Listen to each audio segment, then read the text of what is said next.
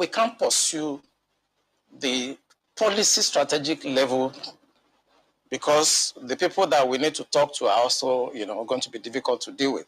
I said what they should do now is to conduct two things. We should buy blames. The blames are not UAVs. They are not drones.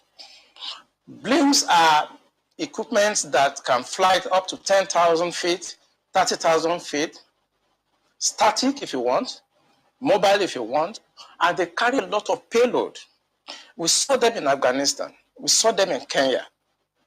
This will be something that can give us real-time intelligence, and we can know where these bandits or terrorists, where they emanate from, when they finish operations as they've done, where they go back to.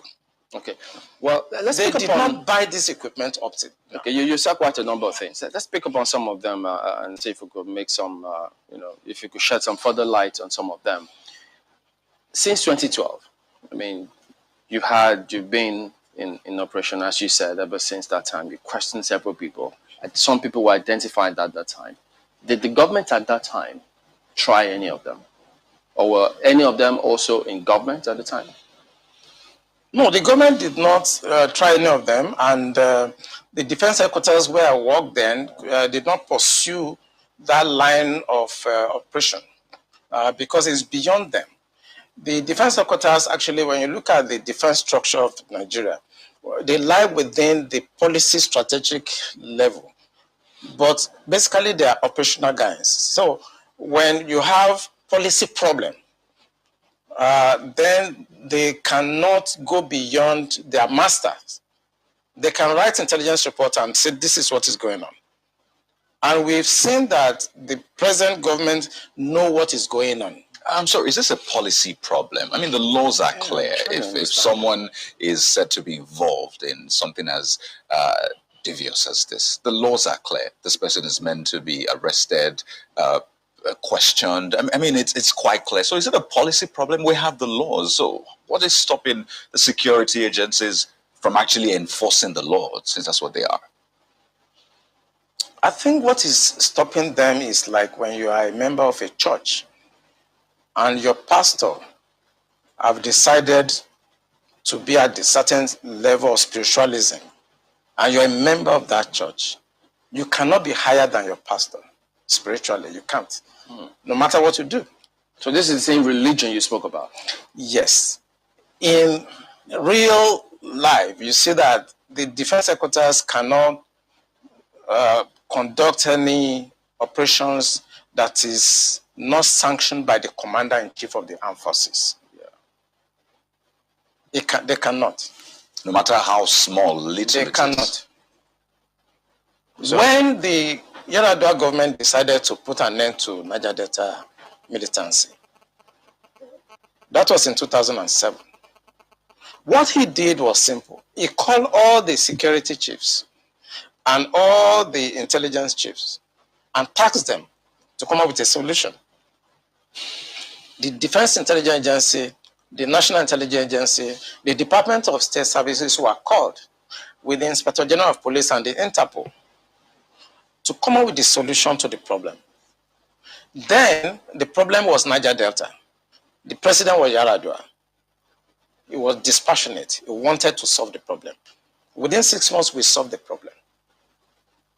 I remember I had to go to Angola to go and bring Herioka, and nobody in Nigeria knew what we did.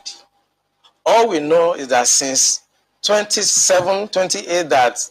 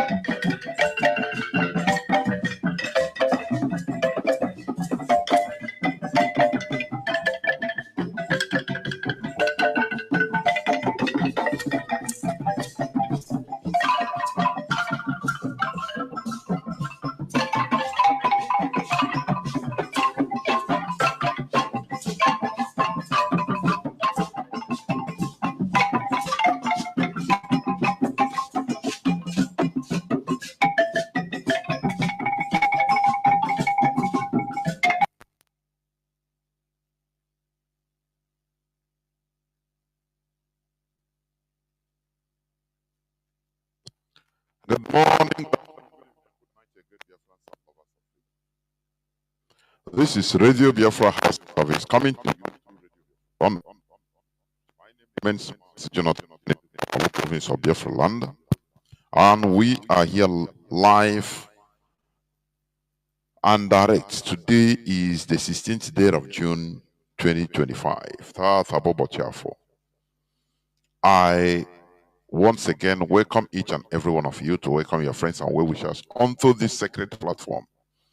We are the gospel of enlightenment, where we dissect news in a way that could be understandable to each and every one of us. This is a revolutionary radio. Therefore,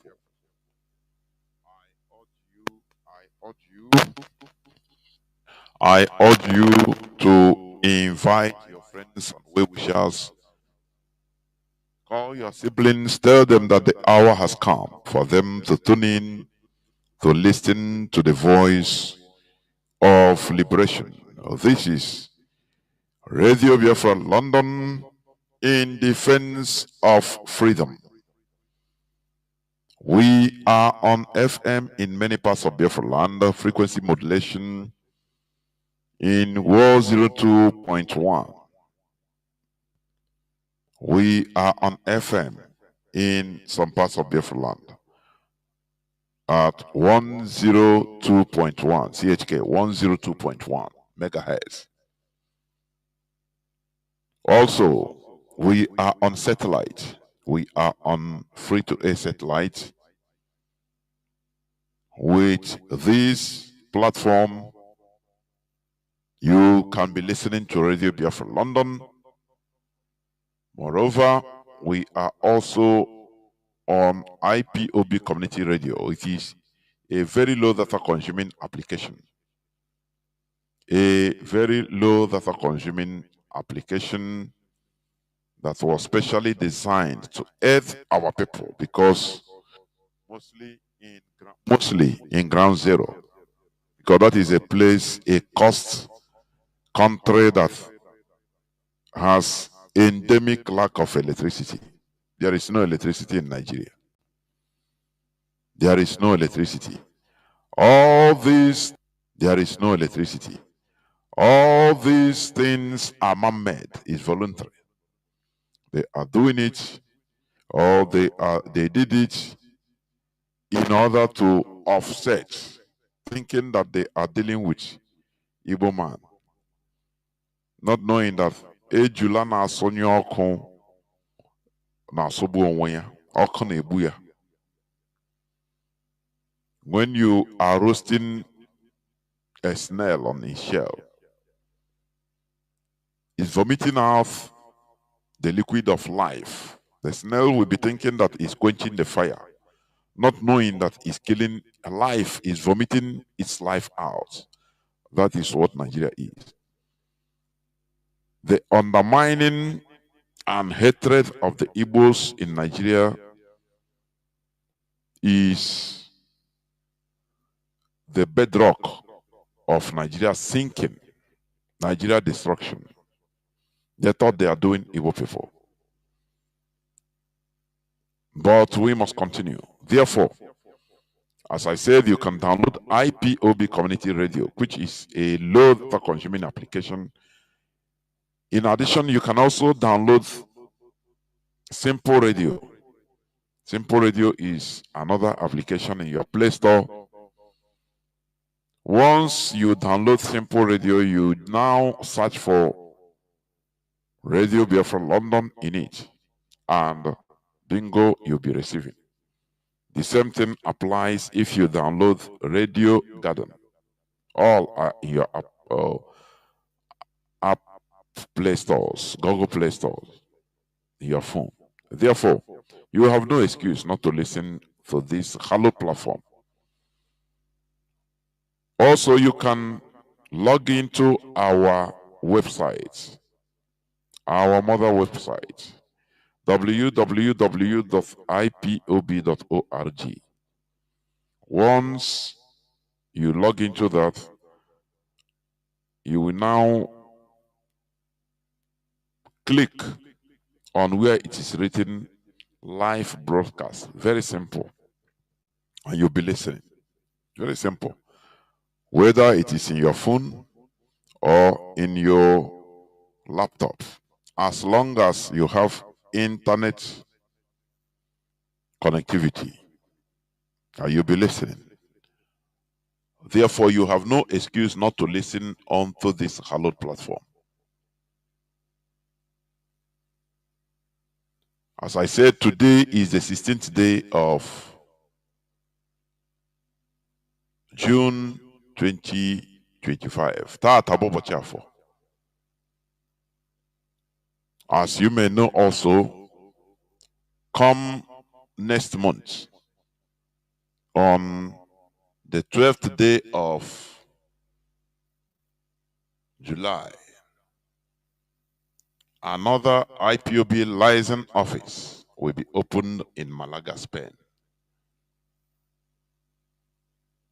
That is it.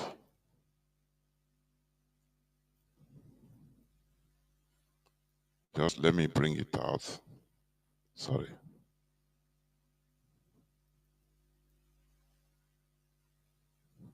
So, as I was saying,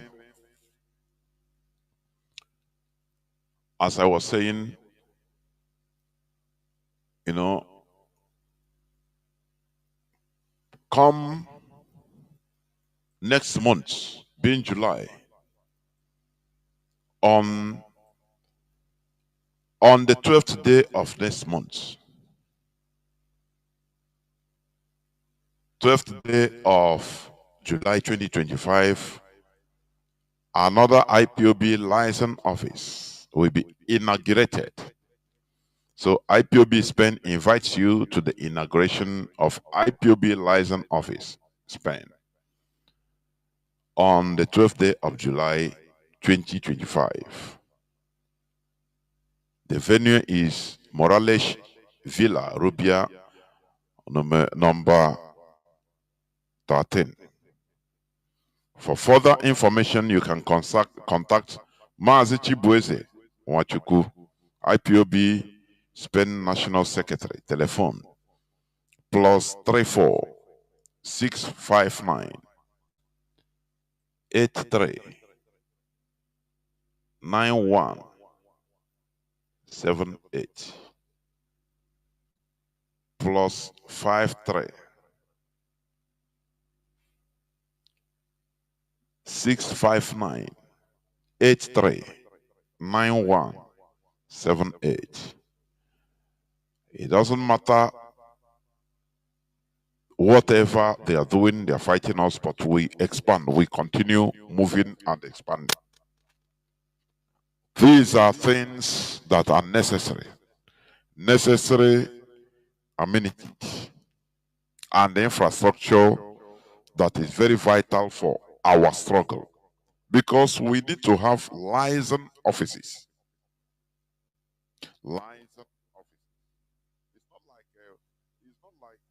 It's not like what happened, the one we have before in Germany, by Nanyanya. I said it the other day.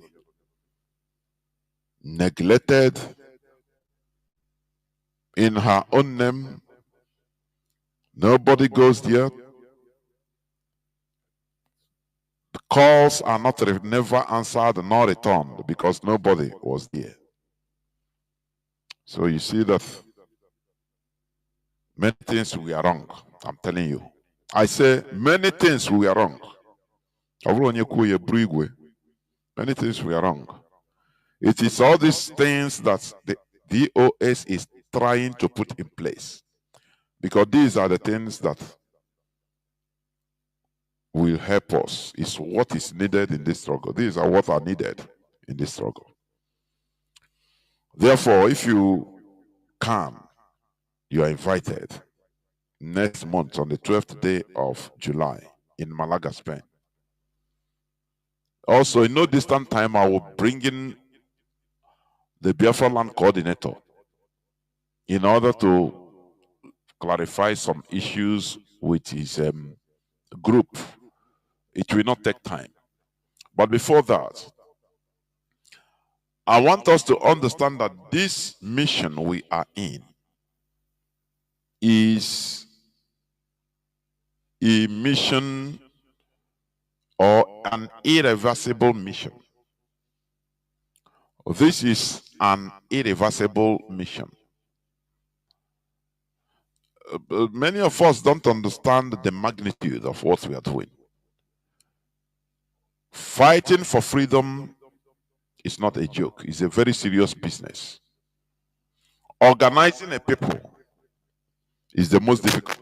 Talk less of organizing Biafra. Talk less of organizing Ndibo.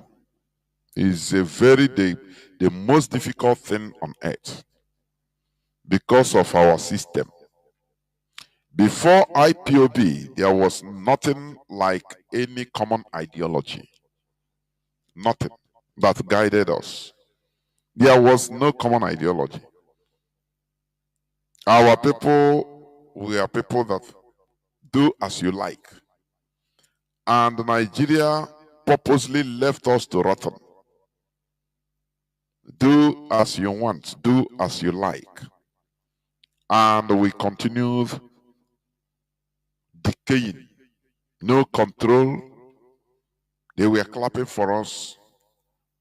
And we were decaying. Until Mazi Nnamdi Kanu came and rallied us around with the truth about the Nigeria we are in and the need to restore our nation. A nation that we could call our own and a nation that we can build by our own hands. Otherwise, Igbo race would have gone. I'm telling you. Tell me a race in Nigeria where they come out on television, on social media, publicly to declare, to showcase wealth in a very stupid manner. Because there is nothing like breeding, no control. Whereas the people that really has the Nigerian wealth, they are quietly at the background watching, laughing. The Fulani, they have the money. The Fulani, they have the money. They loot Nigeria with reckless abandon. You don't know them. But you don't hear them making noise. It is only our people with pride, very senseless pride. They display in naming ceremony, in a funeral, in marriage ceremony. They display opulent and very stupidly flamboyancy that you can hardly see any other place. And Nigeria government was using all these videos to attack us, to dwindle us internationally, but people don't know.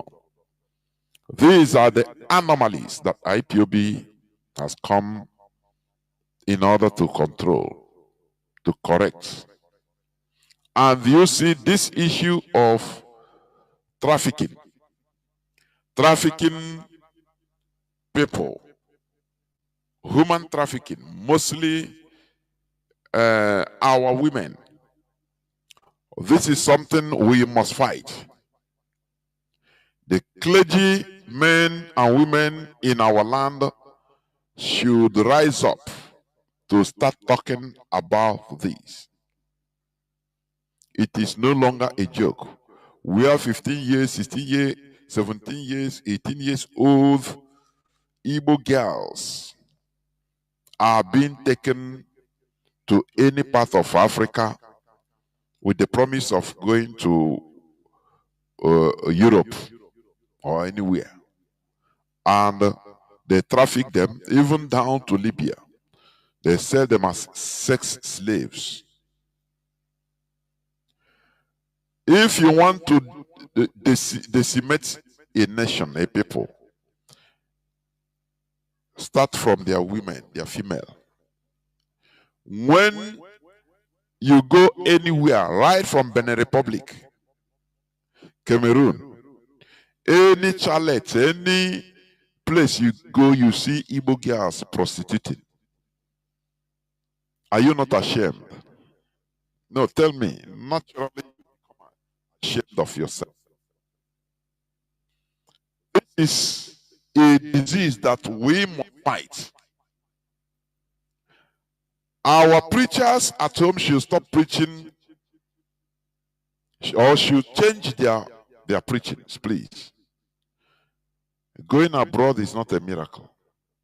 Traveling, crossing Nigeria border to look for money is never a miracle.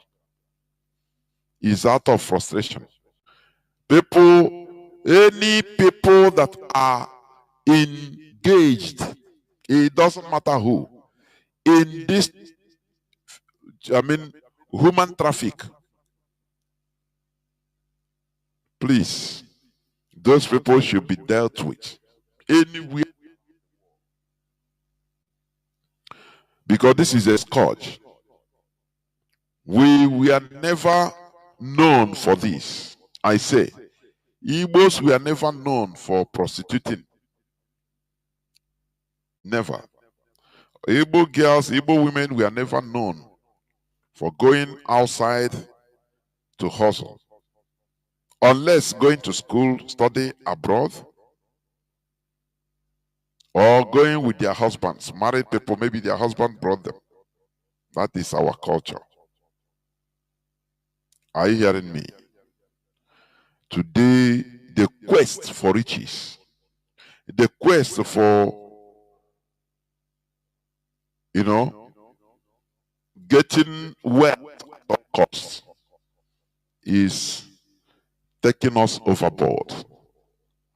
Therefore, this is a threat, existential threat, that we should jointly combat.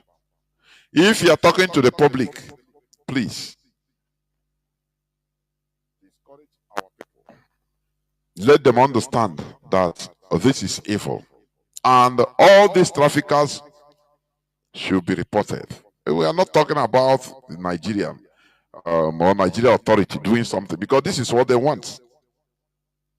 They want to useless our race. They want us useless so that we become mocking stock. And churches should also discourage.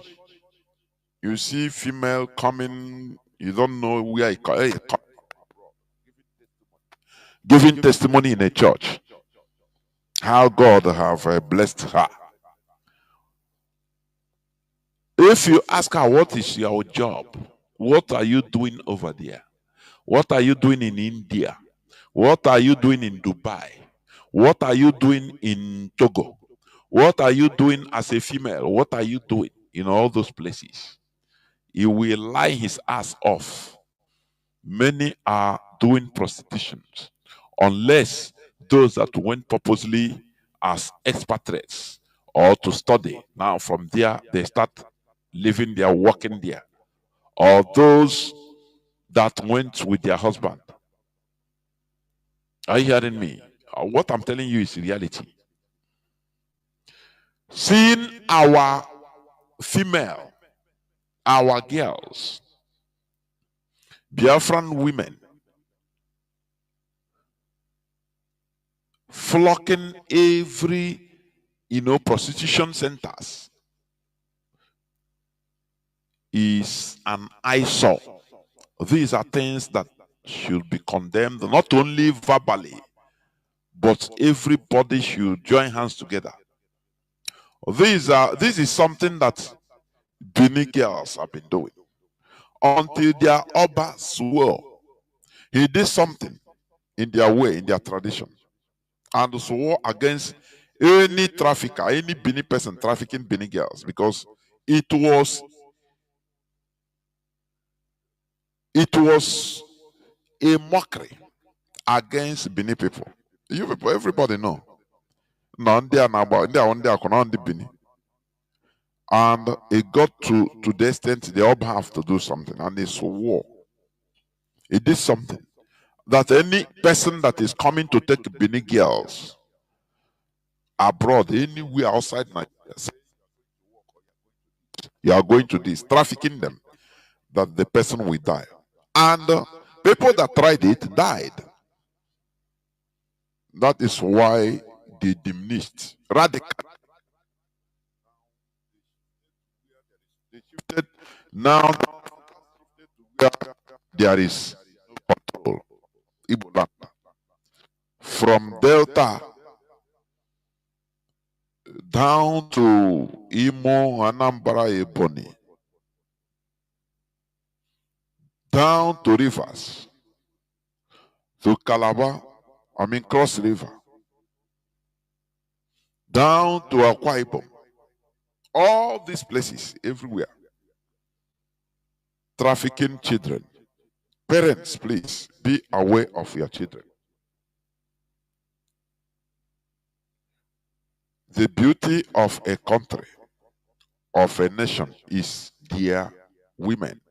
There are countries you don't dare talk to their women. As a foreigner, as a black person, as a foreigner, you don't dare talk to their women. If they see you, you are in a soup. Because they protect their female. In our own, this issue of do as you want, no person can talk to you. No person can control you. This is animalistic character. There is no way we can move ahead without control. It is impossible. We had that voice, WhatsApp voice, that many of Igbo girls are Mali, being trafficked without, they tell you that, oh, they are taking you to Spain. After they come and put you, keep you in Mali, take your traveling documents, and bargain that if you talk, you will die. Make you, force you into prostitution.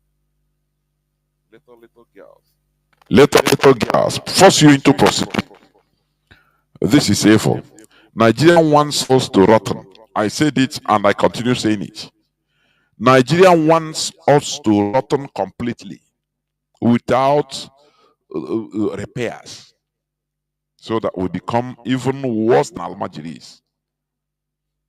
But we must do something to help ourselves, please. Going outside, traveling outside is not a blessing. Unless you are going on a holiday, it's a different thing altogether. You can go on a holiday for 2 weeks, for 1 month, depending on where you go, and enjoy your life, refresh your brain anywhere in Africa, anywhere in Europe, in America, in Asia, anywhere is normal. You come back. But going on adventure, that you are going to hustle, or going to look for greener pasture outside, is a curse. Are you hearing me? It is simply a curse. We have all it takes to build our nation. That is why we are trying to reverse that curse. Do not be deceived any longer. that getting visa is a blessing for you to go, and if you get highest, you have 3 months visa, highest. If you go anywhere that requires visa and you have your visa, maybe 3 months, let me say maximum of 3 months. Now, you stay there. Remember that visa is not for working. It's a visitation visa. You are not allowed or permitted to work or to look for a job. Once you go there, now after the expiration of that 3 months, because you are not required to work, after that 3 months expires, you become illegal immigrant. Anywhere. That is when you understand how hard things are. Because you are now a wanted person nationally there. You now start looking for a way to either seek asylum or to look for maybe a person to marry and a citizen to marry to organize your paper, which is not easy. Are you hearing what I'm saying? So this is a very huge problem. This time IPOB, the reason for us on this hallowed platform is to open the eyes of our people.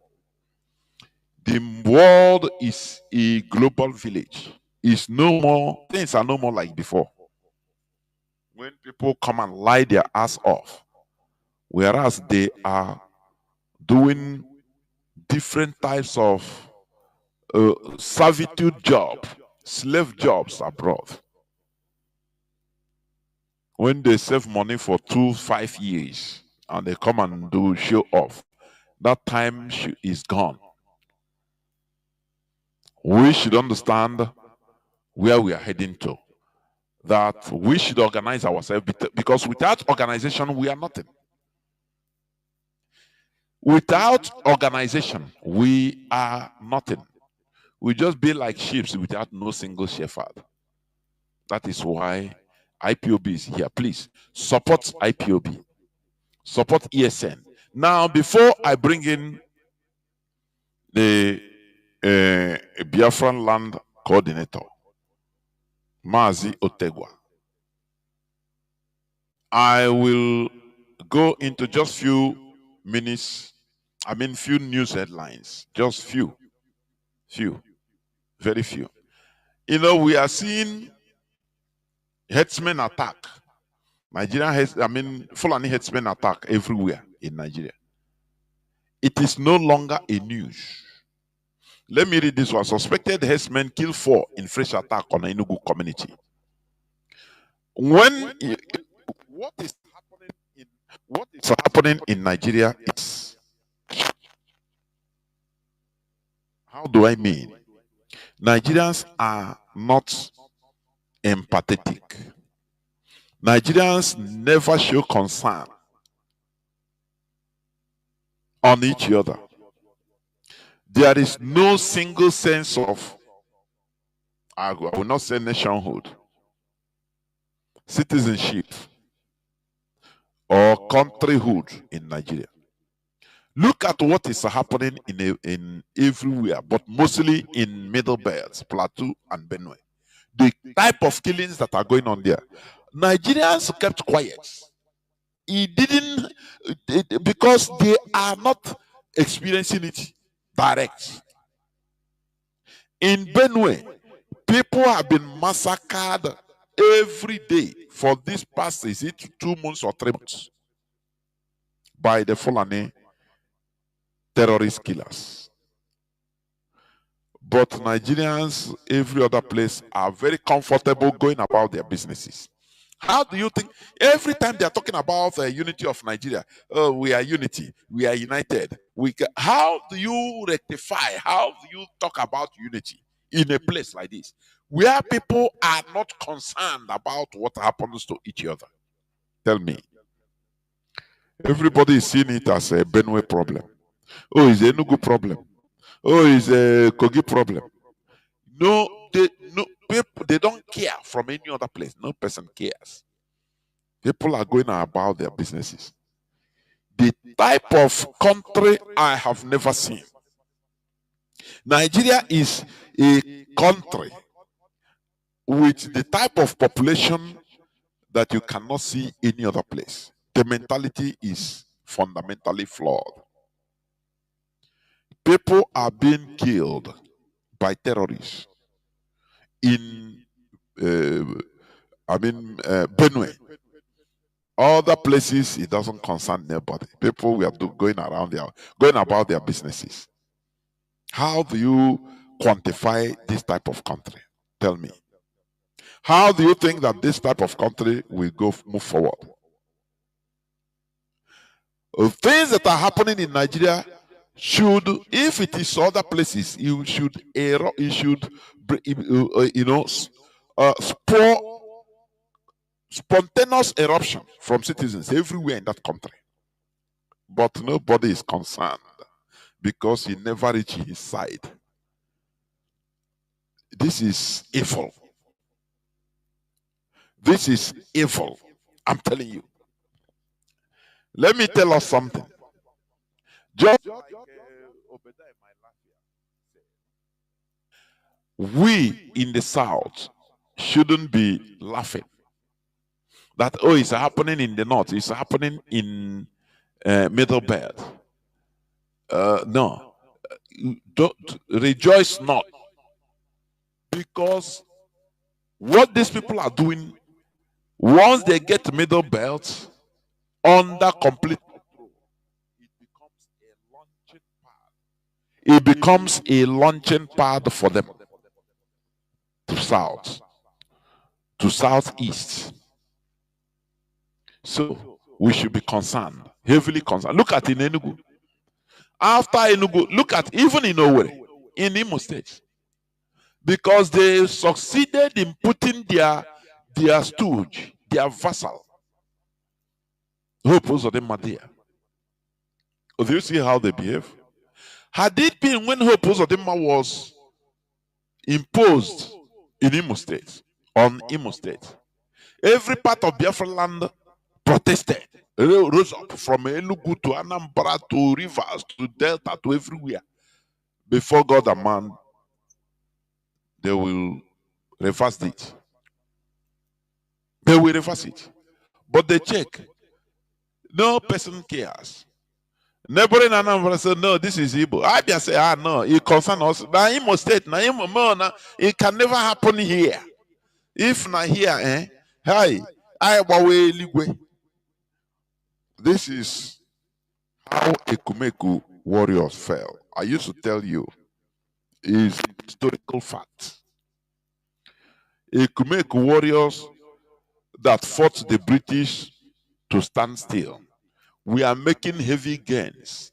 They fought for 31 good years until they started having internal skirmishes, internal frictions, complaints. Igbo people, we are known for complaint now. Complaints. It didn't start today.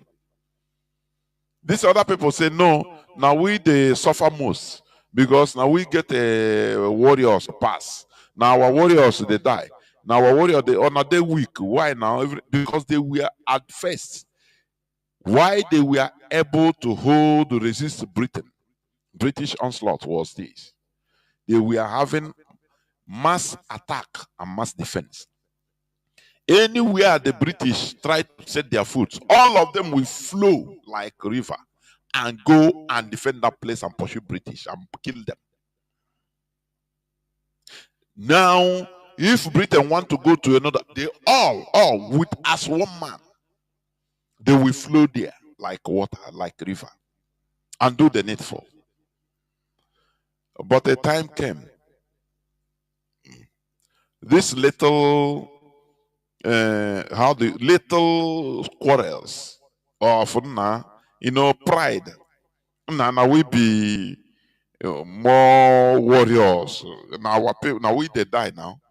You people, say now we get power more than now our people they die more. Now our people they suffer more. they started seeing, they are no longer seeing themselves as one. They started comparing. Now they say, okay, instead of this thing to bring quarrel, oh yeah, everybody go and defend your community. Let us see. Let us see who go lose. Let us see who be more warrior than others. So that started the fall of Ekumeko. Britain will go and start onslaughts against one community in Biafra land. Others will keep quiet, say, don't worry now. When they come here, we will and they will easily run over that place. And they will be coming, enter another place. No longer mass attack or mass defense. Do you see? That is what the Fulani they are doing today. They counted on the division of the Nigerian population. They counted on the artificial Igbo hatred, isolation of the Igbo, which they did in a very smart way. They gathered every other tribe in Nigeria to hate Igbo. Now they know that yes, the time has come. So that as they are killing people, massacring them in Benue, even we Igbos, we say no, it served them good. No be them kill us during Biafra war. When you look at it in face value, it is true. But politics is about you consider your long time, short time, and long time interests. Are you hearing me? Not revenging prematurely when you know that you can be overrun also. So what is happening in Plateau, in Middle Belt, in Kogi, in Benue, should be a concern to us, Biafrans. I am telling you, it should be a concern to us, Biafrans. I am saying it here for records purposes. Stop saying that, oh, they killed us. Yes, we will never forget. Yes, but there is an emergency. So, in that emergency, the Fulani wants to overrun everybody. The emergency is this, that they want to count on our animosity, on our annoyance, on what happened. Now, to use it against them, that we will never, there is nothing we can do, we will never support them. Now, when they clear them, now they will stay there and continue launching attack on us. We need to be wise. That is politics. We need to be wise. Are you hearing me? In the world of political interest or politics, there is no permanent friend, neither permanent enemy. What we have is permanent interest. When you look at this and that, you see America. Look at Syria. They use their one of the most hated demon in order to be in charge of Syria for them, to take over Syria for them. They consider Bashar, the former president of Syria, as the main demon, the bigger demon. Now, this ISIS commander that is now the president or interim president, America use him. They have to go back to him and say, look, we can make amends. Remember that guy was having $10 million bounty on his head by the same America. But they now remove all those things using. He killed many people, including Americans. He chopped off their neck. He chopped off their necks. He killed many people, including Americans. But they saw the need to use him for now. Maybe later they will treat his own fuck up. Later, when he will no longer be in a position, they will use him now after. Later, when he thought that, oh, now everything is okay, now they will treat his own fuck off. That is how politics works. They look at their interests.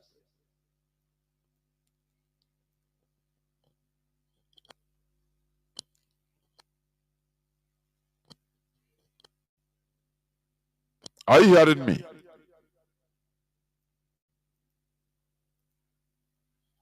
So, we should learn to be political for our collective survival.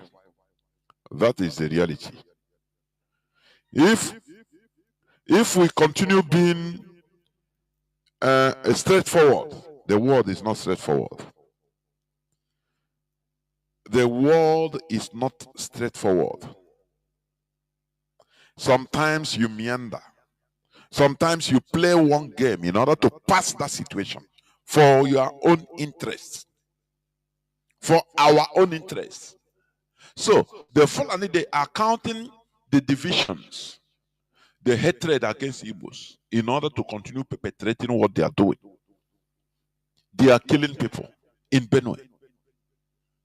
Look at how the former governor of Benue State, Autumn,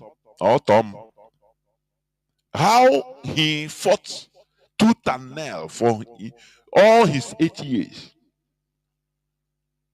And all those gains and resistance is now being rubbished by the present governor.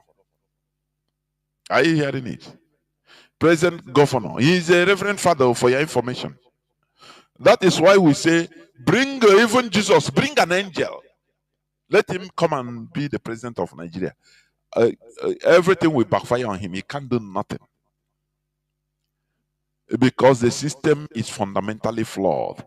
The Fulani Caliphate has completely and successfully been in complete charge of Nigeria. That is why we have checked everywhere, up and down, and said, no, there is no way. Nigeria is unfixable, irredeemable. We have to get out in order to build a vibrant society, not Nigeria. Look at a reverend father. Some people, adored him because he's a reverend father. They voted for him. Hey, he will do this. He would. Nonsense. That is why I continue maintaining my word. Do you see? If P2B eventually, I know they will not allow it, but in the quest for Nigeria, for Britain to disorganize our struggle, they can play anything.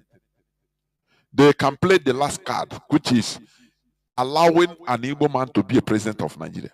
I don't say it's impossible, because sometimes when you say something is impossible, they can surprise you.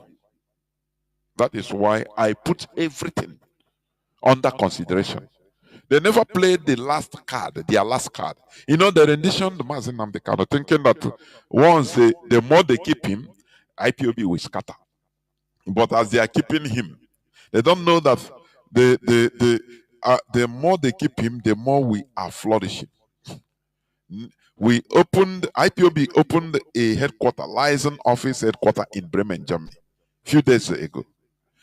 Next month, we are going to open another one in Spain, in Malaga, Spain. So we say, make on a hold magazine, Nnamdi Kanu, thinking that you will destroy IPOB. You are Nigeria government, they are in cloud cooker land. Are you hearing me? It doesn't matter whatever happens, IPOB is indestructible. We must continue in what we are doing. So this is what each and every one of us should bear in mind. That we have come out. We have come out. It's a movement. It's a global movement. So I am not counting out in one way or the other. When Nigeria see that, these people, the IPOB is still, they are in progress, they can release and say, okay, let us get. I know Britain, they can do it. I know they will have heavy resistance from the caliphate, because Fulani, they don't ever care about having or putting an Igbo man. They don't trust anything. But Britain can tell them, yes, let us do it. Are you hearing me? They can do it. If P2B becomes the president of Nigeria tomorrow, honestly speaking, it will be the worst. It will be the worst for our interest. Are you hearing me?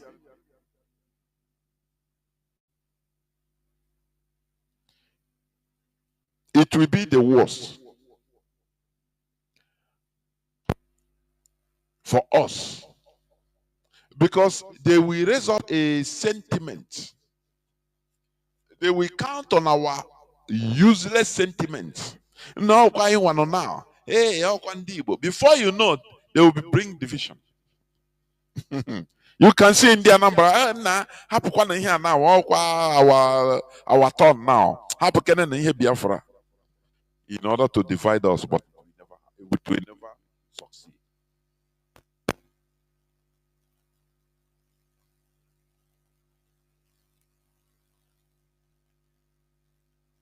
Never succeed.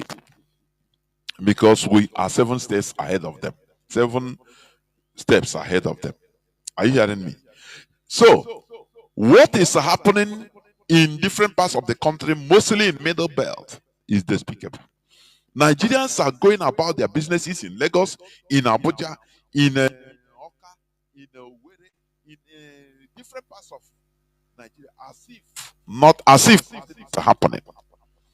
Whereas communities are being decimated. Let me read this one. Governor Alia is yesterday's. This one was yesterday's news. Governor Alia of Borno State deployed armored vehicles, helicopters, tear gas against unarmed Benue protesters. A human rights activist and chairman of the African Action Congress (AAC) in the Federal Capital Territory, Ajena Robert Ande, has condemned the violent dispersion of peaceful protesters in Makurdi, Benue State, describing the incident as state-sponsored brutality and a reflection of utter incompetence and disregard for human life by Governor Hyacinth Alia. This is governor that is powerless in the presence of attack against his people. And you see that there is a very big, profound agenda that is going on in this Fulani destruction. Their aim is to destroy, is to grab people's land, instill fear. People run away from their land and they will take over. That is land grabbing. Because, as you may have known, do you remember Governor, what do you call him? Governor Bala Mohammed. I have been playing his this thing here for many. Governor Bala Mohammed of Bauchi State. Do you remember what he said? That their job, their mission has been to bring Fulani in the whole of Africa under one umbrella in Nigeria, using Nigeria finance to finance them, to bring them under one umbrella in Nigeria. Do you think that they are bringing them on holiday? No, for them to stay. And where? In the land of the indigenous population. I don't know, Nigerians, I don't know. Sometimes you look at Nigerians, you look at them, I'm telling you. Because there is no way to revive them. Look at the rate of killings that are going on everywhere, mostly in the Middle Belt in Benue. Nigerians are comfortable. They are behaving as if nothing is happening. They are waiting until the thing reaches their turn. Do you see that? Now, because when you forget, we flash back and refresh your memory, please. Now, listen again to Bala Mohammed.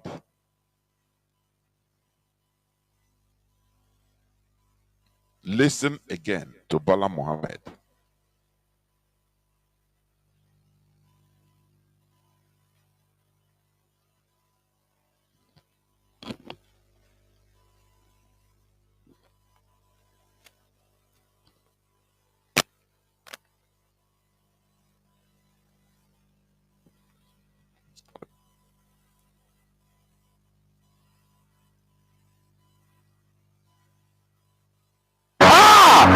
fight with them more.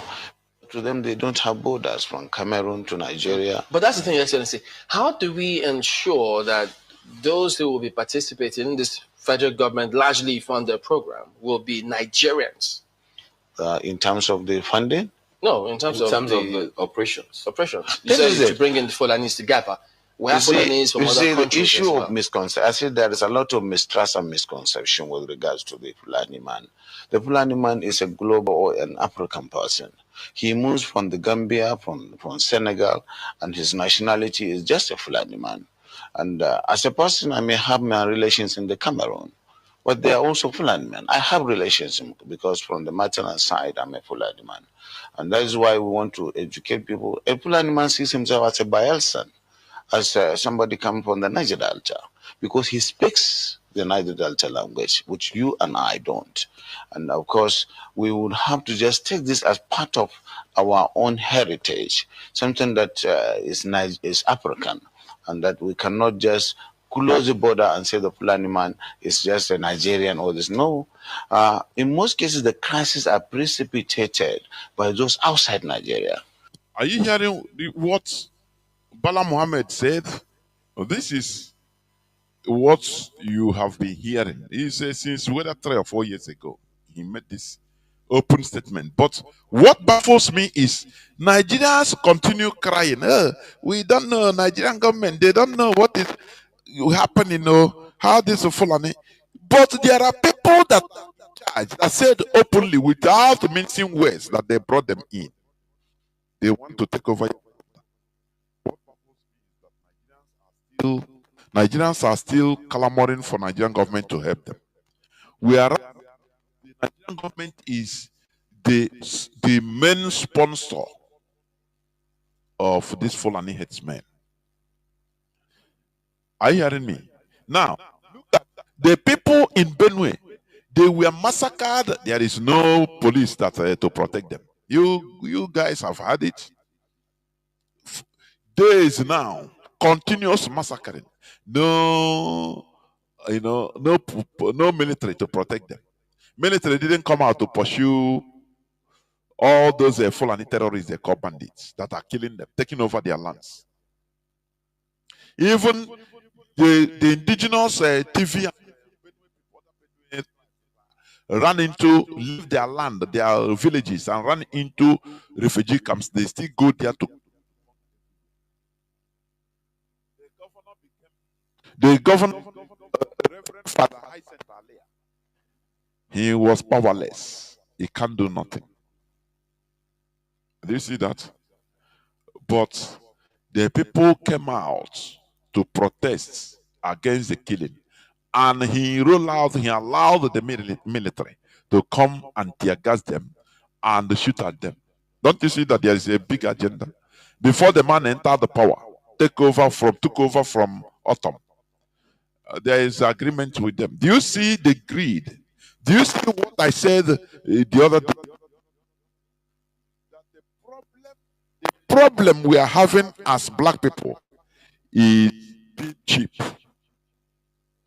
If you don't want to accept the offer, there are many thousands and millions that are behind that wants to take on offer.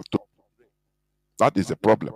And that is why we want, our job is to make sure that we teach for us to instigate changing of mentality so that we continue to become people of dignity.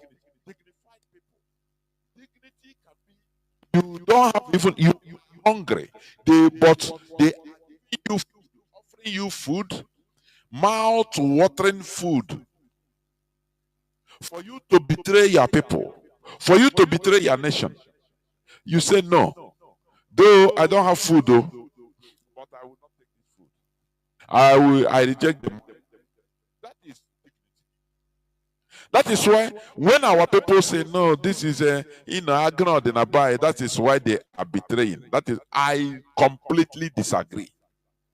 You could be hungry, but you reject food to maintain your dignity. It's done. It is done. Dignified people say no. Instead of me to accept this, I better suffer. Suffer hunger. Suffer anything. I better suffer. No problem. So our people should stop giving excuses. Oh, now gonna they can buy all here many people with 100 naira. Mother get betray on yours. Is I don't accept that. That is bunkum. That is for you are justifying evil. When you teach people how to, like as a child, we were taught in our family never to eat outside, even if you are hungry. That's why, even if I went out with my mother, even if I'm hungry, they can come and eat. Even my mother will tell me, go and eat now as a child. Go and eat. I know what it means. I will say no, even if the food, oh, we can type of 2 hours nearly only hey, here now.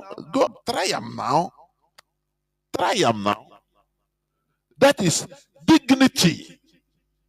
We are trained to be dignified. Even if you are hungry, don't show it. Don't betray your family. So that you say, no, I will say, no, no, no, thank you, sir. I will not. They will say, come and eat. And I say, no, sir. No, sir. My mother there, I was go and eat now. She's not eating. No, I said, go and eat. I said, no, no, no, no, no. We have eaten now. I'm okay. I know what it means to go and eat. That is dignity. If you try it, go and eat. You will laugh, but when you reach home, you are dead. That is that is dignity. But when you start giving excuse, he's hungry now. That's why he go and eat now. He's hungry. Go and eat. You are justifying undignified character. That is what our people are doing. So, I sent earlier have people use sentiment. Oh, he's a reverend father. Okay, man. There is nothing anybody, any politician can do in that zoo called Nigeria against the Fulani Caliphate. The only weapon is to alert your people. If you are in office, as Autumn used to talk, you speak out. That is the only thing. So that people will rally around you. Then we know that you are defending the people. The Fulani issue in Nigeria, the Fulani terrorism issue in Nigeria is above Tinubu, is above any president, talk less of governor. Who is a governor? Eisenhower was allowed to rule out the military in order to kill his own people. Because they warned him. The people that put him there warned him, say, hey, you know now we put you. You want us to take you down? All these are people that are talking. Remember the agenda. The agenda is that we, the Fulani, we must be in control of Benue. Are you hearing me? That is why even, let me see. That is why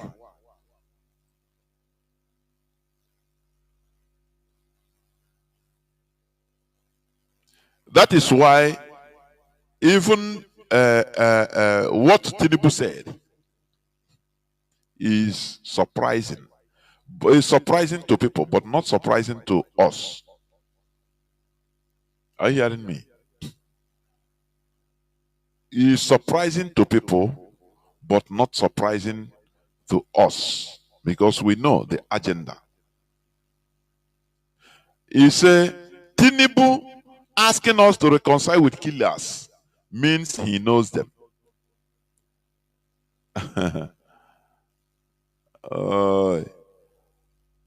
This is today's news.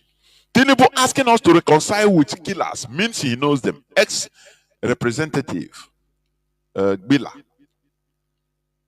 a former Benue House of Representatives member, Mark Bila, has suggested that President Bola Tinubu knows the killers in Benue State if he is asking citizens to seek a harmonious relationship and reconciliation with the attackers. Look at attackers, people that are attacking the military, killing military personnel, destroying villages, taking over their lands. Tinubu say, reconcile with them. Because it is, officially it is farmers herders clash being caused by climate change. Because this is what have been lobbied and instituted by former president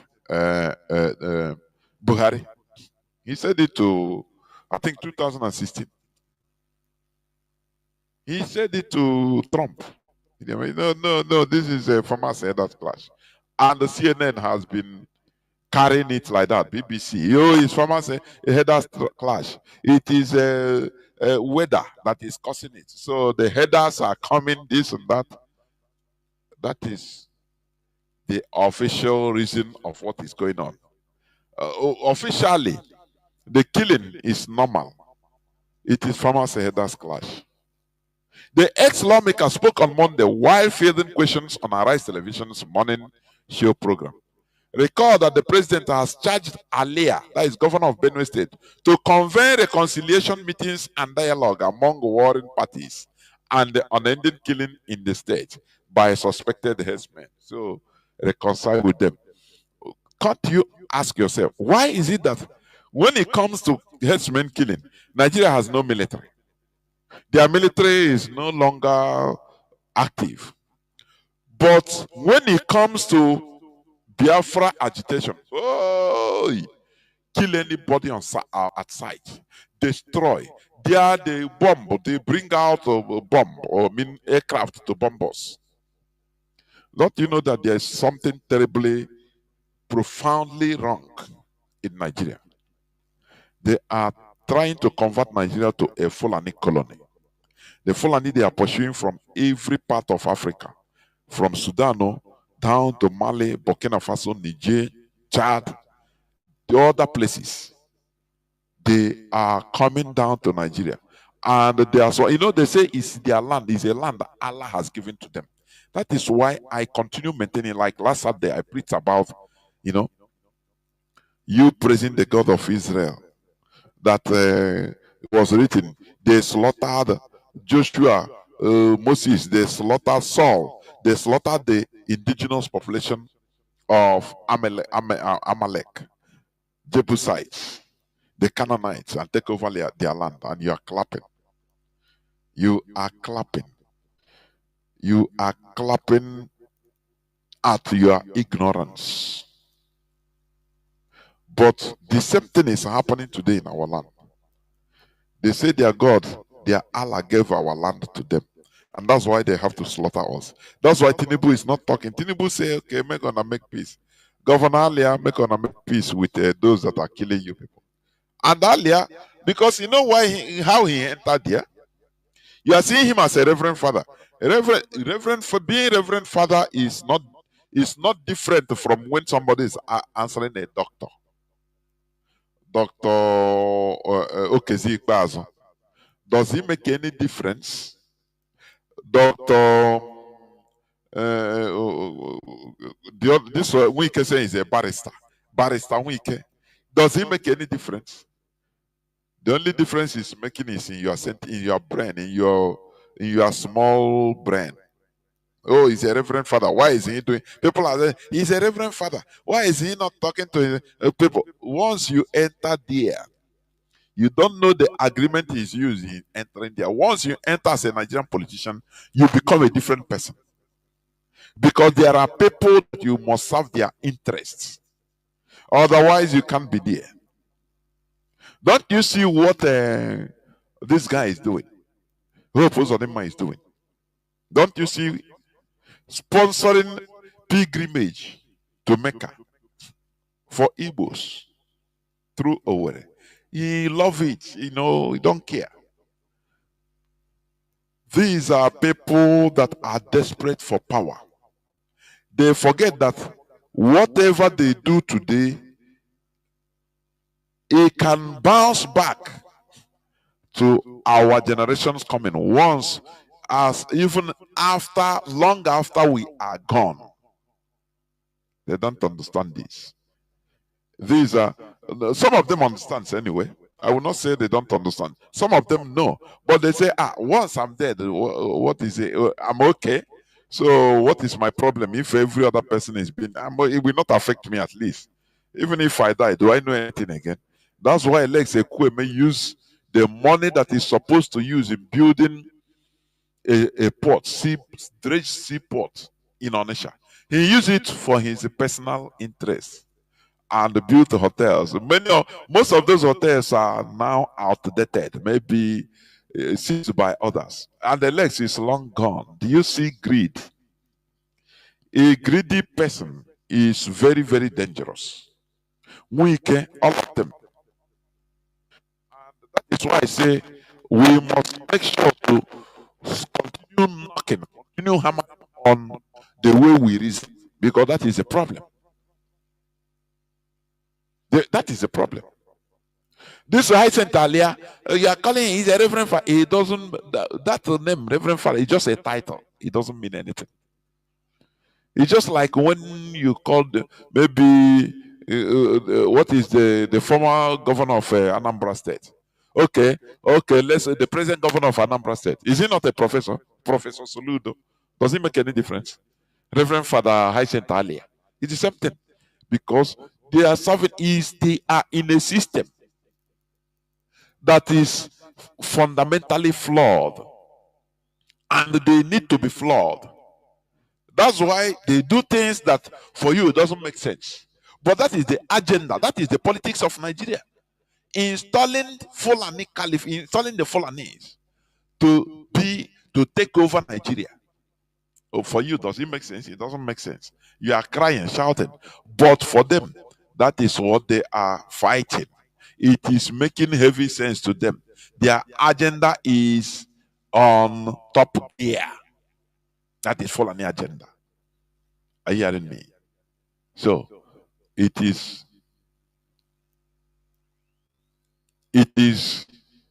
good for us to understand this. If you think that keeping Nigeria will be the best, no, what we are doing, no, Nigeria is this and that is the best. We can change Nigeria. You are dreaming. You are dreaming. You are simply dreaming. I'm telling you.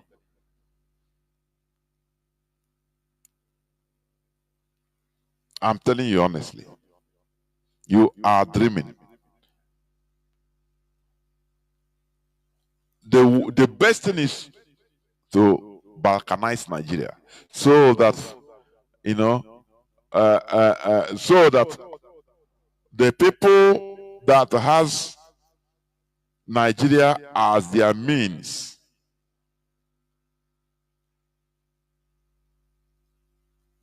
the people that is using Nigeria now as their means will no longer, once you are disbanded, once Nigeria is disbanded, the whole plan of Nigeria will be disbanded.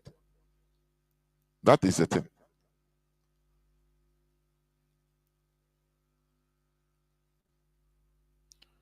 Are you hearing me? Once Nigeria is disbanded, now the whole plan about Nigeria or using Nigeria becomes disbanded. They become helpless. So there is nothing again they can do. Are you hearing me? So that is the thing. I'm trying to bring in the Biafra land coordinator in order to make their announcements.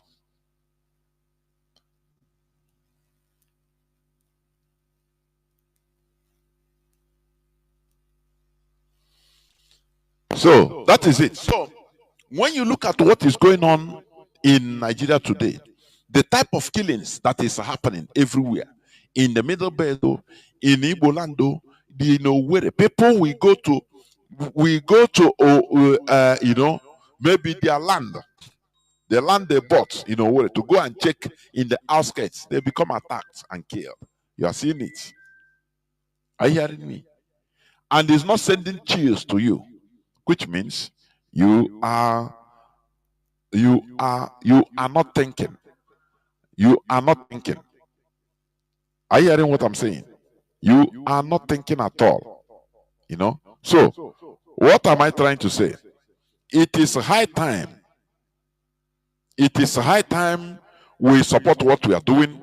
It is high time we put more of our effort in what we are doing, so that we move out of this mess called Nigeria. Because if we continue like this, we are all gone. Are you hearing me? If we continue like this, we are all gone. That is the truth about it. So when you look at what the killing that is going on everywhere, herdsmen attack in Enugu community, in Benue, everywhere, you see that it is an agenda. They are now in control. We must make sure, in order to remove ourselves from this quagmire. Therefore, without taking time, let me bring in our Biafra land coordinator, Mazi Otegwa. Mazi, you are now on I don't know, let me see. Can you hear me? Can you hear me? Okay. Now you can go on, please. You can go on. The whole world is listening. Please go on.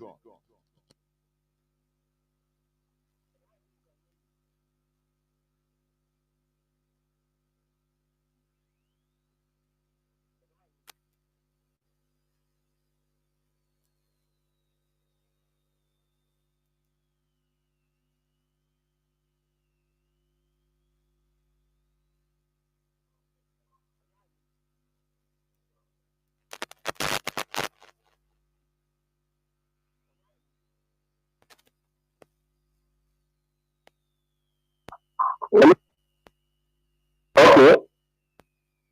Now, all right, sir. Good evening from here.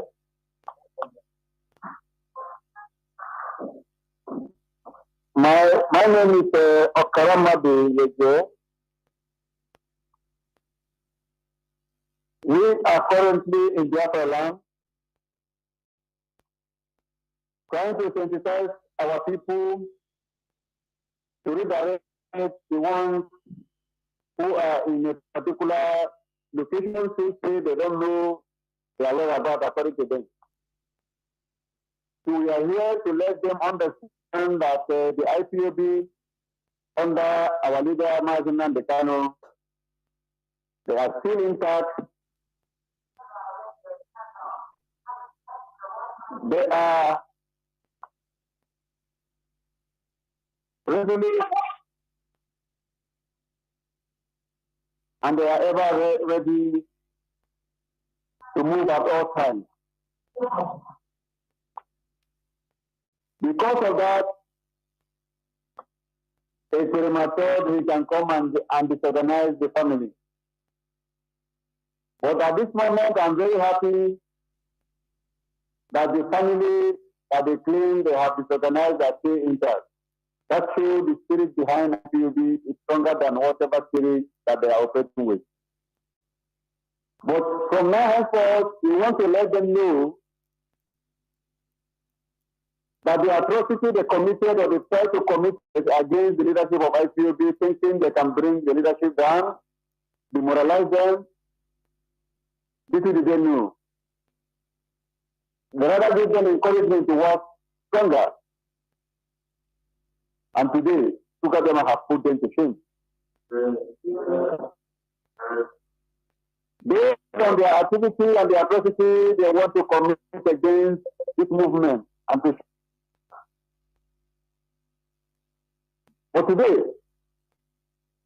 we came to realize that if you are not being forced, God will not vindicate himself. And we have been vindicated by the Creator himself.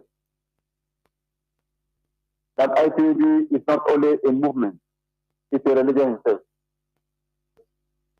And that is the reason why all the enemies that come against IPOB, they always stumble at all times.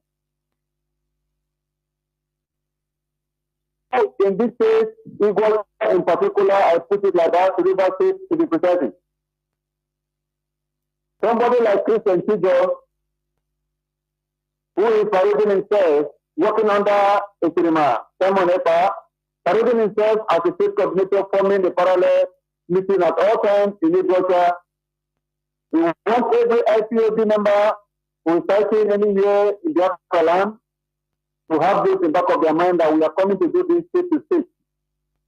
And we are going to do this senatorial district to senatorial district because we got the information that they have already created an affiliated family. But I want to tell them they should be bold enough to always not remaining online, to put their meeting on ground, the way the family of IPOB are doing. Azuka, we have told you time with that number to desist from the activity you are doing. If you don't respect from this activity, subsequently, we will also do the way we are doing with Mr. Studio now. Who don't want to accept. There is a man called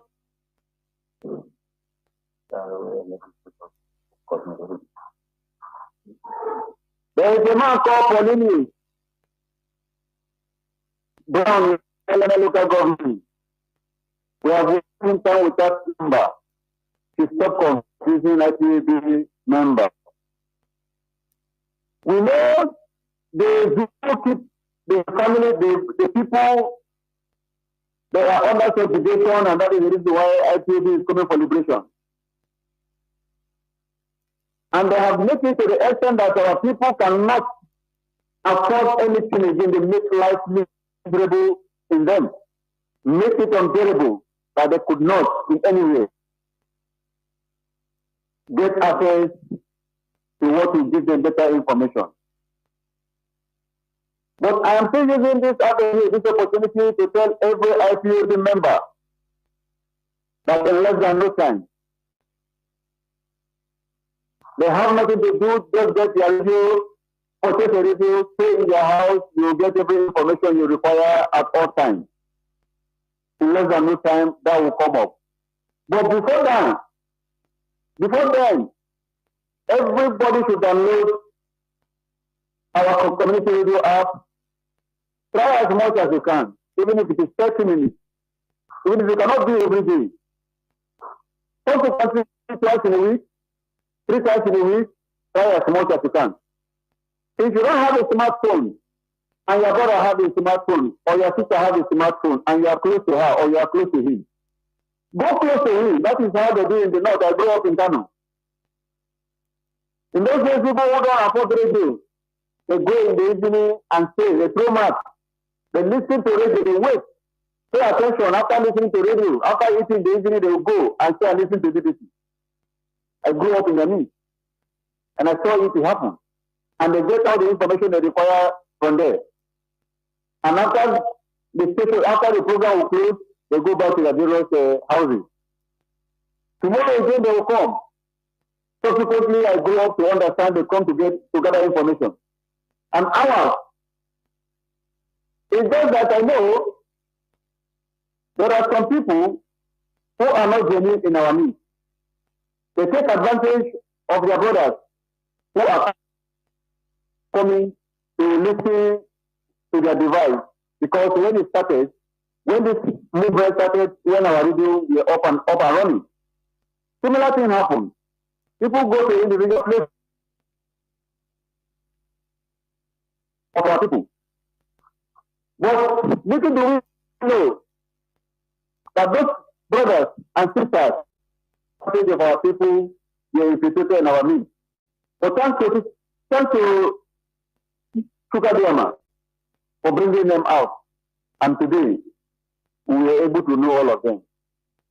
I will stand back from here, and I want my brother from Ikuri to talk before other tribes go ahead as well. Thank you, Mazi.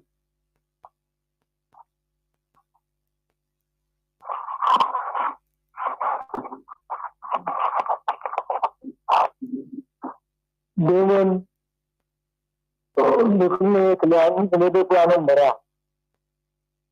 Ini makanan lo, ini. Ini pun orang, mana pun ahya, Manduku na poko, ya blago ni sa kitane. Na hapa kupa. Dena hata ni bita la smele. Ya ni kito nda. Hanga manago ni sa nda. Kitane ya ano nda kito awati nda au blago kito. Ani ko ni sa ni kitane. Ya blago pose. Ya saya. Ya blago kito. Hata awe abiding. Nggak kenapa kita, nggak kenapa pasti, nggak kenapa kau sendiri. Nggak sini kita sudah di mana ni? Oh mana tu? Oh sih, oh mana tu? Oh mana tu? Nggak kenapa kita? Ini kau dengan, kau mana? Oh kau ni apa? Oh kau ni apa? Oh jawab eringo. Nggak yang Saya ni nak cakap, ayah ni, ayah nak. Kalau nak tu, kalau tak mahu terus. Apa yang ni? Awak ni apa dekor? Mereka, Maria, kau lagi kan abangnya, juga orang hal, orang ni galai. Kita tak boleh digalai. Aja. Ada orang yang tinggi. Tak ada. Ada aja ada kita tu. Ada lagi. Asli dia lagi dia tak boleh tapi. Dia betul lah. Aku tahu bahawa sebenarnya dia ada juga dia minggu. Ini Kami ni akan melakukan ini rakyat pula. Ini rakyat. Allah ini asal ni. Ini asal ni. Allah kami ya. Ia saja. Bukan apa kita. Ia belanja ya. Apa problem? Apa problem? Apa kerja? Ada ni, Kanu, yang baik Mazi, Nnamdi, Kanu. Dia sendiri, orang yang ada atasan, orang atasan ni juga atasan ni kan dia.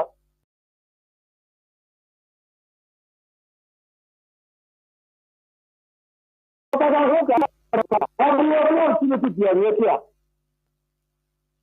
Sebelum bermain ini, ini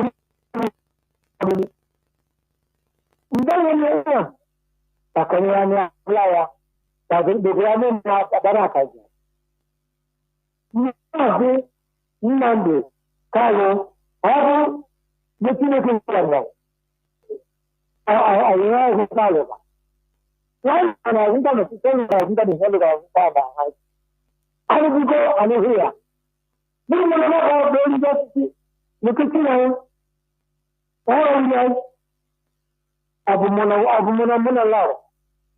Jadi aku ni, kerana aku benda apa kerana aku bekerja. Ini kerana aku bekerja. Tapi mana apa mereka fikir. Jadi ni, guru betul betul di guru.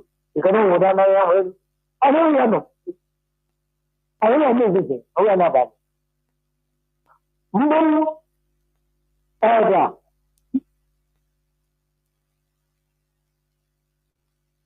Pemenang. Hamba pemenang. Amalah pemenang. Apa? Bukan yang mangga. Asal. Pemenang. Mana hak dia? Ini hak dia. Ada makan gua. Mungkin ada dia. Ama ini, ini aku belum nak ini. Ini kita juga nama. Ini apa beres? Nama. Kalau yang alika, usia apa orang? Saya cukup. Kita juga ni. Orang tu saya Ngwa blada soro anoro na tuwa ke ke ngano ale ne.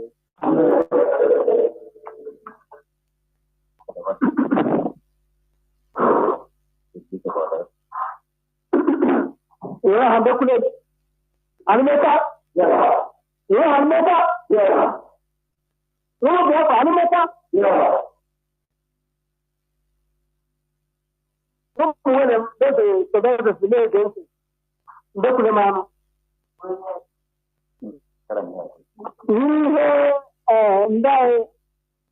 La mera de Saba. Yo voy a mencionarle, a mi situación. Más de lo que un high suku. Right, thank you, no de mano. Nada, está. No,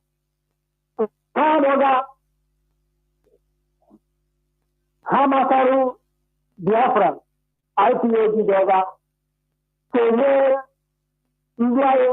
Mazi, Nnamdi Kanu, Biafra, no, Nabla Handebere Wakai, Adaga Libere, Hadaga Wakai,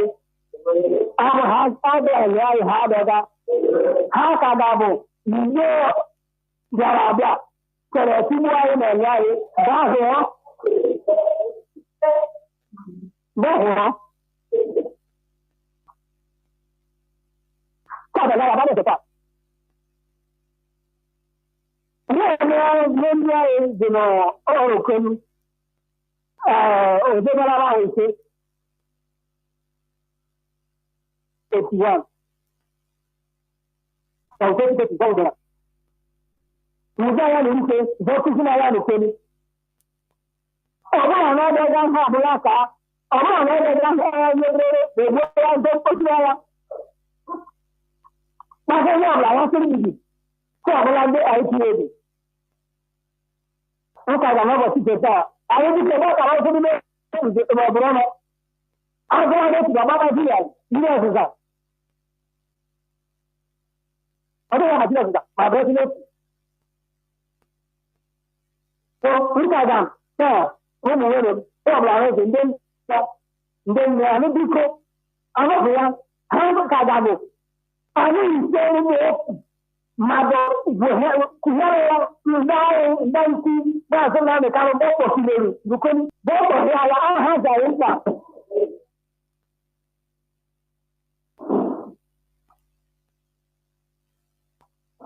n'ihi na ụmụ oge a Pàṣẹ ní ọ̀bùnà pẹ̀lú ní ọ̀gbẹ́nà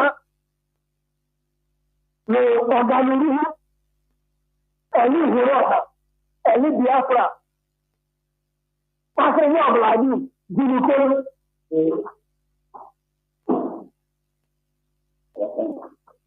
sọ́ọ̀rọ̀ ní aládùúgbò ní pàṣẹ ìsìnkú pé alùpùpù ọmọ ọ̀gánà ìgbọ́n tó ṣe máa lẹ̀lẹ̀. Anyị nyere aka, anyị nso n'otu. Ka anyị meji ndị anyị ukwu gbasahịa ya. Chineke mgbe eluigwe, anyị hụrụ ha, anyị Biafra, biko, ka ha mara ga, nyere ha echiche.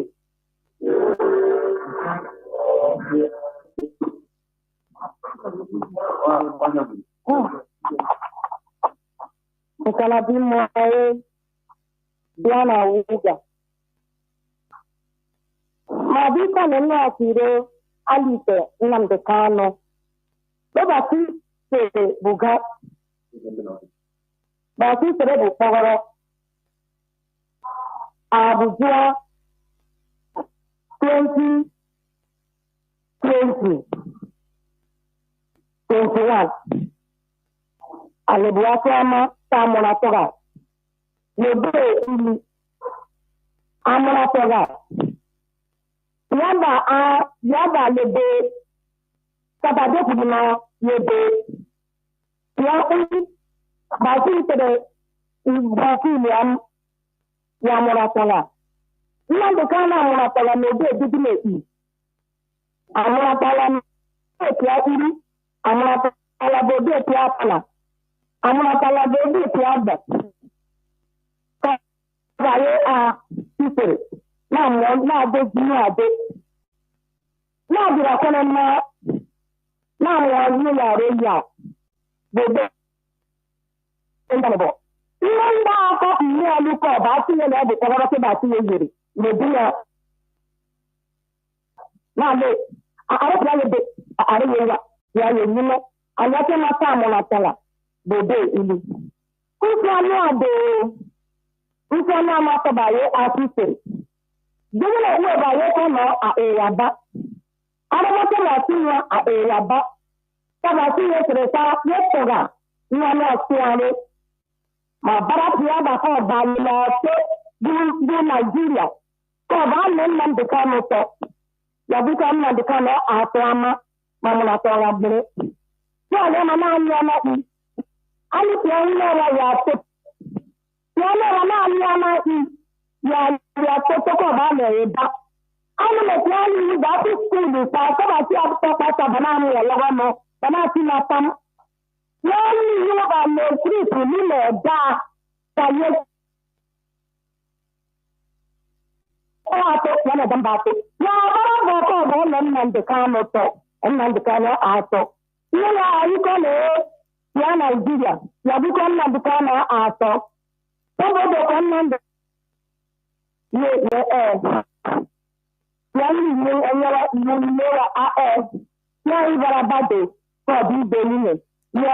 Jesus Christ.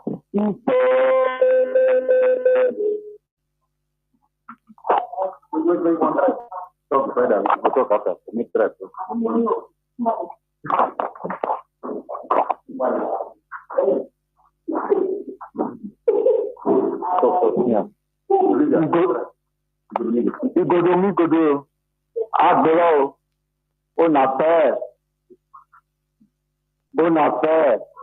yalasi afi agati emino gogoda ni ore ana mobomi Dari Mazi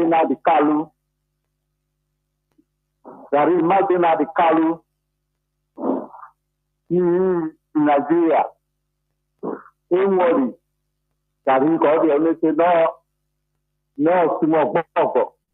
Ologo be anyede anamu. Ya onye ofowo ti de egbe na riwe. Ti de bawe riwe. Ti ore Mazi Johnathan Chinedu ore se ko dugoje.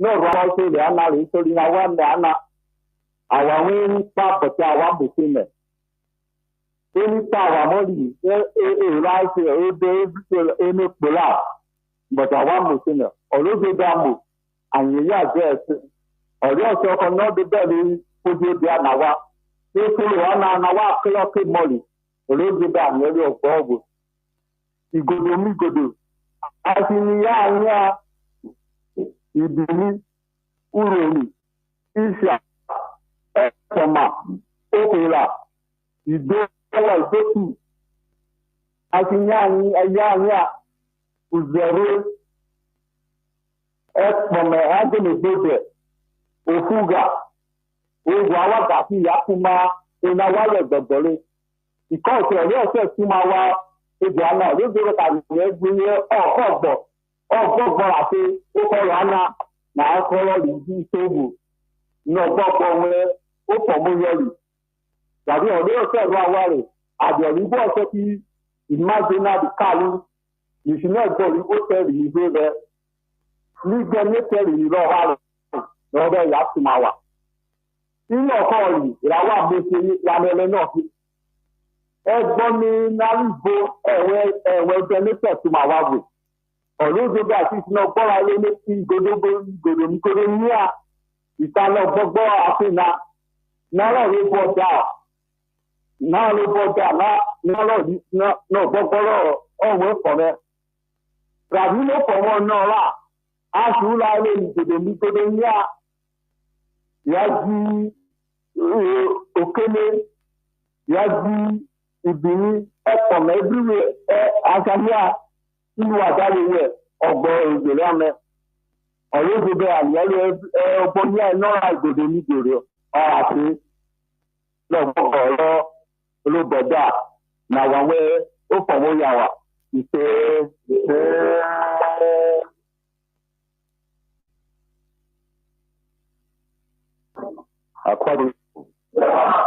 akwaru so anangma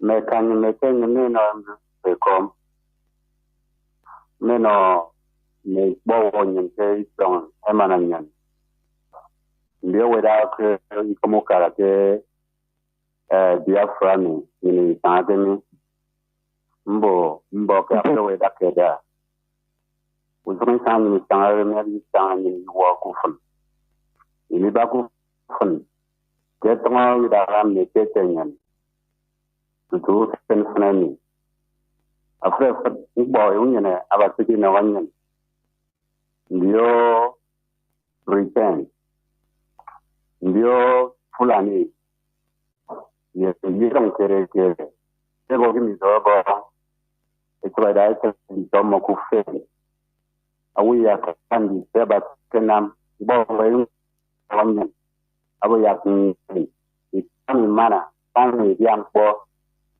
amoy bene kame tak ni mam ni ri ba ku fonte ri mi tensi anyena ni IPO di dakida ibo ya kini taye awa itaye ba wonye Nnamdi Kanu iwo ku fonani yo Nigeria ndi Britain na ya kan kwa ni bo ku sen ni bo kan ni dakida ni ta kwa ibo ni dakida ibo ya segbe dada ya magbe dada negbe dogu kan mega do question tiong tere egbon de ni so ni na tara ndio beda enwane kom boya enwane kom ya da eden ni ko fan ni ko ru ten fan boya eden na ba o yin Nnamdi you can back up with nature because you can after first thing na mi ada portable raji book moya after fredaeda ini bu ke after fund yo ebe da ka da wana kan ye IPOB ego ke ito autopilot ni ro autopilot ni yo ni kan connect te mo pe na ya da ten kan mo enam te mo na mi to ke IPOB because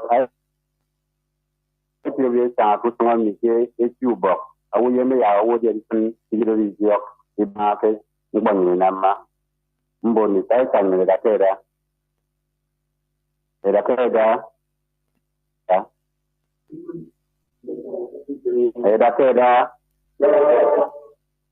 apa yang mi jongo ibu mamman mon John kasan ekene ko ni ruru tin teta oni nanu oni na fo ibu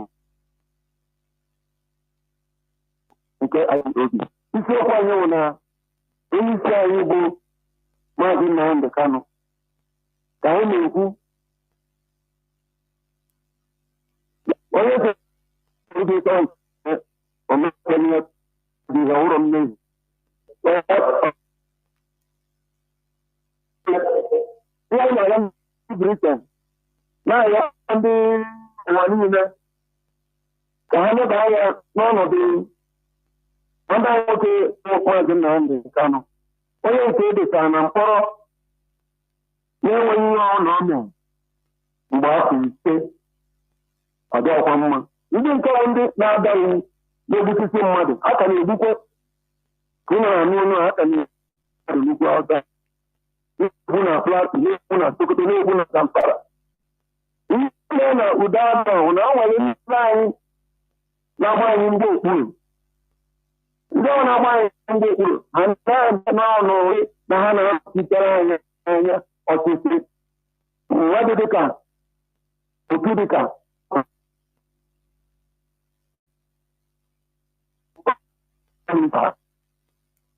ahụgoro ka o si aga number Finland.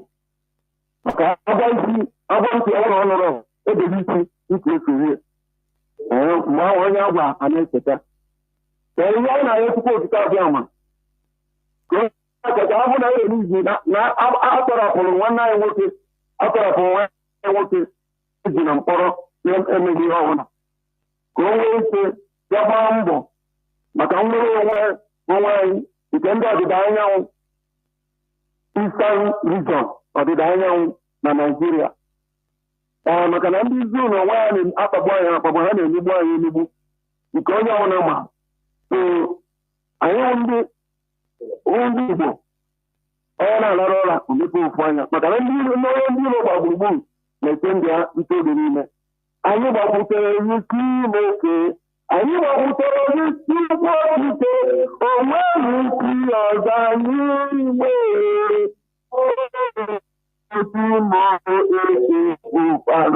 a na-agụ ite mmanụ nụrụ olu anyị ma nụrụ olu anyị ma nụrụ olu anyị. Onweghị mgbe ike mmadụ gatara ike Chukwu. Onweghị mgbe ike mmadụ gatara ike Chukwu. Nna nụrụ onye kere ụwa nụrụ olu anyị. Nna nụrụ onye kere ụwa nụrụ olu anyị. Nụrụ olu anyị nna.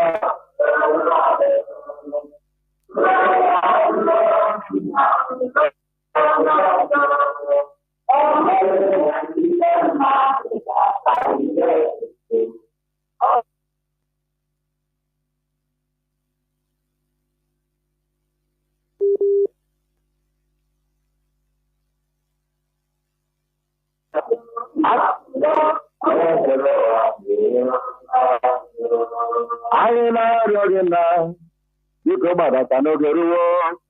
Anyị na-arịọ gị na biko gbadata n'oge ruo. Onweghị mgbe ike ego ụwa ntakarị iko ojiji. Onweghị mgbe ike ego ụwa ntakarị iko ojiji. Nna nụrụ ikwu abịa ma nụrụ elu anụ.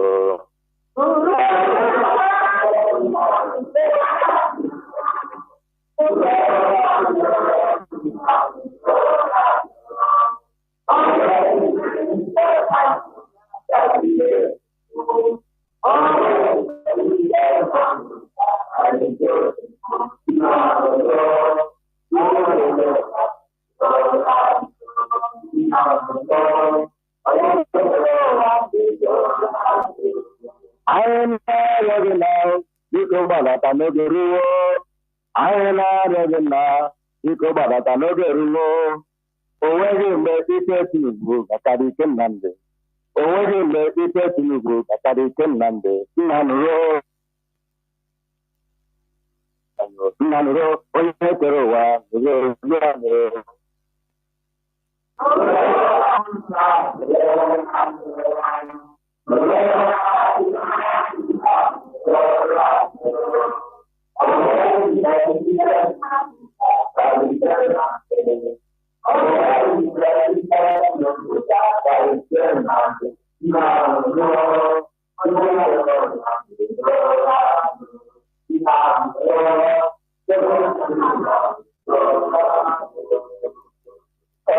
Mazi, thank you very much for giving us this opportunity. We know we have discussed you a lot, but we are in dire need of this. And we'll use this opportunity again to plead with you and the leadership of ICUB that every week you give us the opportunity to go around Biafra and all the senatorial districts in Biafra. And as we are progressing, we will like to call the phone numbers of people who say we want to let them understand that they can report directly to the National Coordinator of Biafra. His name is Okaramo Okaramo. He is here in Biafra, he is not in air.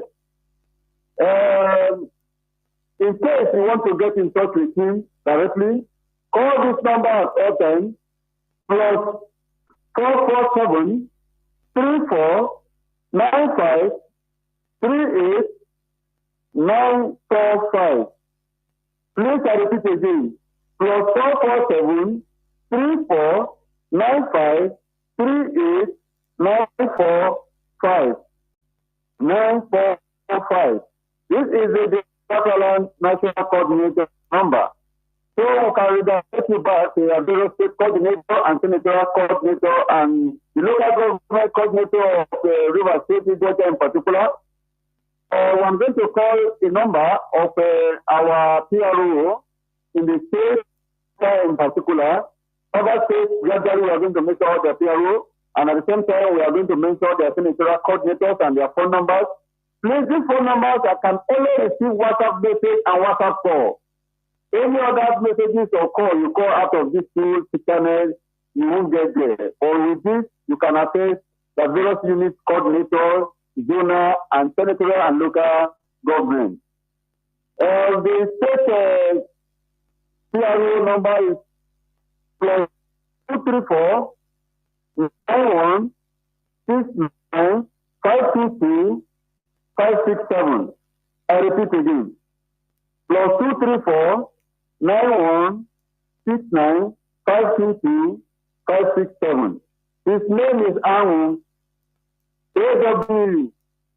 Call him at all times. That number is always on. We don't want to hear that because you did not know that there was no meeting. You did not know that the meeting had resumed. You did not know that this happened.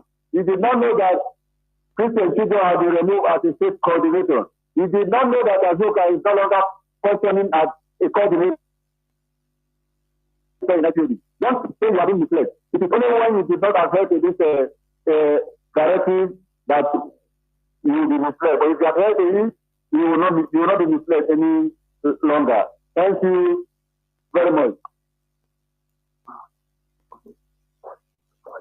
And also, police is one for element local government coordinator to stop disturbing people who case to exist as element local government coordinator from today. Thank you, Mazi. We sincerely appreciate the leadership of IPOB. We know there are the liberators who have in Biafra land, there are the liberators who have in Africa. But at the appropriate time, people will come to understand. They will come to understand and realize that IPOB is a religion to be worshipped, not even a movement. Thank you very much. Mr. Kalama, be with you all, sir.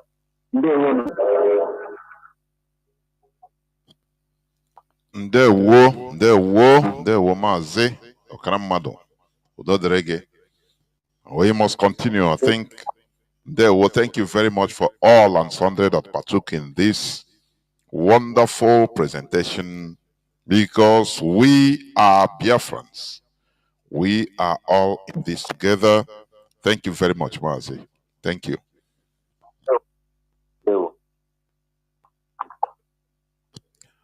I think I will go into just a few minutes break, and when I come back, I will open the lines so that people can also start calling in if they may. Please, do not go away.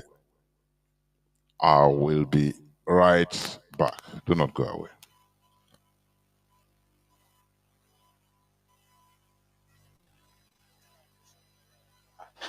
Niger Delta issue has remained manageable. This government does not want to resolve this problem. They are escalating it because of tribal and religious sentiments. So when you say this government does not want to resolve it, don't forget the same government has purchased. In fact, they're going to induct the Kanu jet because of, the insecurity situation. They have, the president has had to change guards, as it were, as a result of people's clamor. I imagine if that was not in the thinking, why would you go that length to make some of the, some of the pronouncements, the meetings that have happened, the purchase, the change of guard and the rest? Why would they do all that if they don't want to sort this? Because that is not the solution. What you just mentioned is not the solution. When you have a problem at policy level, strategic level, operational level, when you have a problem, what you need to do is to identify the center of gravity of that problem and attack it. That's what you do. What they are doing is not attacking the center of gravity of the problem of Boko Haram and insurgency. So if the president is buying super to Kanu, is changing service chiefs, that is not the solution. We are looking at the wrong side. It's not kinetic. It's politics. Are you ruling out kinetic altogether? I can't rule out kinetic because so it's part of it's the a solution. spectrum. It's a spectrum, you know, so you can't rule out something. But the center of gravity is what they should look at. And what is it? I'm saying it on this channel. It is the sponsor of Boko Haram and bandits. And speaking about the sponsors, you know, when you say the DSS, and yeah, they could be listening to you, but so they profile, part of their responsibility is to profile all of these persons before they either vie for elections or before, excuse me, they are nominated for any of these positions. Doesn't that happen? Don't they get intel and say, look, this, and this is what we found, and then we don't think that this should proceed further? Doesn't that happen? It does. You know, when I worked with the DSS in 2007, because when Yaradua approved the operational order that we did, we now have to work together as a team. He actually forced all of us to sit down together and work together. I was surprised at the tremendous amount of information had by DSS. I was shocked.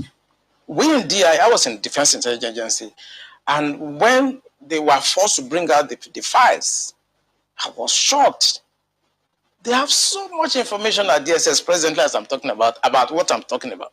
They have. But you see, if a fish is going to get spoiled, it's going to start getting spoiled from the head. The DSS will not do anything except the commander-in-chief's body language shows that this is the direction I want to go. That is where the problem is. The DSS has tremendous information. By the time 2023 is here and somebody take over and wants to undo some of this evil that I've seen in this country, you'll be surprised names that the DSS will bring out. They have the information. There's nothing I'm going to say here that they don't have. The defense headquarters have the solution for the kinetic aspect. They do. I'm not going to come here to advise them. I work with them and they're still there. The chief of naval staff was in the intelligence with me. We were together in Defense Intelligence Agency. That's Vice Admiral Gambo. I know these people are good. They know what to do. It's not that they have problems. It has to do with politics, the sponsors, people that feel that this country should be Islamized. You know, assuming but not conceding that, I mean, that all of this is the case. So what is the end game? Because I imagine as a strategist, that's what you think about too. So these things are happening. What is the end game? So why will this be allowed to fester? For what purpose? The end game for them, because we did, normally when you want to look at this type of challenges, what you do is that you go through what we call the intelligence circle. Okay? When you do the processing and you do the analysis before dissemination point, you discover that the end game for them is to just turn this country into like a Taliban type of country. And it's a mindset. And anything goes. In other words, 10% casualties, 20% casualties is allowed in trying to achieve the end game of Islamizing this country. That's for the terrorists, the bandits. It's not for the terrorists and the bandits, for the sponsors. Because I told you, and I will repeat on this channel, the sponsors of Boko Haram and the bandits are the problems. And defense headquarters, the army headquarters, the naval headquarters, the air force cannot do anything about that. Buhari has to do something about that. The Interpol has the list of those people that are sponsoring Boko Haram. I work with Interpol. They should ask, if they don't know, they should ask. The government of Dubai, they have the list of those people. During the trial of those people that were caught, names were mentioned. They have the list. The government also told us that they've arrested 400 sponsors of Boko Haram. Why should a government not try those people and bring peace and harmony and safety to this nation? Why won't a government do that? Those people that are going to harass cadets and officers in NDA, they live around the place. I know NDA very well. I was in Georgia, I was in NDA as young officers, and I know the area very well. They live around the place. So why can't you put up a blimp that can see what they're doing in real time and eliminate them? Why won't you do that? In fact, there were more details saying that some persons slept on, but we'll come to that hopefully. Mark has got some questions. Welcome back. This is Radio Biafra House of Service coming to you through Radio Biafra London. My name remains Mazi Johnathan Chinedu from Alo province of Biafra London. We are here live and direct. Today is the 16th day of the 6th month being June 2025. You've heard the voice of our Biafra Land coordinator, Mazi Okaramado, and some of his lieutenants. We are all Biafrans.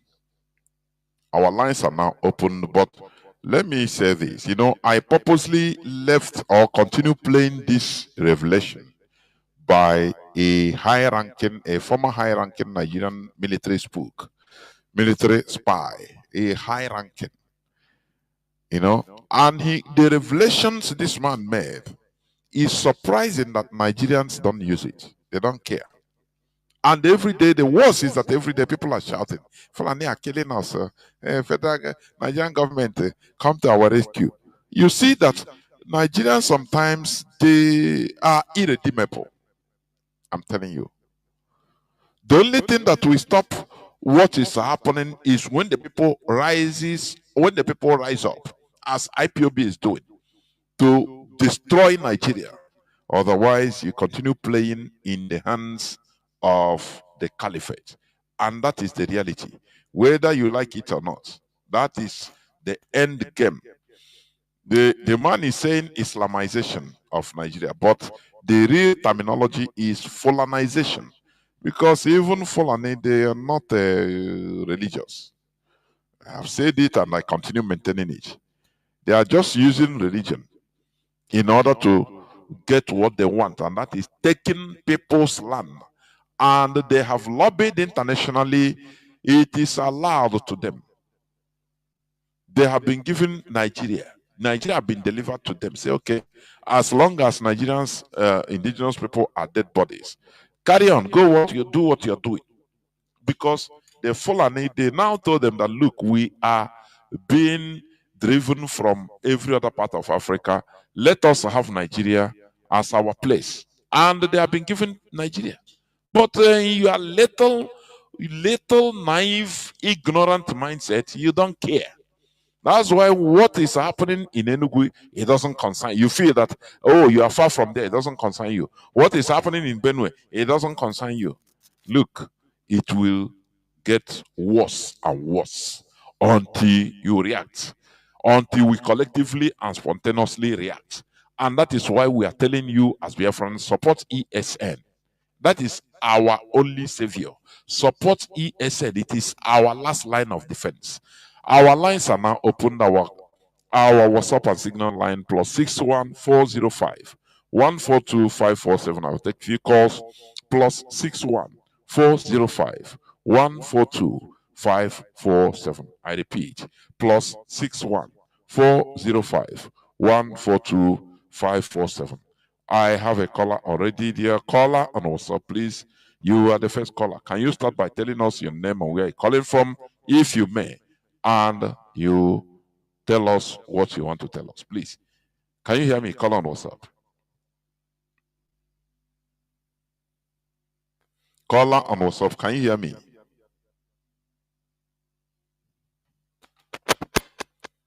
Caller on WhatsApp, once again, I don't know why somebody will call and keep quiet.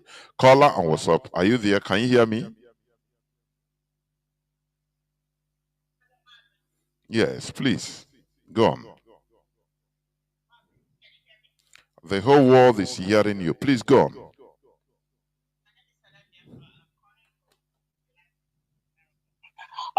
Mazi, it's amazing how it's amazing to be able to hear from people from our region, from the Biafran region.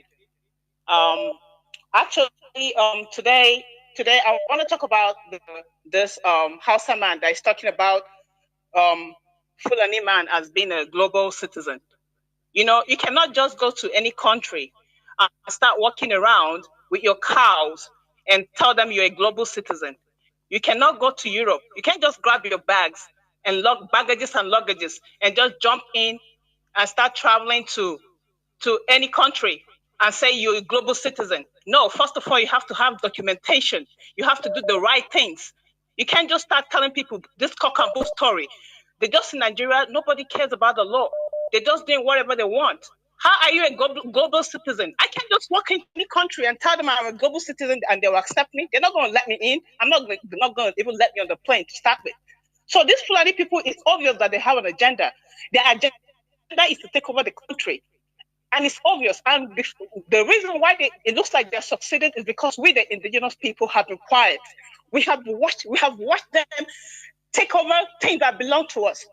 We've been watching them right from when Babangida signed the country off, including Africa, gave them a lot of billions of dollars, to include us in Islamic whatever. We're not interested in their religion. We're not interested in any of this.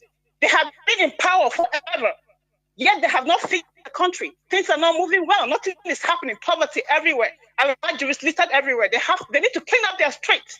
First of all, that is called child abuse. We are tired of these people. They have nothing to offer. All these Fulani people and the northern governors and northern kind of Sokoto, all these people, all they have done is continue to ruin our lives. Continue to send terrorists to continue to the region. Why? What is our crime?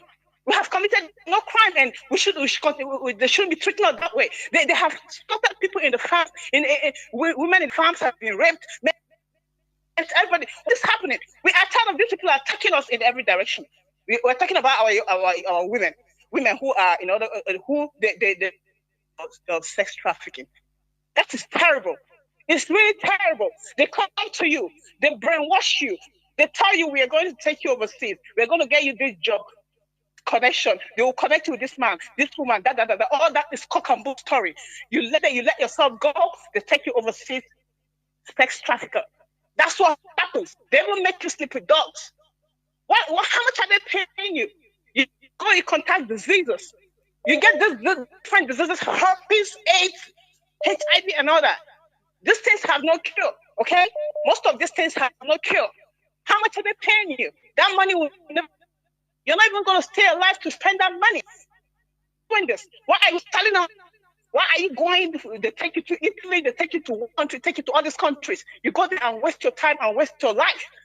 Some of us, they make some of you sell your properties, everything you own, because you want to go overseas. Some of you even go through the desert and you don't make it alive. What is all this? People are struggling because their government is not functioning. Their leaders don't care about. All they care about is what goes in their pocket and their families. Their families are overseas. Their children are overseas, studying, living large, living in mansions. Meanwhile, the people who are supposed to be representing as leaders are in their suffering, can't even afford a spare meal a day. What is happening? We are tired of being called Nigerians. We are tired. We are tired. Okay? Let's end this country today. End Nigeria today so that there'll be peace. And I'm happy that people from the south are so South. Now you have known yourself. You have woken up from your slumber. I'm happy that you have done that. Let's take them. Let's do what we're supposed to do, because these people have been put division in our midst, so that we continue to going round and round, rigmaroling, But now we have realized who we are. We are going to come together and fight our common enemies. Let's fight them head on. Let's fight them like Ekumeko warriors did. That's how it's supposed to be. Thank you, Mazi. That is it. The Fulani in Nigeria, they are counting on the absolute ignorance, idiocy, gullibility, and stupidity of the Nigerian indigenous peoples. That is why they are having all clear. They are not hiding whatever they are doing. They are not hiding it. They are in charge. We say it as it is, so that you understand the magnanimity of the mess we are in Nigeria. They don't hide it. They lobby.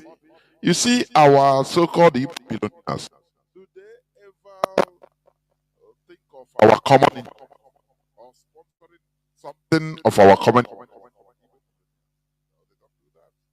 Do you see Igbo billionaires gather secretly and say, no, what is... You see them gather and say, look, what is happening in our land is despicable. How do we support what is going on? How do we lobby?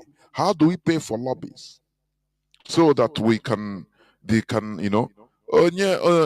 APC is busy trying to satisfy the caliphate, carrying people to Mecca with his flight. Anything Nigeria, he's championing it. So, but the Fulani, they have, do you remember they had meeting? They've only Fulani ethnicity of the whole of Africa. They had meeting in Abuja in I think 3 years ago, 2022. Have you forgotten?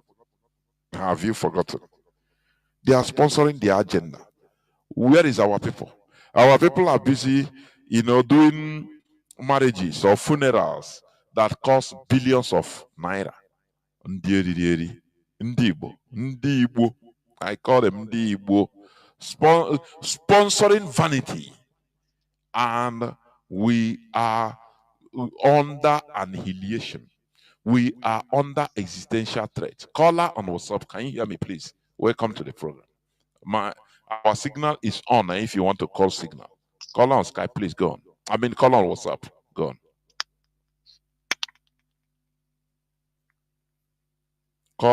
Caller on WhatsApp, can you hear me? Please go on. I'm waiting. Can you hear me? Go on. There we go on, please. There we go. Santos I wish. Say. To go to Kabiamas name I say. Say. He say. And I make no name. Didn't know Anambada. Then one were in a hand of a ban on Anu behind in the Eben a banana. Habiko. Nso. Onyogana de debe. Nsokonyo gona ga associate ndị anyị na-enụlọ onu ha na mgbede a n'abalị a ha sọọlụ m nsọ maka na ịsọka ọnọka ha bikodo sọbanụ nsọ zebenụ ndụ ka na olugo na omume onye gị ihe si abụgoro ụzọ rie nya onye gị ihe ka iri si abụgoro ụzọ rie nya ọ ka isi eme maka na evutela anyị ihe ebe anyị jere mgbalụ ma ọ bụ ebe anyị jere agbamnkwụ a na-abịa lụọla anyị nsị ọfụma n'ihe niile evuvutere ebe ahụ sọsọ ihe akụchiri ka a na ha alụ mana ihe ọbụla esiri esi vuvute onye ha vuvutere ekiri erie tupu ndị obi ha na-eribi ya biko sọọrụ na anyị nsọ eze Chukwu okike abịa ma eze a na-ekpesịla ọgwụ ọkasị akasị eze ihe niile dị n'aka anya onye n'enugwere anyị magbakasị ụkwụ anyị bụ ụmụ ga-ezukọ n'okwu na mgbe awa wee na-ayọ enyemaka nke ndụ wee na-asị bịa ka nyere anyị aka bịa ka iduba anyị mechebe anyị ma gbazivela anyị ma kụzivela anyị ma chekwaba anyị n'oge akara aka elugwo ifugo ihe ha na-eme n'ụwa ha ejidego ụwa betọsịa ha mgbe ha na-eme na ha na-emezi ha nwanakwa na-emebikwa unu afụgo ka o si wee dị anyị asị na ọba anyị nwa na-eme ya ọ bụ anyị nwa na-eme ọka otu ahụ ha si wee dakpụ anyị ka ha sikwa adakpụkwa ebe niile kịta ha ka na-adakpụkwa anyị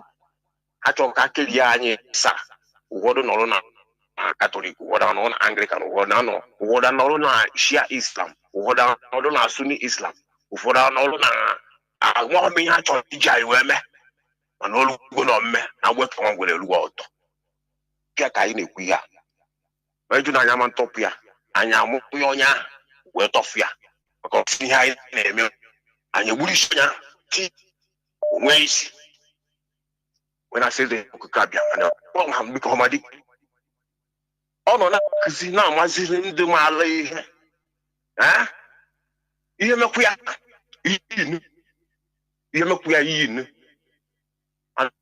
ekene ori n'afọ na nkwa udo na ogwugwu na ngene na-arọ ana na aja na ugwu na-akpọ kara ete ndị mmiri asị abilite na asị unu bilite ezumezu ndị iche nọ na be gị ụmụ ụkwadụ nọ na be gị bilite n'orugo na omume gịdị igwe agụ ekene m oyigwe agụ ka iji aga onye ti isi udenye iyi mkpọrọgwụ nne mmiri asị unu bilite n'orugo na omume agba ekene ngwere rugwo ọtọ onye akpọ ibie anyị ekwugbo onwe anyị n'ukwu maka ntọnta mmiri ada akwụrụ ukwu ọpụta nwe osimiri ada eji asọ mmiri akwa aka nwa gada ata afịa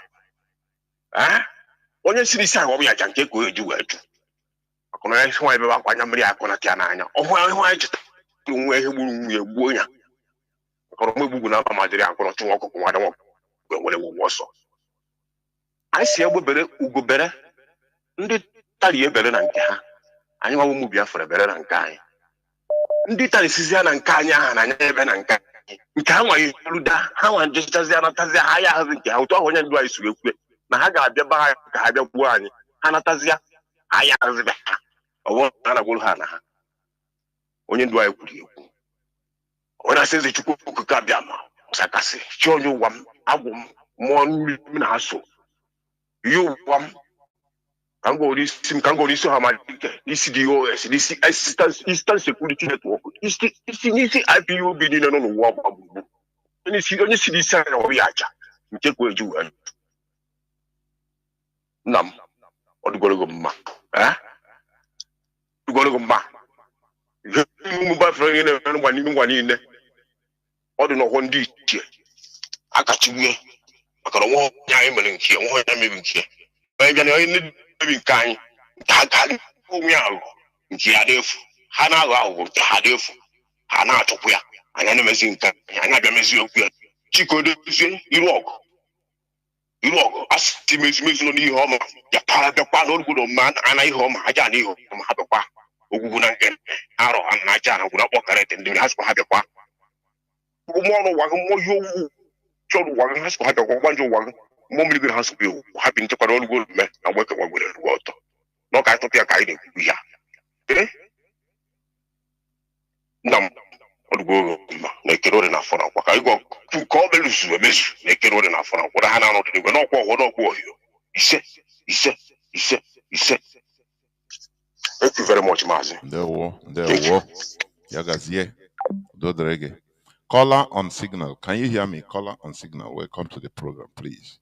Caller on signal. Are you there? Yeah, yes, I'm hearing you, sir. Good evening, brave Biafrans all over the world. My name is Mazi Johnathan Wisdom. I'm calling from my location. Mazi, I'm here first of all to appreciate the leadership of this great movement of IPOB. I want to appreciate the HDOS, Mazi Johnathan, and all those that represented us in Germany on Saturday. I pray that Chukwu Kabema will bless each and every one of you. Mas, I want to comment on what is happening in Benue. When I saw the news yesterday and the coverage of that guy, I don't want to call his name, Mas, it's like I should cry. But sometimes I wonder of Nigerians, like what you're saying this night. They are killing people in Benue and others surrendering Benue are keeping quiet. I'm telling them that after they finish killing the Benue people, they will come to your village. It will reach to your state. Where are the pastors in Nigeria? Are those claiming that love the people, the politicians? 2027 is around the corner, and very soon they will start their useless campaign. And these gullible people, we are Nigerians, all of them will rush to wherever they campaign to go and help because of some people that will come out from useless and evil politicians in Nigeria. They can never speak against the evil going on in Benue, that they killed about 200 people at a night. Even the war that is happening between Israel and Iran, 200 people have not been killed upon the sophisticated weapon they are using. But only Fulanis are killing 200 people in the night and nobody is talking. Everybody is keeping quiet, including those called the men of dogs. I don't call them men of God, but they are not. They are keeping quiet. Where is Adeboye that raised and protested against Goodluck Jonathan in 2013, saying that Goodluck is incompetent of ruling Nigeria? That man have gone deaf and dumb. And I pray this now, Adeboye and all those that protested against Goodluck Jonathan, may all of you remain blind and deaf. You people should not talk, you people should, and it will reach to your children. I'm telling you the honest truth. Mazi, I'm bitter. I'm bitter. What is happening in Benue? And people are keeping quiet. All the useless content creators in Nigeria, none of because never reach to them. Any day it reaches to you, you expect us to come and shout for you that you should be released forever. Mazi, I'm so bitter. But I want to Biafrans all over the world. This is the reason why we are fighting for the restoration of the sovereign state of Biafra. For we to have our own country, for we to have our own land, where we will charge our politicians to do whatever that we like and not what they like. That is why we are fighting. And we must continue fighting until Biafra is restored. We can never look back because we have no back to look to. I want to charge us, wherever you come from those so-called South, from wherever, as long as your mother tied two-piece wrapper, you should rise up this night. Those that have never joined this struggle, I'm not talking about auto idiots, but I'm calling the genuine people that never joined this struggle to come out this night to support Biafra restoration, support DOS, and our leader Mazi Nnamdi Kanu.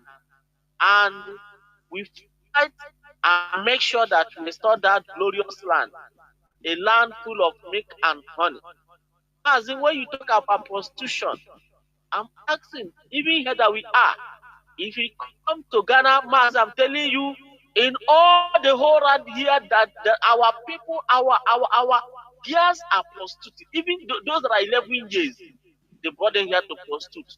And I asked, where is the Ohale Zendigbo in Ghana? And those claiming they are leading people in Ghana. Our girls do the whole street of Ghana, and they are not doing anything. And they are claiming that they are the leaders of evils. Chukwu come out will polish all of you. Mas, thank you, but Chukwu come and bless you. There were. Thank you very much. Caller on WhatsApp, you be the last caller. Can you hear me? Caller on WhatsApp.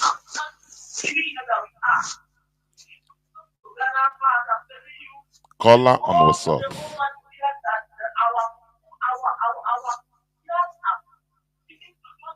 Caller on WhatsApp, are you there, please? Caller on WhatsApp, can you off your listening device, please? Go on, please. Mazi Johnathan, good evening. There we. Hello?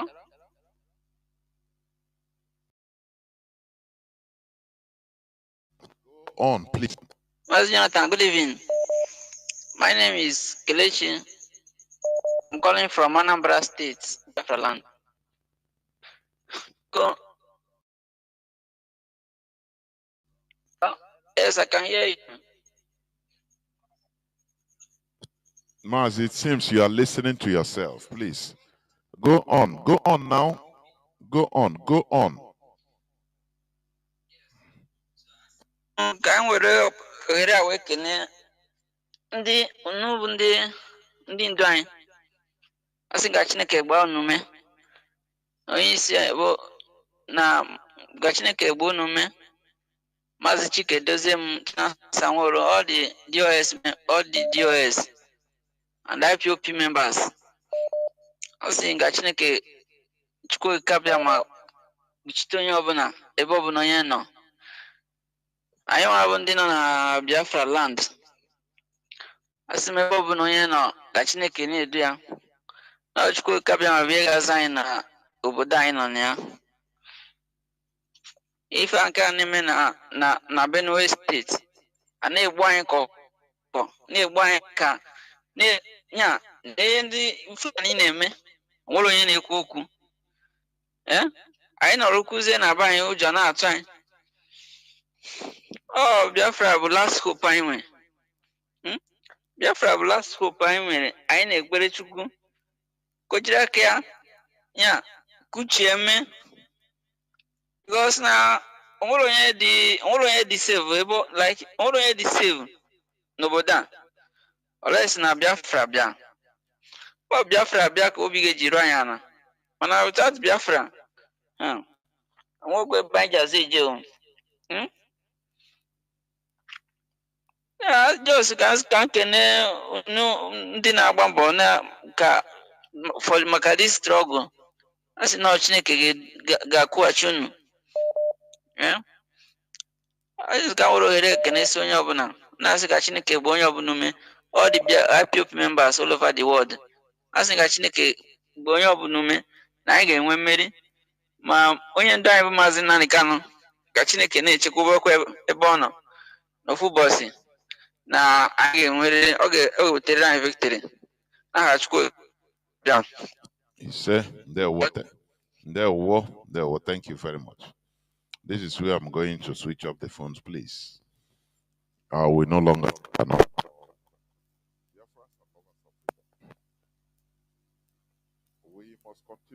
We must continue this fight. Just like our brother said, let me say something, because these are things that matter in our lives. What is the will of God? It is we to be free. That is it. Whatever we want is what God will not do anything. God has done everything, if you put it like that, by putting human beings, giving resources, putting human beings. It is left for us. It is we that should, prepare our bed the way we have to lie on it. Nothing more. There is no miracle that can do anything. No, it is we. Look at what is happening in Benue. Others are quiet, other places. As long as you look around you, as a typical Nigerian, you don't. Your own place is quiet. You are zooming. Your place of zooming, where you are watching, your community, at least is okay. It's a tranquility. You don't care. Average Nigerian, they don't care. It's very, very sad. This is a very sad situation where people do not have empathy.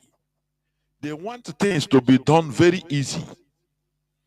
That is why people invoke God, Spirit, to do it. It's not like that. Things do not happen like that. We must follow the due process. The procedures others follow. They fought for their freedom either from bad government or from oppression. You must fight to liberate yourself. It's a must. You cannot be staying and everything will be easy.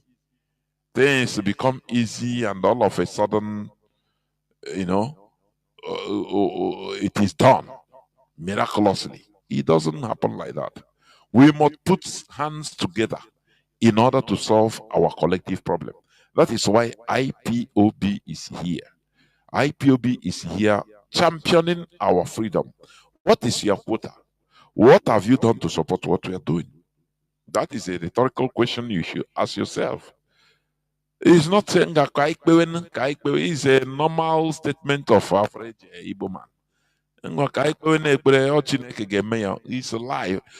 Stop deceiving yourself. This is life from the pit of hell. If you don't do the you will not receive any reward.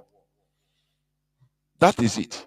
The same way you go and you hustle, learn work before you can make something. That is the same way we must work in order to be free. It is our collective interest. As I was saying before, all these are Igbo billionaires. How many of them are concerned about our collective situation? Do you see them being concerned? Do you see them have a secret meeting to discuss about our situation in Nigeria? They don't do that because individually they are okay. That is the height of greed, the height of wickedness and greed. They don't care. What matters to us as a people, they don't care. After all, they are okay, they don't care. Do they, instead they are complicit in worsening our situation. They are complicit, serving the Fulani Caliphate. Look at Hope Uzodinma. Turn Imo, that is the best place to relax. Imo State, that is the most peaceful state, turned it into a criminal den. Just for one person's personal interest and his cronies. And we think that things will be okay like this. No, it will not. We must continue doing what we are doing. The world is in a chaos. The world is in uproar. The world order is being arranged or rearranged. Everybody is trying, every nation, every people are trying to take their position, take their stand. Where are we? Only looking for money, individual money. That's why you continue being slaves. That is the thing. The time has come for us to come together. Do you see our even marketers, for example, market union, gathering themselves and asking IPOB secretly, contacting IPOB secretly and saying, nah, how do we support? Do you see them? The answer is no. But everybody is shouting. People want everything to be okay. How can it be okay without our gathering together, without our doing things together? Do you think that you are vigilante that you put in your community with pump action? Among the 10 people, only 2 have pump action. Do you think that they can protect you from what is coming? From the onslaught? Yes, it can serve as a forward outpost for petty criminals, which is good. But ESN is the ultimate. It is our collective thing. That is it. As a market union leader, as a Igbo union leader anywhere in the world, think IPOB. Think what is happening in our land. How do we support? How do we contact these people to support them in what they are doing? How? These are questions you need to be asking yourself. And the discussions of Igbo unions, Ijo unions, all over the world, it should be there. Not only planning how to do the highest, funeral or the highest marriage ceremony. These are nonsense for very primary-minded kindergartners. We should be mature, and we should be. Therefore, Biafra remains our religion, our ideology, and everything is our nation. Thank you for listening. From me, Mazi Johnathan Chinedu, from here, it is simply good evening.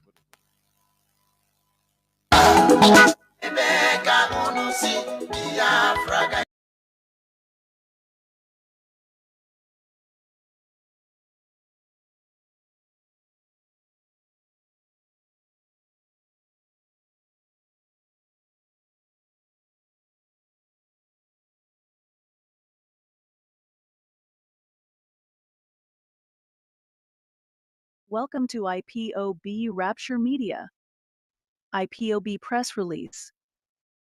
18th July, 2024. Those agitating for the unity of a failed nation like Nigeria are terrorist sponsors and treasury looters. The global family and movement of the indigenous people of Biafra IPOB, ably led by the great prophet and resolute leader, Mazi Nnamdi Kanu, wishes to remind Nigeria's former Chief of Army Staff Lieutenant General Tukur Buratai that those agitating for a separate nation are fighting for survival, while those insisting on a forced unity in Nigeria are beneficiaries of corruption and terrorism regimes. The former Army Chief, Lieutenant General Tukur Buratai, at an event in Osun State last Sunday, publicly said that those agitating to exit Nigeria are dreamers. He equally said that the agitators should carry their own parts of land into the Atlantic Ocean. More so, the agitators should be driven into the ocean. By the above statement, the ex-army beast is calling for another genocide against agitators. This Fulani ex-military chief Burutai was responsible for the empowerment of Boko Haram terrorists in Nigeria. Under his watch as the army chief, he sponsored the factionalization of Boko Haram terrorists group, which led to the emergence of ISIS in West Africa ISWAP. He was responsible for looting the Nigerian army defense funds that led to the massacre of Nigerian soldiers in the north by the terrorists because of inadequate guns and ammunition. A tribal bigot ex-army chief deployed the Nigeria army to the southeast by the code name of Python Dance, which led to the massacre of thousands of Ndigbo.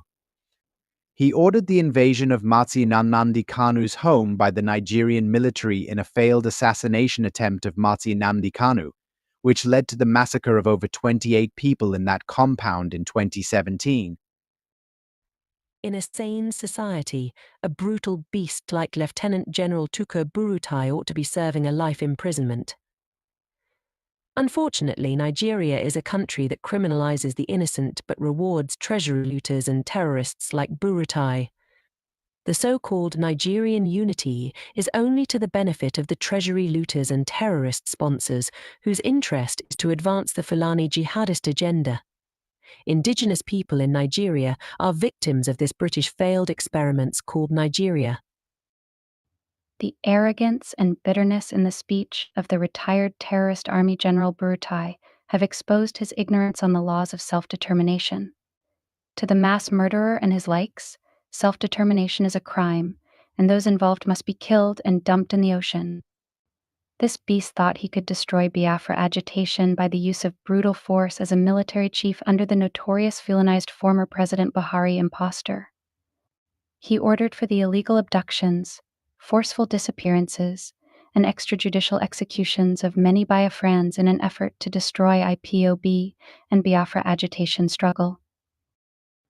Unfortunately for him and his fellow murderers, Biafra is a divinely rooted ideology that cannot be destroyed by guns and bullets. IPOB is still matching on with the Biafra struggle agenda, which must be successfully completed.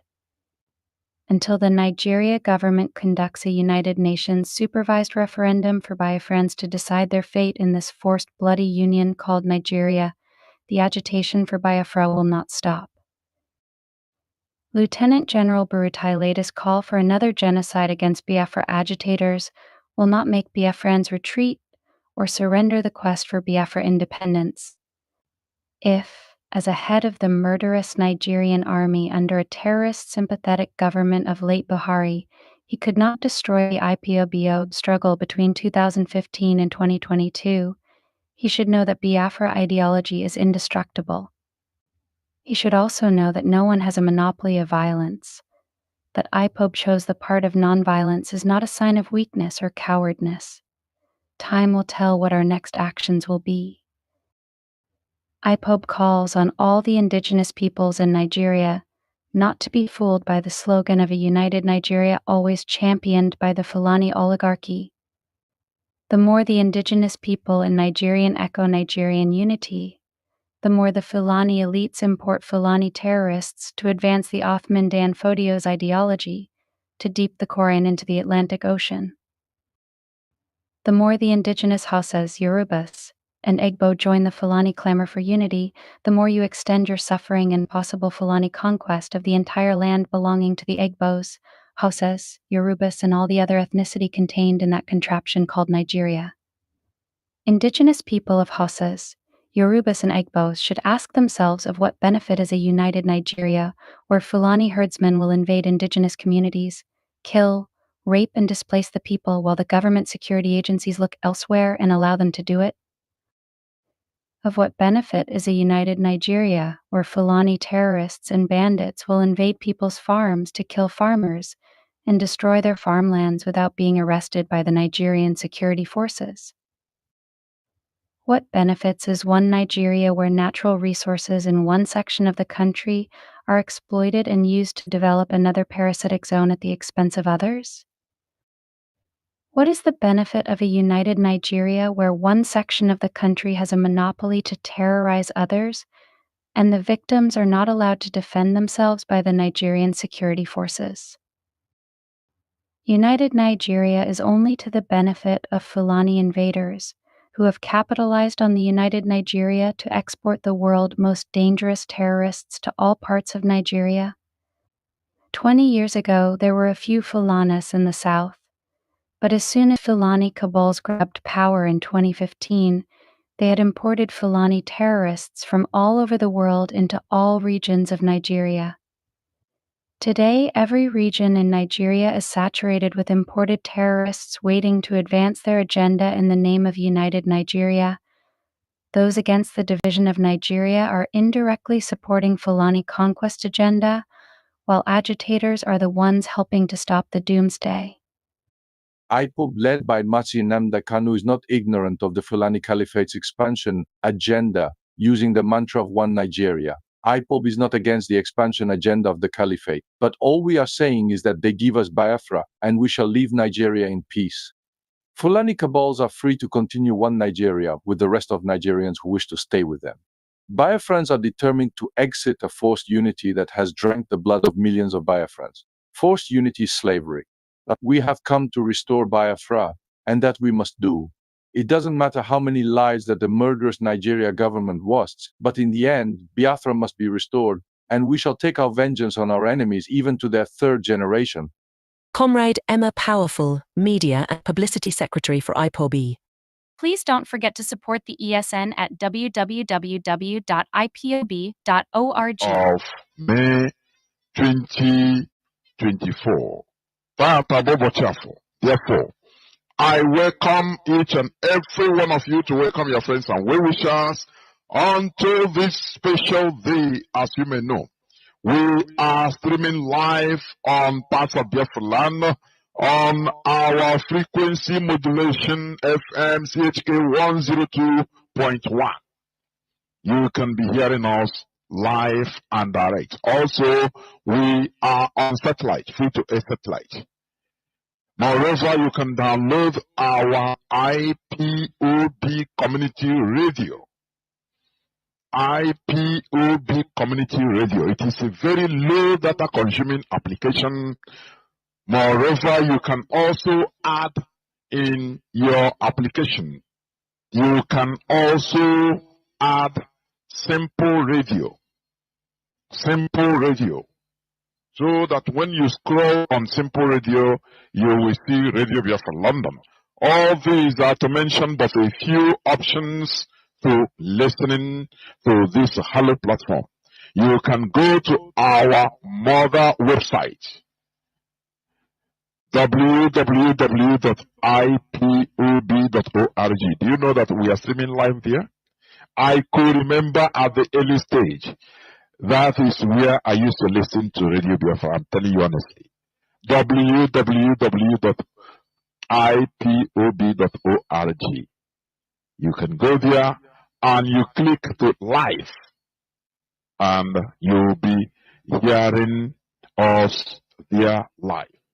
Moreover, if you also want to donate something for IPOB ESN, you go to donate, and through PayPal, you can donate something as you may wish, because what we are doing needs finance. Therefore, as you may know, we are on our mourning month, Heroes and Heroines Remembrance Month.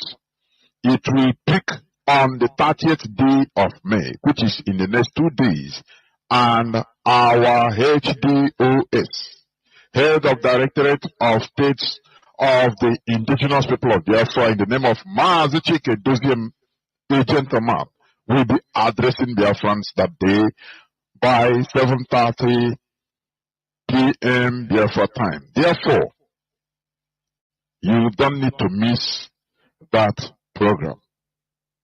Also, today you will be hearing from our GOC General Officer Commanding Mazi Johnathan Chinedu in order to address Biafrans.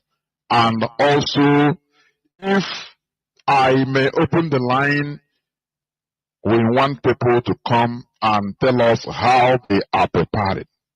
You know, how they are preparing from all over the world, you might also tell us.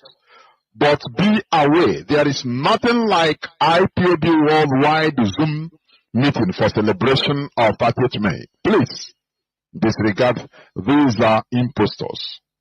In Biafra land, it will be total lockdown. And in the diaspora, depending on the country, our families know what to do.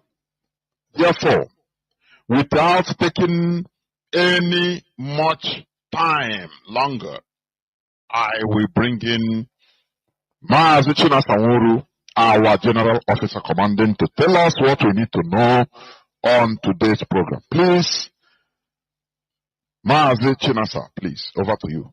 The platform is yours. Welcome to the program. Thank you, Mazi Chinedu. Thank you so much, Chineke. Biafrans and all the lovers of freedom.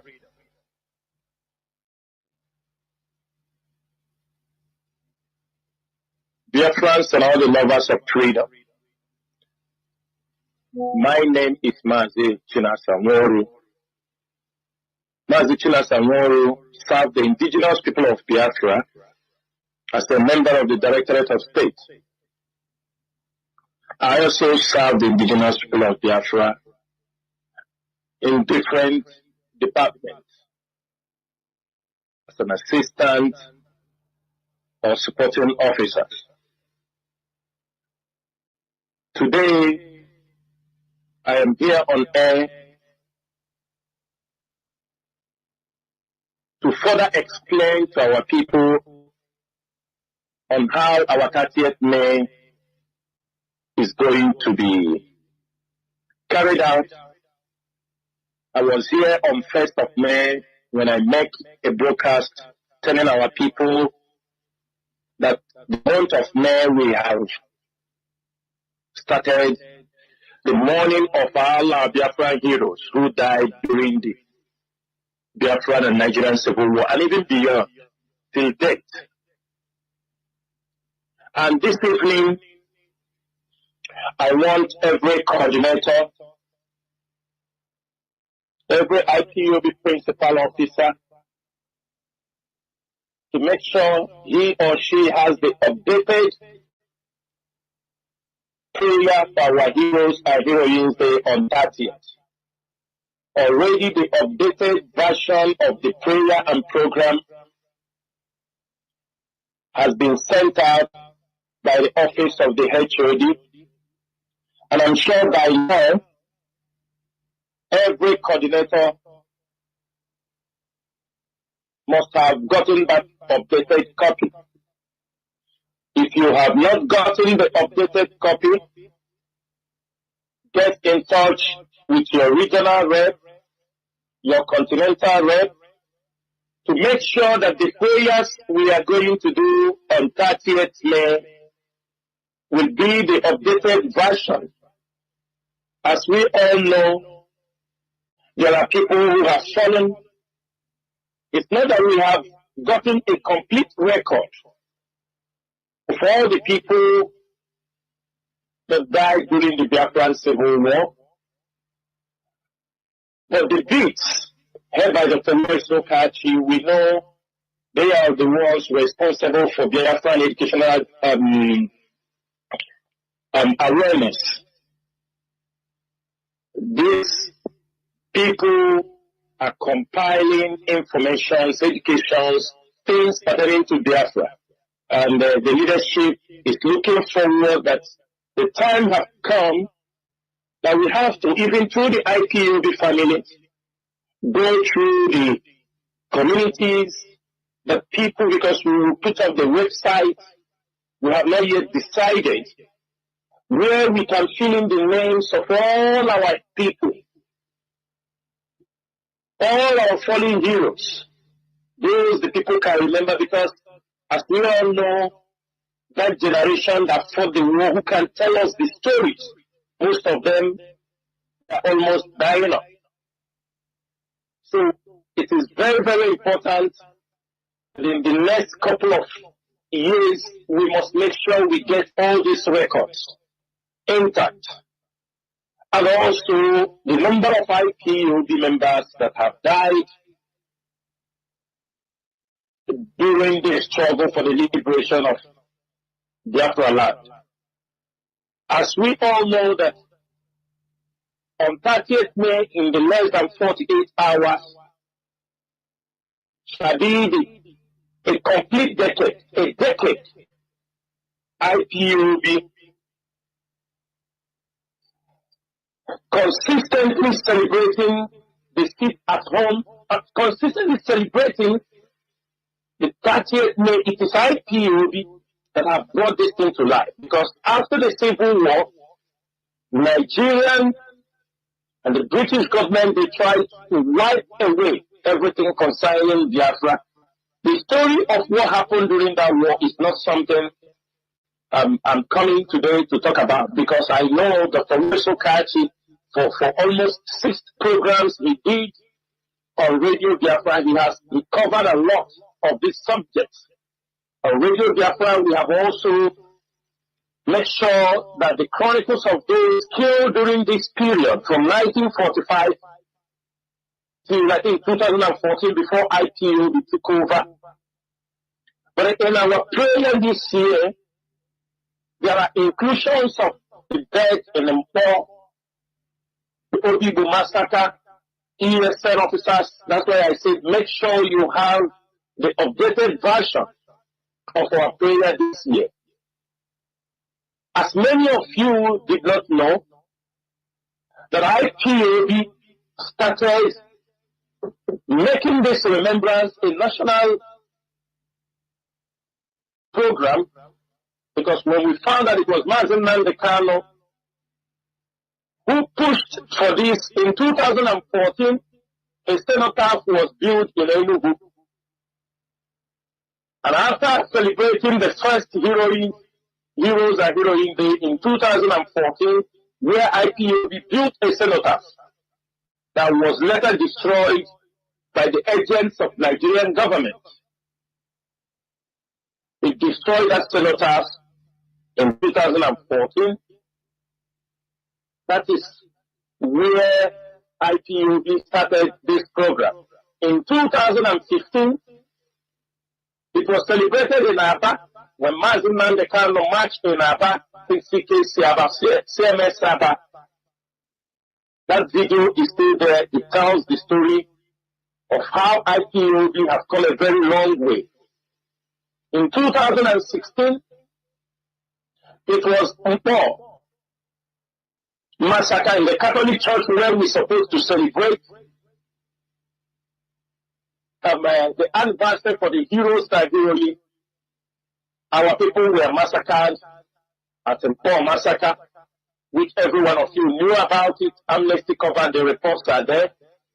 Because of that massacre, in 2017, IPOB decided to say we don't want our people to be killed, because we know we are still fighting with the enemies. We are still fighting those who killed our parents, our brothers, our uncles. We are still fighting with them. IPOB decided that we are going to sit at home. And from 2017 till date, IPOB 217, 218, 219, 220, 21, 22, IPOB had made it only in Biafra land that we must sit at home, since the Nigerian government, they are always ready to kill Biafrans on that particular day, to share the blood of Biafrans, and to avoid sharing the blood of Biafrans on the streets of Biafra. We say that people sit at home in commemoration of the Heroes and Heroines Day. Therefore, on 30th May,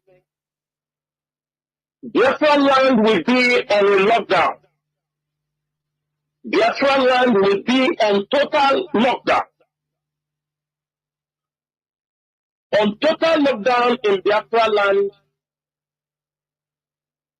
candle night will still go on.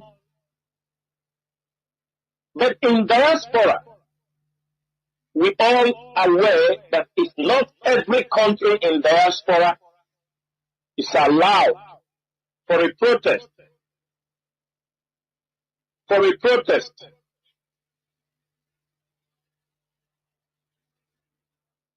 For a protest. Mazi, hold on.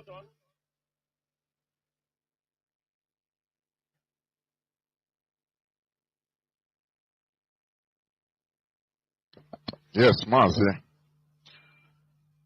Do not forget that we are here live and direct on Radio Biafra London. Radio Biafra House of Service. Coming to you through Radio Biafra London. And you okay, Mazi, I am back. I am back. Go on, Mazi, go on, go on. Yes. So not every country allows protests in their country. Like we all know, in the Middle East, in many Asian countries, protests are not allowed. But they do celebrate in civic centers, in halls, in private places. They do all gather. In Europe, we do protest, and on that day, on 30th May, Biafrans around the world will be protesting, those in Asia, those in America, South America, and Europe. There will be a complete lockdown in Biafra land. Every other place will be marching, will be celebrating, apart from the United States of America that have not yet fully getting a particular place. All of them would have gathered, but we hope that by next year they will get a place to gather. So only United States of America, only IPOB members in the USA or Biafrans in the USA are allowed to carry their celebration through a Zoom platform. Only the IPOB in US. There is nothing like Biafrans worldwide. We celebrate 30th May on the Zoom. Exclusively only people in US. Nothing like Biafrans worldwide. I am making this thing very clear because at the end of the 30th May, every country must report to the leadership of IPOB through their continental reps. They must show us evidence that they celebrated 30th May. It is a must. It is a program that nobody can deny that it is not going to be part of it. It is a very serious issue. If you are not celebrating 30th May, you are part of those jeopardizing the restoration of Biafra. I am making this thing very, very clear so that wherever you are, for those of you who think you can disrupt this project, for those of you who think they can come over with one excuse to jeopardize the Biafran struggle after 30th May, most of you will understand that this, we have been doing it for a decade, and you have no power, and no power is bestowed on you to disrupt the celebration of the 30th May, when Biafrans, a genocide was committed against our people, and the world continued to keep silent. I want to use this opportunity to acknowledge those, the institutions that heard that IPOB have declared a total lockdown in Biafra land. We are aware many airlines have already stopped flights flying that day. Institutions, banks, market leaders, transport workers, traditional rulers, even IPOB have taken it upon themselves to inform the sitting governors in the southeastern part of that region, in Biafra land as a whole, that come 30th May, nobody should give an excuse why they will be walking on the streets of Biafra land trying to cause a problem, because this is what they have done many years ago. That is why we say we will sit at home. I want to use this opportunity to warn every parent, every Biafran parent. IPOB a couple of days back, or a week today, wrote and warned Wayek. The first day I met the broadcast, we started and declared there would be 30 and there would be sit at home. I made it very clear. That was from 1st May. Wayek, we know Wayek always carry out the examinations between May and June. May and June. And there are our people. They know this is a decade now. We are celebrating. We are sitting at home. It's almost a decade. Okay, let me say it is nearly a decade because we started it from 2017. There are Biafrans, there are Igbo people who works in the Wayek board, who knows that on 30th May, that Biafra land will always be locked down. But always they want to try IPOB. Or they are so biased and naive that they can't speak up and suggest for Wayek, do not fix exam on this date in Biafra land, because automatically the examination will not go. They have been doing it every year. They try to fix Wayek, and every year we observe our sit at home. They always change the examination date. We now realize that the same 30th May next tomorrow that Wayek decided to put mathematics.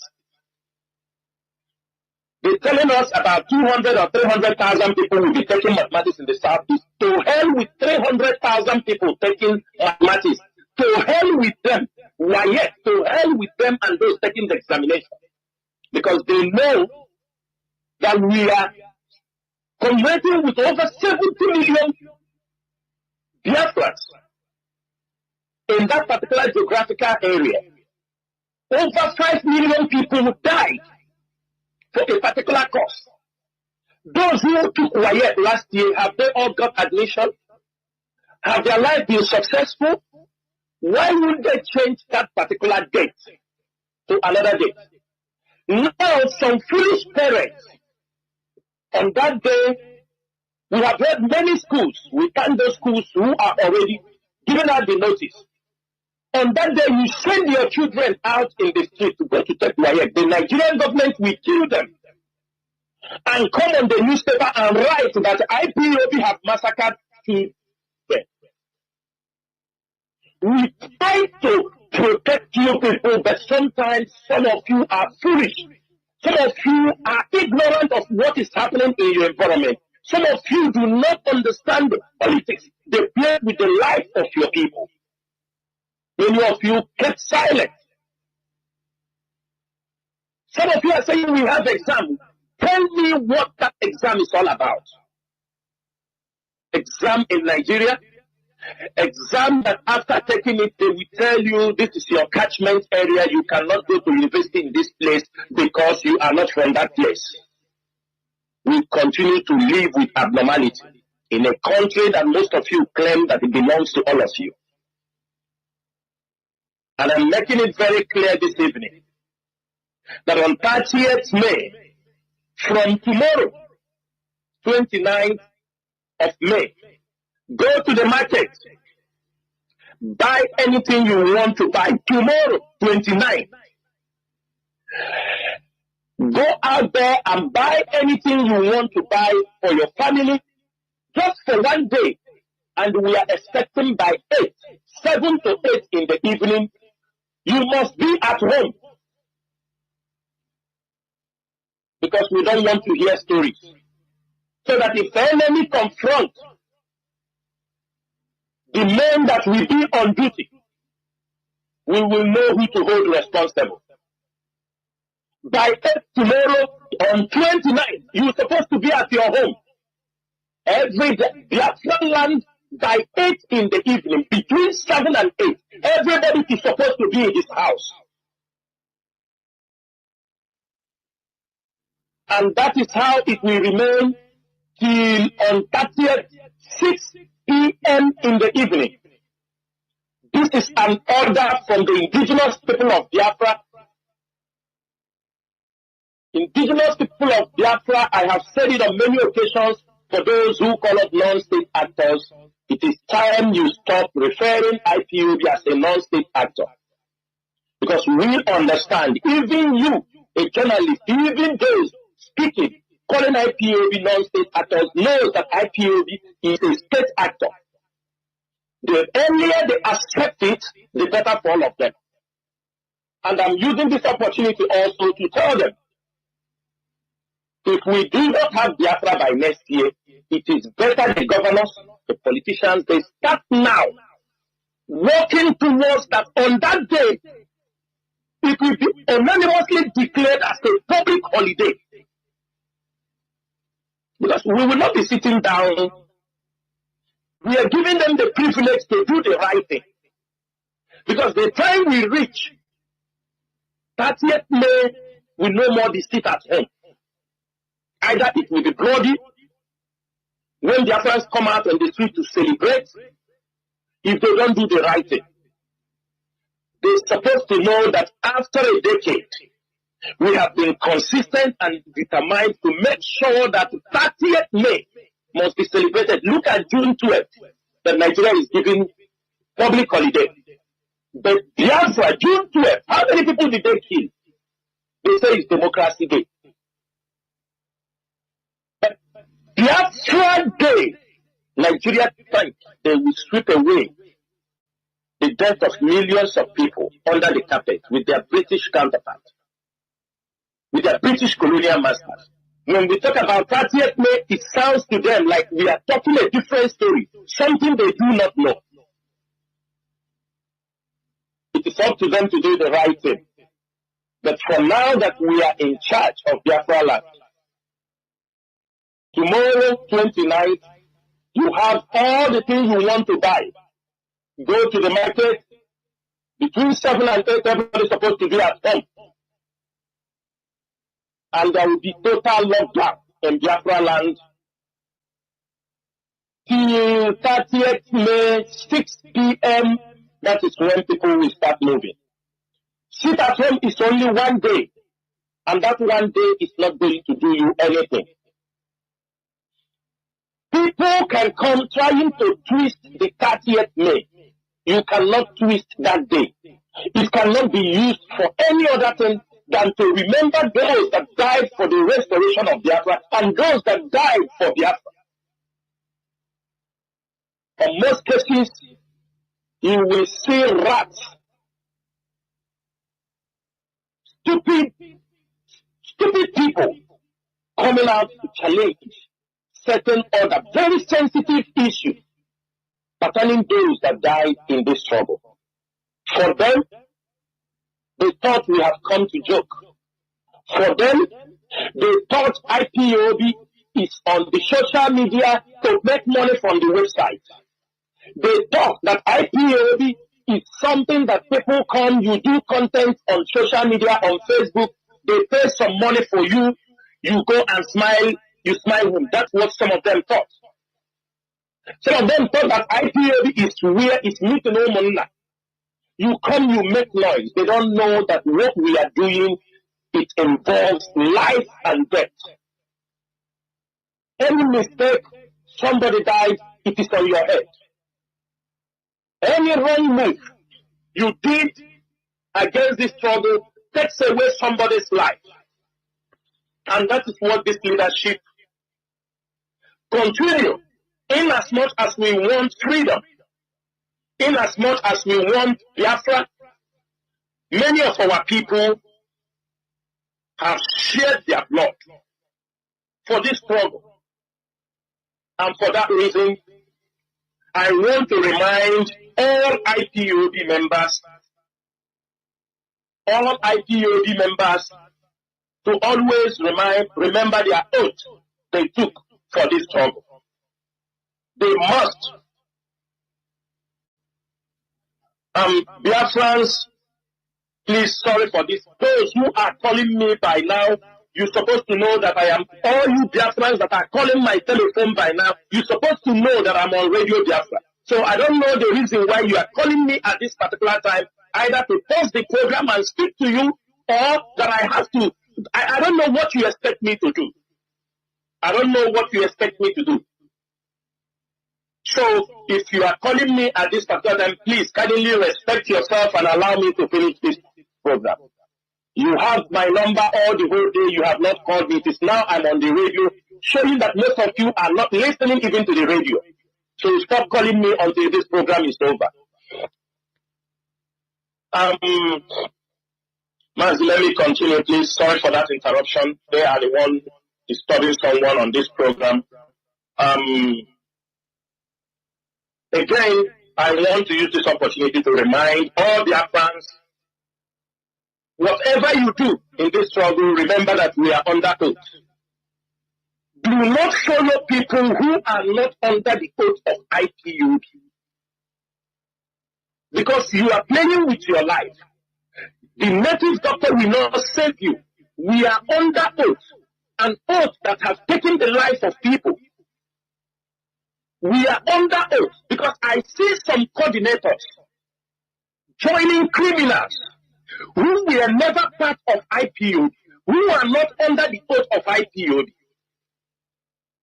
I see young men who was in IPOB before, because they came into IPOB thinking it is a money-making venture. When they fell, they joined criminals.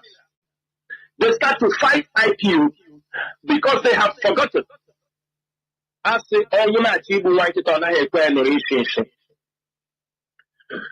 want to use this opportunity to remind every IPOB member that is under oath. You might think that the oath have not gotten you today. But I'm telling you, if the hands of the oath holds you, that is the end of it. In this struggle, some people have committed suicide on their own. In this struggle, people who want to go to inform the government have walked on the street and got blind along the road. People who have killed their fellow men, and when they want to go to lie, they died by a fatal car accident. Many people who have betrayed this struggle, the ones we know, the ones we don't know, many of them have gone 6 feet below the ground. It does not mean that death will not come to everybody. But there are the mysterious ones when it happens. We know something has happened. I can give you an example of a group of people, a group of young boys from Ungapal that betrayed the struggle. One hanged himself. He went and hanged himself by himself. The other one killed the brother to his wife. The community, the village of Israel, they attacked him, killed him, burned his house. That was how they died. Very stupid way of life. They died. Many of them who have tried to betray this struggle, even in diaspora, some people are in prison because they try to betray this struggle. For the fact it has not gotten to you does not mean, if you betray this struggle, that you are not going to be punished. It is an oath all of us took. Remove our shoes. Our foot was on the ground. Some people at the beginning, some coordinators were sent. In certain places, they took an oath. So if you have betrayed, I am telling you, you have no place to escape. In case many of you have forgotten, because there are many of you who think you can disobey the IPOB leadership for no reason, for the hate somebody has instigated in you, you killing yourself.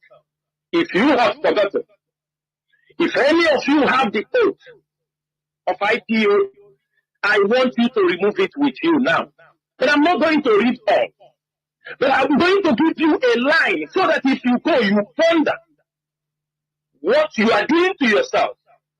In our oath, in IPOB oath, many of you took it with your foot in different patterns. Many people took in Biafra land, everywhere. And those who we are not genuine do not want to take it. But those who want to also take it in a critical way, you have no place to run to. Remember what this oath says. If you start the oath, it says, I, Mazi Moru, example, hereby solemnly and voluntarily swear to be absolutely loyal to the leadership of indigenous people of Biafra. Listen very well.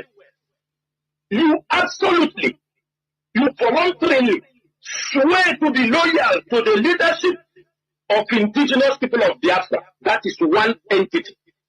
And the director of Radio Biafra, Mazi Nnamdi Kanu, that is another entity. It means it is a two-body. The leadership of IPOB can be you tomorrow. Tina Saworu may be part of the leadership. You can be part of the leadership. So anybody that is coming must be voluntarily be loyal to the leadership. You are not loyal to Tina Saworu. Any leadership that is constituted to lead Biafra, you have voluntarily swear to be loyal.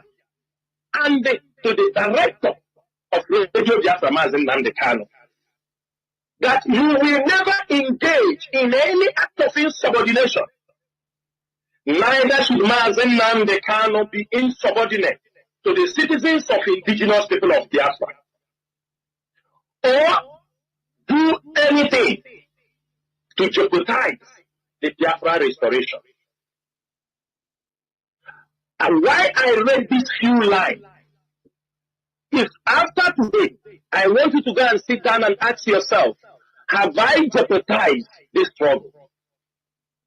Have I jeopardized this struggle by my actions, by the things I am doing to this struggle?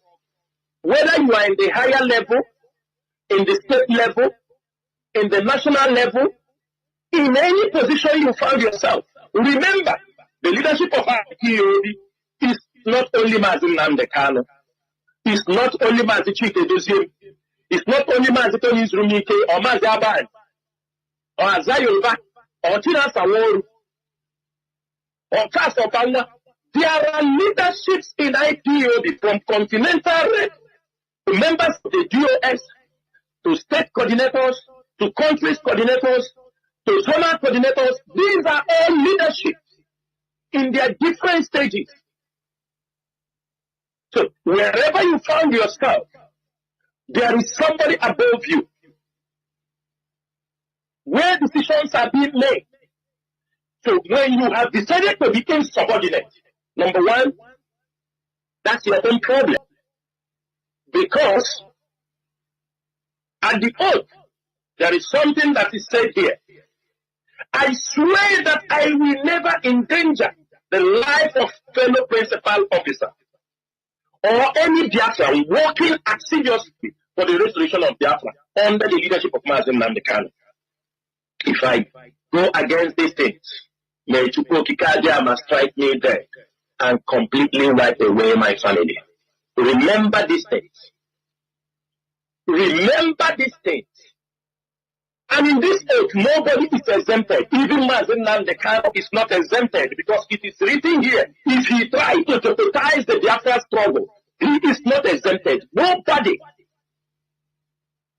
If Mazi Nnamdi Kanu jeopardizes the Biafra struggle, what will happen to ordinary member that jeopardize will happen to him? Everybody is involved because people have shed their blood for this struggle. I am just giving a hint for some of you to understand. 30th May is very, very pivotal in what we are doing. We are under oath. If we are not under oath, there will be a disorder in this movement. If we are not under oath, people will not be disciplined like most of us. If we are not under oath, people would have sold this struggle out. If we are not under oath, Nigerian government would have entered many of us and destroyed this struggle. People should know the Nigerian government was informed. The information they had was totally wrong on Mazi Nnamdi Kanu. They were informed that as soon as they get Mazi Nnamdi Kanu, IPOB is finished. And some people want to to facilitate it for them. That yes, you hold Mazi Nnamdi Kanu, we must destroy. They are holding Mazi Nnamdi Kanu till today because they have not been able to destroy IPOB. 3 years down the line, so Biafrans, 30th May. This particular month when I came on air on first, we said no fight. We said no unnecessary attacks. It is a month of mourning, a month to educate our people. It is a month everybody has to respect. But we have found out something, and I decided, and some of us in the leadership decided not to talk about it. But I'm saying it this evening. Some people, we know, they have no respect for themselves, they have no respect for others. Irrespective of anything, we have asked some of IPOB media warriors to cease attacks against themselves. It is unethical. It is not accepted in the IPOB leadership. Some of you, for over 3 years, we have been asking and talking to you in private. The time has come, we are going to come on air. Yes, you will fight, you come, you talk, and that is the end of it. I'm saying it today because after 30th May, we are coming with a new method. Some of you, you have been advised in the bedroom. You have been advised privately. Some of you, after advising you privately, you will use it to come and make caricature of the leadership. My brother, I'm telling you, we will bite you, we don't look at your face. I'm telling you, we are a state that we don't give a shit who you are. If you don't behave out, let other people match up. Indiscipline will not be tolerated in IPU. I'm making it very clear this evening. So that you can buy enough data to come and blackmail and abuse Chikedozium and blackmail Tina Saworu. Buy enough data because I'm going to make sure on this radio Biafra, we will strike you and they ask you to do your worst. Because you are part of those they have planted to destroy this movement. And we are not going to accept it. What are you preaching that IPOB have never preached? I want to tell me that thing that you are the person that invented it. Tell me that thing you are talking that IPOB have not. You are talking about religion. Who raised the religion issue? Is it not Nnamdi Kanu raise it here? Raise it here. IPOB took it. Today, you come, you attack the leadership that didn't say anything to you. Any policy IPOB bring out, you feel you can go on. Mazi, let me tell anybody who wants to try us this period, we are ready for the fight. We don't give a shit because we have been blackmailed to nothing.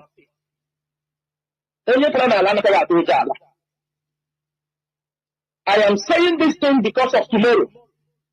I will not speak to anybody again privately for this issue.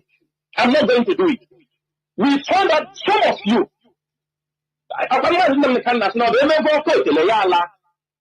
Some of you was around Mazi Nnamdi Kanu, no doubt about it. Some of you was in certain places, and when Mazi Nnamdi Kanu was in Nigeria released, you are in Nigeria. You were hanging around Mazi Nnamdi Kanu, some of you. Some of you were getting your, small welfare when Mazi Nnamdi Kanu is around. Because you were getting welfare when Mazi Nnamdi Kanu was around, you decided you can't respect anybody. Because you get your welfare from Mazi Nnamdi Kanu. You cannot respect Chikedozium. You cannot respect Ntoni's Rumike. Today, Mazi Nnamdi Kanu is in prison. And since he is in detention, you have continually decided to attack the leadership in any way. You can't go, you want to blackmail the leadership because if you are not getting what you want to get, all the lies you lie around Mazi Nnamdi Kanu to get your stipend, if you don't get it, the next thing is to blackmail the leadership. Anybody. If you have anything, you know that I did, you come and say it. Because I don't care. Because mature people, we have spoken in private once, twice, but every day you come to fight, you're fighting for what? You're fighting for what? What are you fighting for? There are a lot of news there you can pick up and fight for Biafra. There are times for everything. There was time we were fighting the enemy. If after that time you cannot fight again on a meaningful subject, then you start teaching Igbo. If you know how to teach Igbo on social media and make money and they take IPOB away from your mouth. In IPOB, this leadership, whether it remains 6 months, 3 months, 1 month from Mazi Johnathan Chinedu, we must make sure we do the right thing. You can't come on radio or on social media to blackmail people just because you want to get money. Just because you want money to be given to you, you start to blackmail people. You know under what? So what are the, let us be realistic. You are talking about unifying Igbo or unity of Igbo. Are you the one that started it? Are you the brain behind it? It is Mazi Nnamdi Kanu and IPOB have championed it before you understand what they are talking. IPOB is an institution. We deliver the people and allow other people to do the job. You come in religion. Is it not IPOB? Mazi Nnamdi Kanu started educating our people. People queue in. Today, pastors are preaching and liberating the people. That is another part of our enslavement. We talk about Ordinala. Who started it? Even if we are preaching today on social media, have you forgotten George Onibe? That George Onibe was one time mountain on radio Biafra preaching about going back to the root. Is it because he has fallen apart, fallen aside? What are you doing that you want to come to cause havoc in IPOB for no reason? Making caricature of this Biafran struggle. In the diplomatic world, they see us that people that are not serious.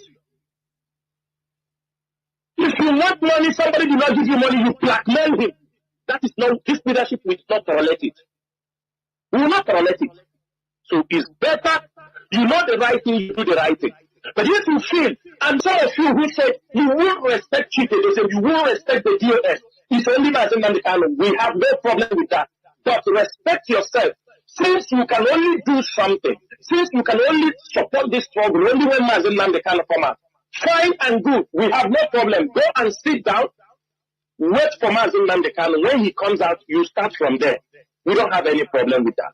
But you can't say you're not going to respect Chikedusim. You will respect anybody in the US, but you can come out on social media, start attacking us. You are waiting for Mazi Nnamdi Kanu. My brother, we are not going to take that shit. It's over.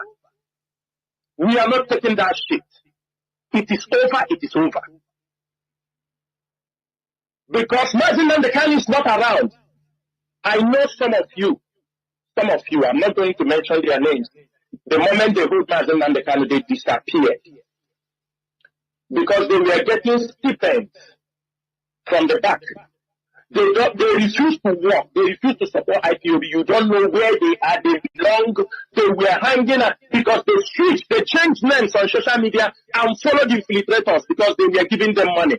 Today, maybe small money have started entering their account again. Some of them have come out on the social media.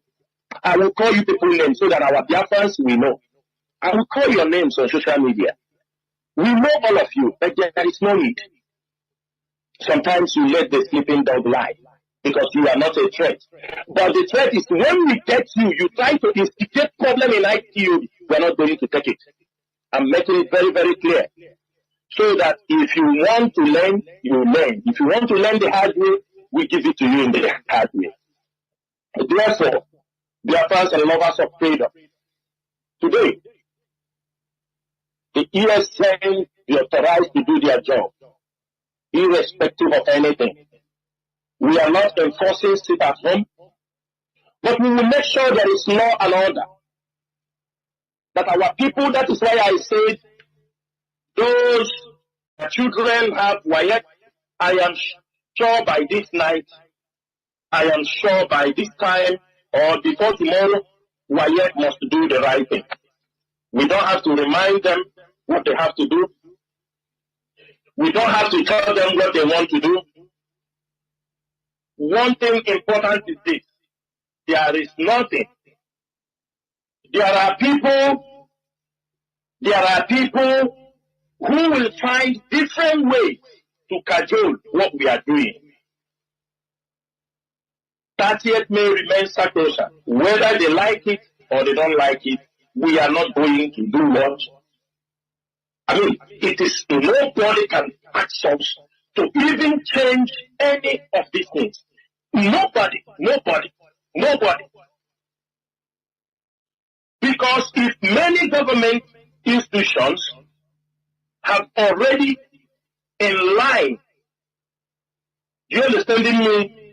Many of them have already announced. For example, I think Enugu Educational Board informed all schools and public that midterm begins Thursday, 30th May, to end on June 5th, 2004. This is with the exception of the most important things is this. In any way they do it, what we know, that is the most important thing. Did we land at that people you like? We put holiday starts tomorrow. No problem. What we know. And nobody should attack or mock anybody because what we are saying, no, it's our duty. They are respected. People respect in different manners. People can reciprocate in different manners. The most important thing, are we doing the right thing? It doesn't matter how it happens. As long as it's going to be. Biafrans, we trust all of you. 30th May is a short day. Locked down. It's completely locked down. So I'm making it very clear this evening that nobody should dare IPOB.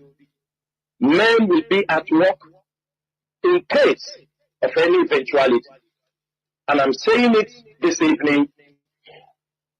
Make sure children that are taking WAEC did not go to school. Very, very important to avoid the evil plans of the Nigerian government. So they won't attack the children. You saw last time they went to primary school, attacked children. Do you understand me? The kids were terrified. These are the things that we use to show like the world that this is what IPOB is doing. We are also making it very clear this evening that nobody should send his child. Yet we definitely rescheduled that exam. Whether they like it, they don't like it.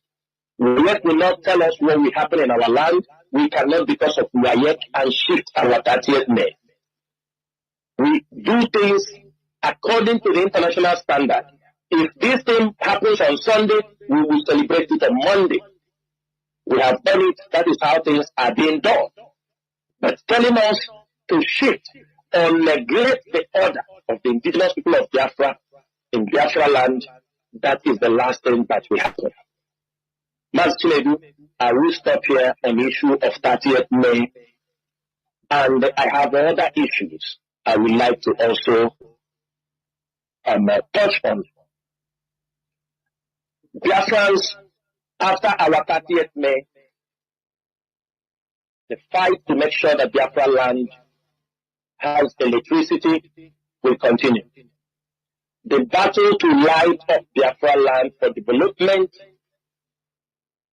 will start after our 30th May.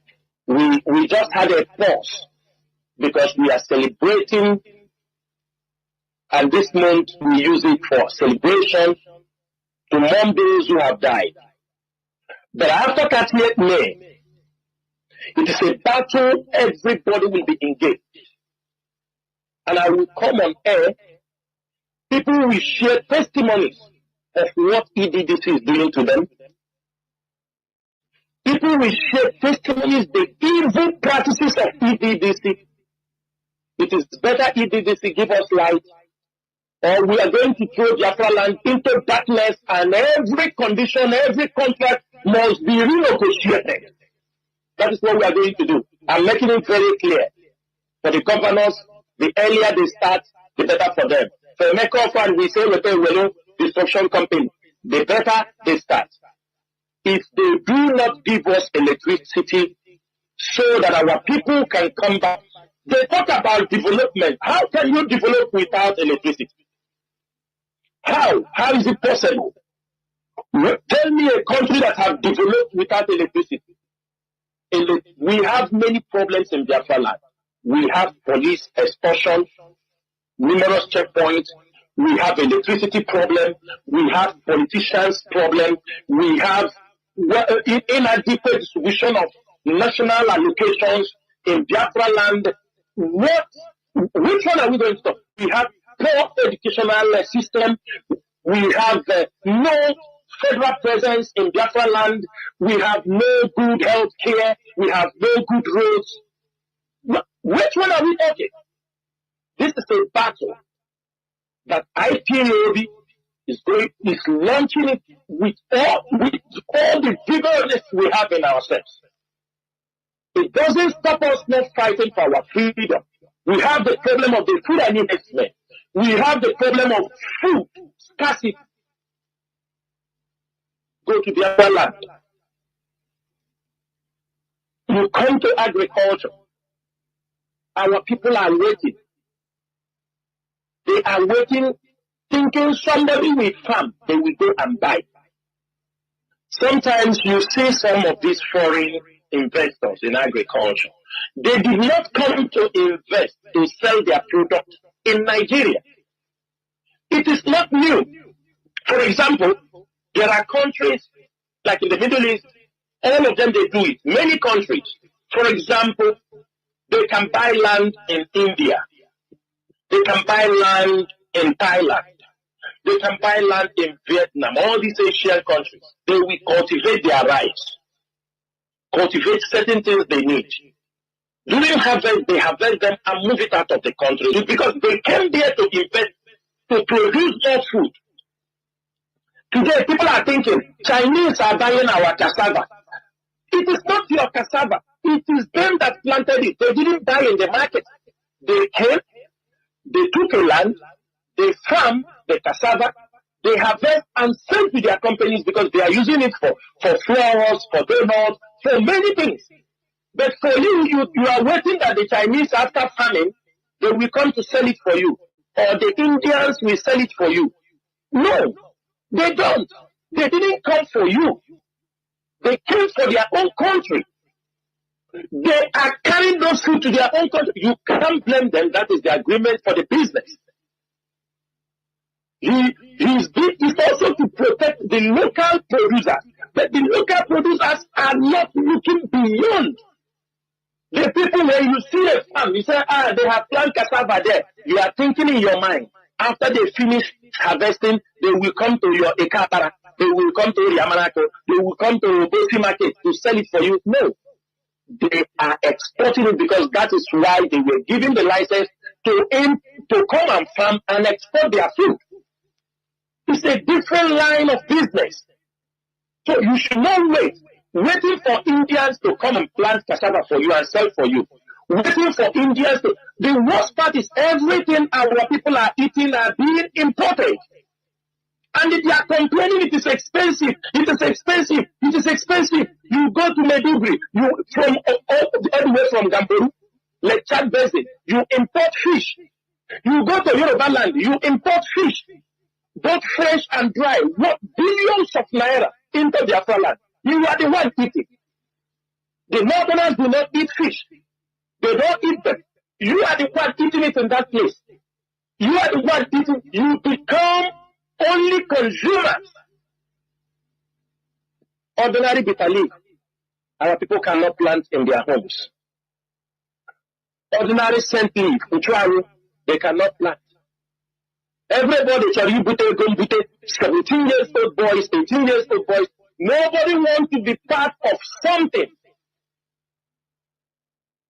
And I'm saying it very clearly. There are certain things IPOB is going to take drastic actions on. We don't give a shit who is involved. If we found any school, they say that is where they are training HK. In the Yahoo, in Biafra land, it will be torn down. Any building, IPOB intelligent officers spotted that in this place is where you are training people to press on the laptop, that place will be demolished. I'm saying it now. And anybody who is offering such classes will have a very big problem with IPO. I do not see the reason why parents will go to buy laptop for their son who just finished secondary school or finished JSS 3 and tell him, this nonsense will not happen in Biafra land under the watch of IPO. It will not happen. You cannot legalize illegality in our land. No, nothing. You can't do that. Traffickers who are trafficking our young girls, 14 years, 15 years, we are seeing them all in Burkina Faso, in African countries, in Libya, everywhere you scatter our young girls. We are coming for you. You are finding them jobs in Toronto. You drop them in Burkina Faso. You drop them in Ghana, in Morocco, especially our young ladies. We are coming, IPUB is coming. It's better now, most of you pack up. A boy comes out from school, if you want a technical job, send him somewhere to do a technical job. If he cannot learn, if they contact IPO, the IPO have the ability to train people. We have the ability to go and learn skilled work. Instead, it's a regular button. What kind of society are we building? IPOB must wake up to make sure that this rubbish, because if we pass and allow this kind of set of individual generation to take over Biafra, we are all our effort is all gone. If we see, you see that most of you are going to Benin to do, it will not happen in Biafra land. Going to Lagos to do, it will not happen in Biafra. We will stop anywhere they are doing HK. They say, I'm happy HK, I know HK. You can't boast with illegality in Biafra land. We will come after you. You can do those things in your bedroom, in your apartment, but you come out and set a school that you are teaching people on Yahoo. I'm telling you, you are making a very big mistake. All of you in the tap. We found young boys that are supposed to be doing something meaningful with their life. If you say you want to be on social media, be on social media and do something reasonable. The worst part is you come out, you post with such behavior. It will not happen in Biafra land. As long as IPOB remains, this rubbish will not happen in Biafra land. And I'm not going to discuss much about it today, but I'm going to come on air after 30th May.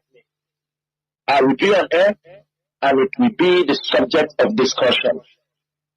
EEDC, all these HK boys opening schools where people say they are coming to learn HK, traffickers, these PGs that are working with the Fulani men, importing them inside our land.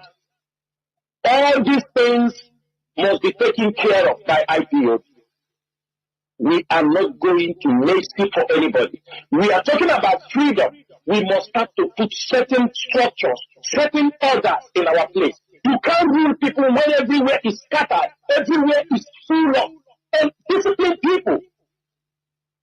First, we are putting down these disciplines that people will understand where we are going. So that when order is given, if you do not put some of these disciplines in order, the Nigerian government and the enemies of Biafra will always be behind to use them to destroy anything we are doing. We must start to sanitize the ground so that when you give an instruction, it will be carried out in Biafra land. It does not stop any plans we have. There are plans we have for this program. We can never say it on Radio Biafra. We can never say it on air. But most of you have understood that there is a very great change in Biafra land. Those who have withdrawn their support because of the killings those criminals introduced in this trouble, they have seen a difference. Let me ask you, do you think by killing, robbing, is that what they're using to get Biafra? They are not doing Biafra. They are not doing Biafra. They tend to be criminals. And also, I want to talk about the criminals a little bit before we open up the line. In Imo State, I'm making it very clear. Most of the IPOB coordinators in Imo State, after the 30th May, if you know it's better you put your resignation today and tomorrow 30th May, you know you have been doing a very bad job. You have become an infiltrator in Biafra land because you want to build hotels, build and live life, buy motorcycle and they put up everywhere. You want to make money, and for that you have turned yourself to a criminal. You have become a conspirator with criminals. I'm giving you today, tomorrow, and 30th May, kindly put your resignation. Kindly, you know yourselves. All of you know yourselves. Put your resignation. Put your resignation. Because we will not come on Radio Biafra here to tell you the imagination that will be before you. We will not tell you. You know that consistently, you know the job you are doing for criminals, doing for Opuzodima and his gangs, how you have been turning around everywhere. You resign today. I'm saying it on air so that if you like, you accept. You don't like, don't accept. The criminals in Imo State, I'm making it very, very clear. And I'm going to release the locations. And I'm saying it this evening that the Nigerian military and the police in Imo State, they are working with the criminals in Imo State.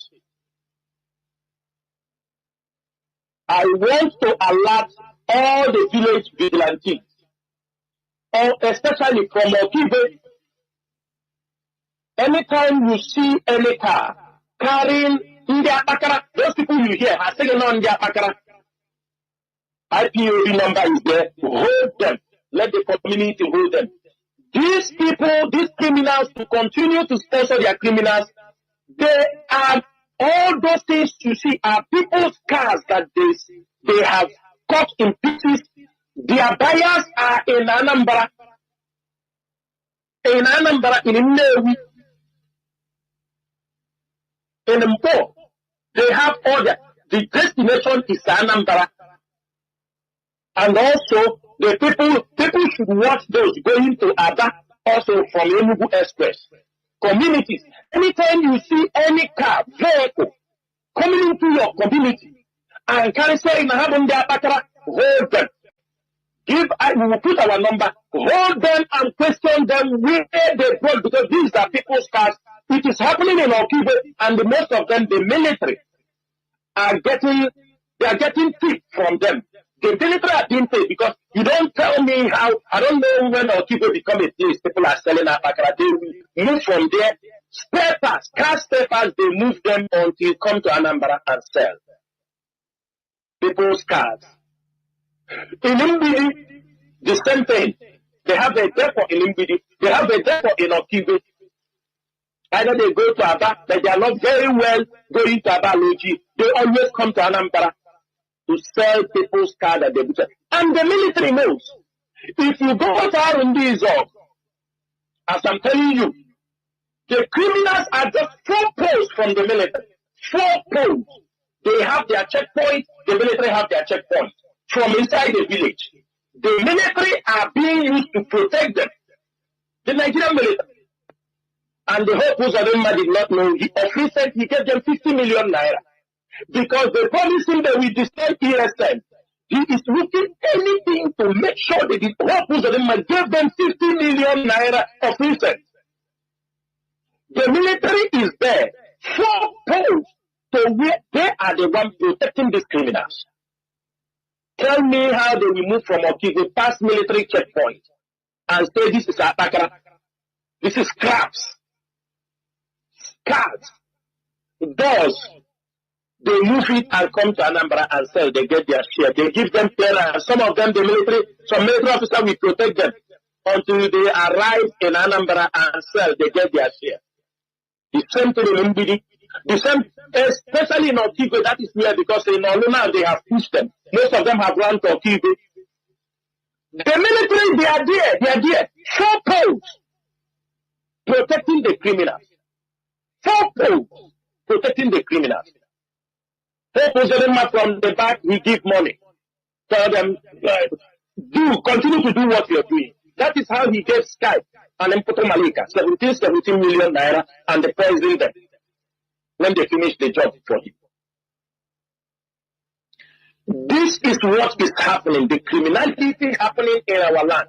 But I didn't want to talk much on this criminality because today is just because of what we are doing on 30th. After that, I'm calling on air and I will give details of how they operate.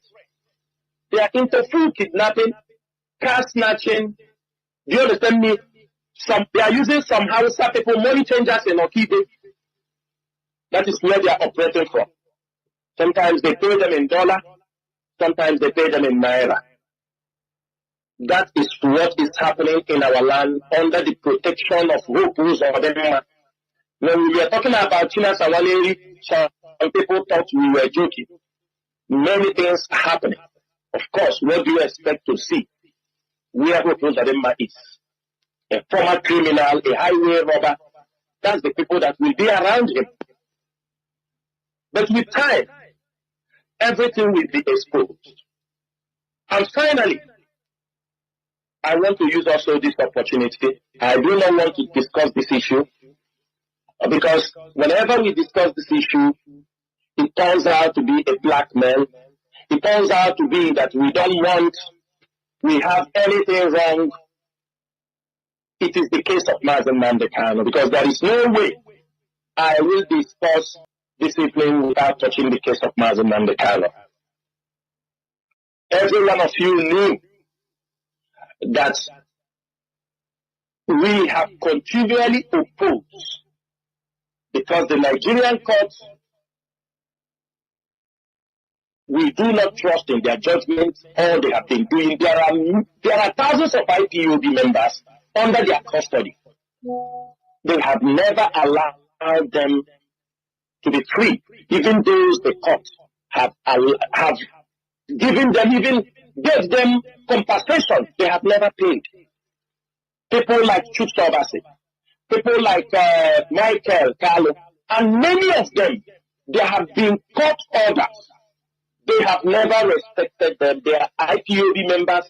They are Mr. and Mrs. Fedi. Many of them are in the DSS detention. These people said their cases, you can't use it to compare the one of Mazi Nnamdi Kanu. You cannot, because Mazi Nnamdi Kanu is the leader.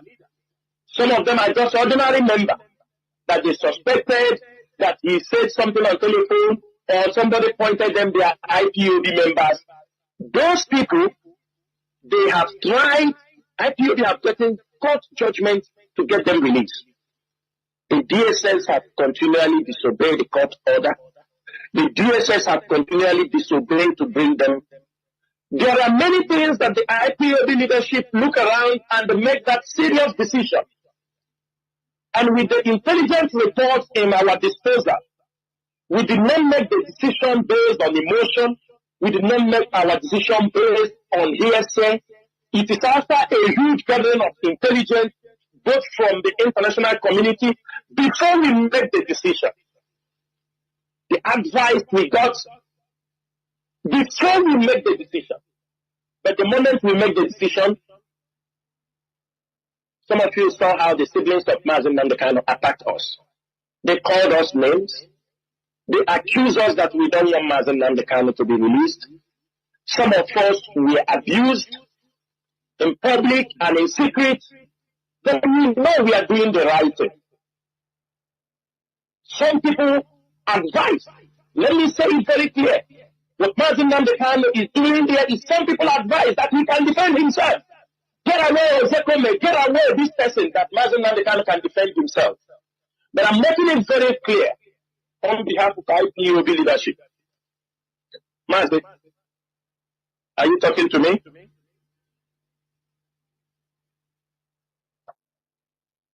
No, Mazi. There are lawyers who decided, there are lawyers who say they can defend Mazi Nnamdi Kanu. The ball is in their court to defend Mazi Nnamdi Kanu.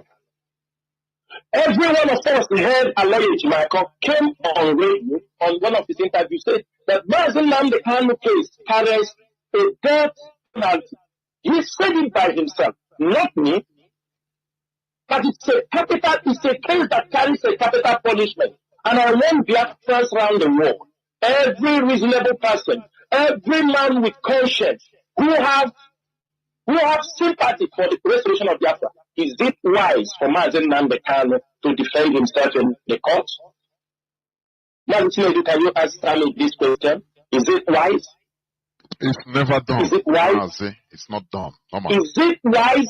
And that is why I am saying it here, irrespective of any blackmail somebody can do to me, irrespective of any names you can call to me, I continue to stand that Mazi Nnamdi Kanu should not represent himself. We are not fools. We are not stupid. We have traveled around the world. At least I used to say it for me as an I have visited more than 30 countries. More than 30 countries. I have seen people that have cases everywhere. You can't, if you don't have a lawyer, the government will appoint you a lawyer. Talk less of where we have people, they say they are lawyers, and they are sitting in the court, cross their legs, happy watching Mazi Nnamdi Kanu defend himself. It doesn't happen anywhere in the world. A case that the worst part is that these people allow themselves to be played by the Nigerian government. They are playing the card of Nigerian government. They are there. They are happy that Mazi Nnamdi Kanu is talking. They don't know that it is a script. The government is pushing because they hear what Mazi Nnamdi Kanu talks inside. They push them because they want international community. You see the guy you people are talking about. That is what. And they are happy. Mazi Nnamdi Kanu is facing a serious case that the lawyer is supposed to stand and defend him. They allow those things for me. Mazi Nnamdi Kanu speaking from the court, addressing the judges. I see it as the lawyers have failed him. And if the lawyers have failed him, since he is the one that has right to appoint new lawyers, I will ask him to do so because he said it is his right. Anybody he wants, if you like, bring 100 lawyers, if only him can make the decision who will defend him. But I'm saying it on air that IPOB leadership and IPOB will never support Mazi Nnamdi Kanu to defend himself in any court of law. This is a serious case. This is a case when we were shouting, you remove Ozekome of 42 years experience in the law, in the Nigerian law, for 27 years in practicing in the Nigerian, then you allow Mazi Nnamdi Kanu now to defend himself. Where has that happened? Who is not a lawyer? He's not a lawyer. It is not accepted. We do not accept it. We will never accept it. Something that even if we are dying, for me, I will never accept it. If they cannot defend Mazi Nnamdi Kanu like they claim they can defend, please, they should inform Mazi Nnamdi Kanu to look for more lawyers, or people should recommend him for lawyers. Because for now, any lawyer, they say no. If any advice you bring, they call you a saboteur. They say you don't want Mazi Nnamdi Kanu to come out. They say they blackmail you. That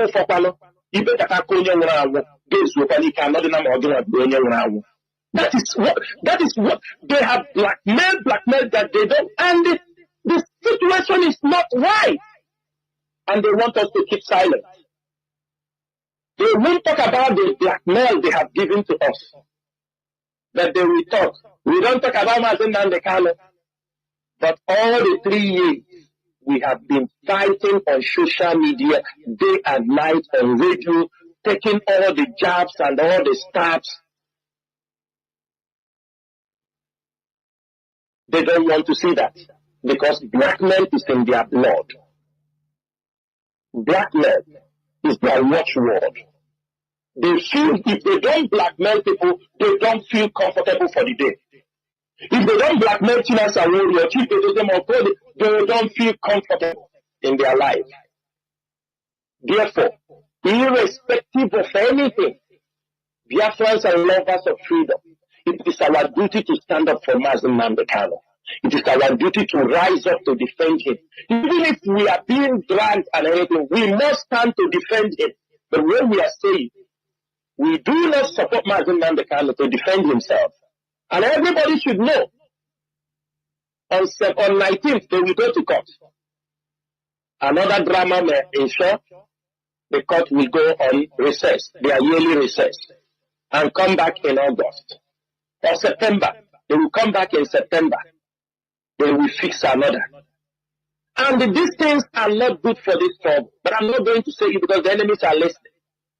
Because what they are doing is making us not to get the result we desire to get.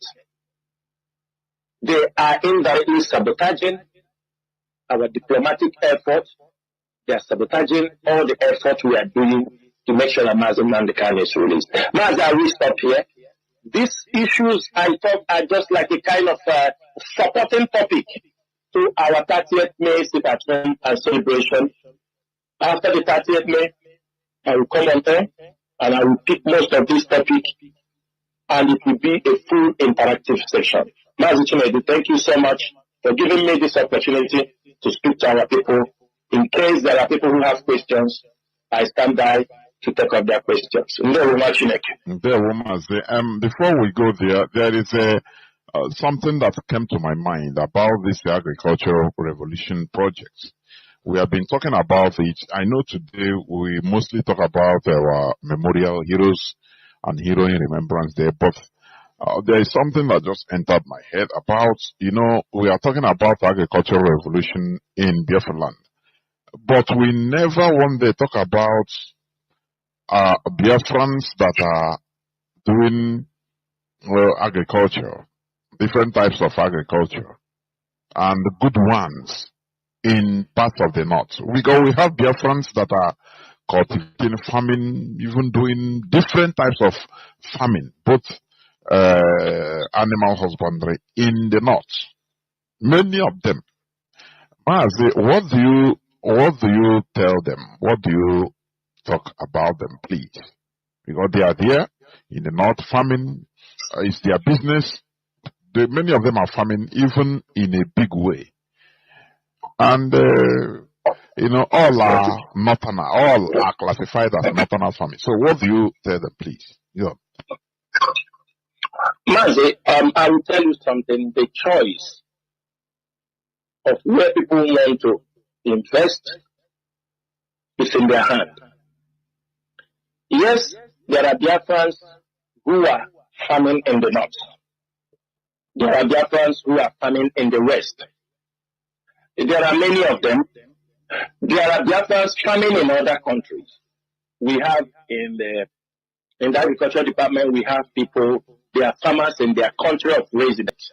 It's their profession. Now, there is something happening in Nigeria.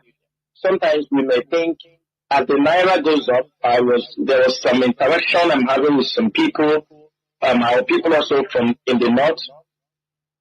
Some of them were saying, when they do their businesses as the Naira is coming down, they prefer to carry their goods and cross the border and go to other countries.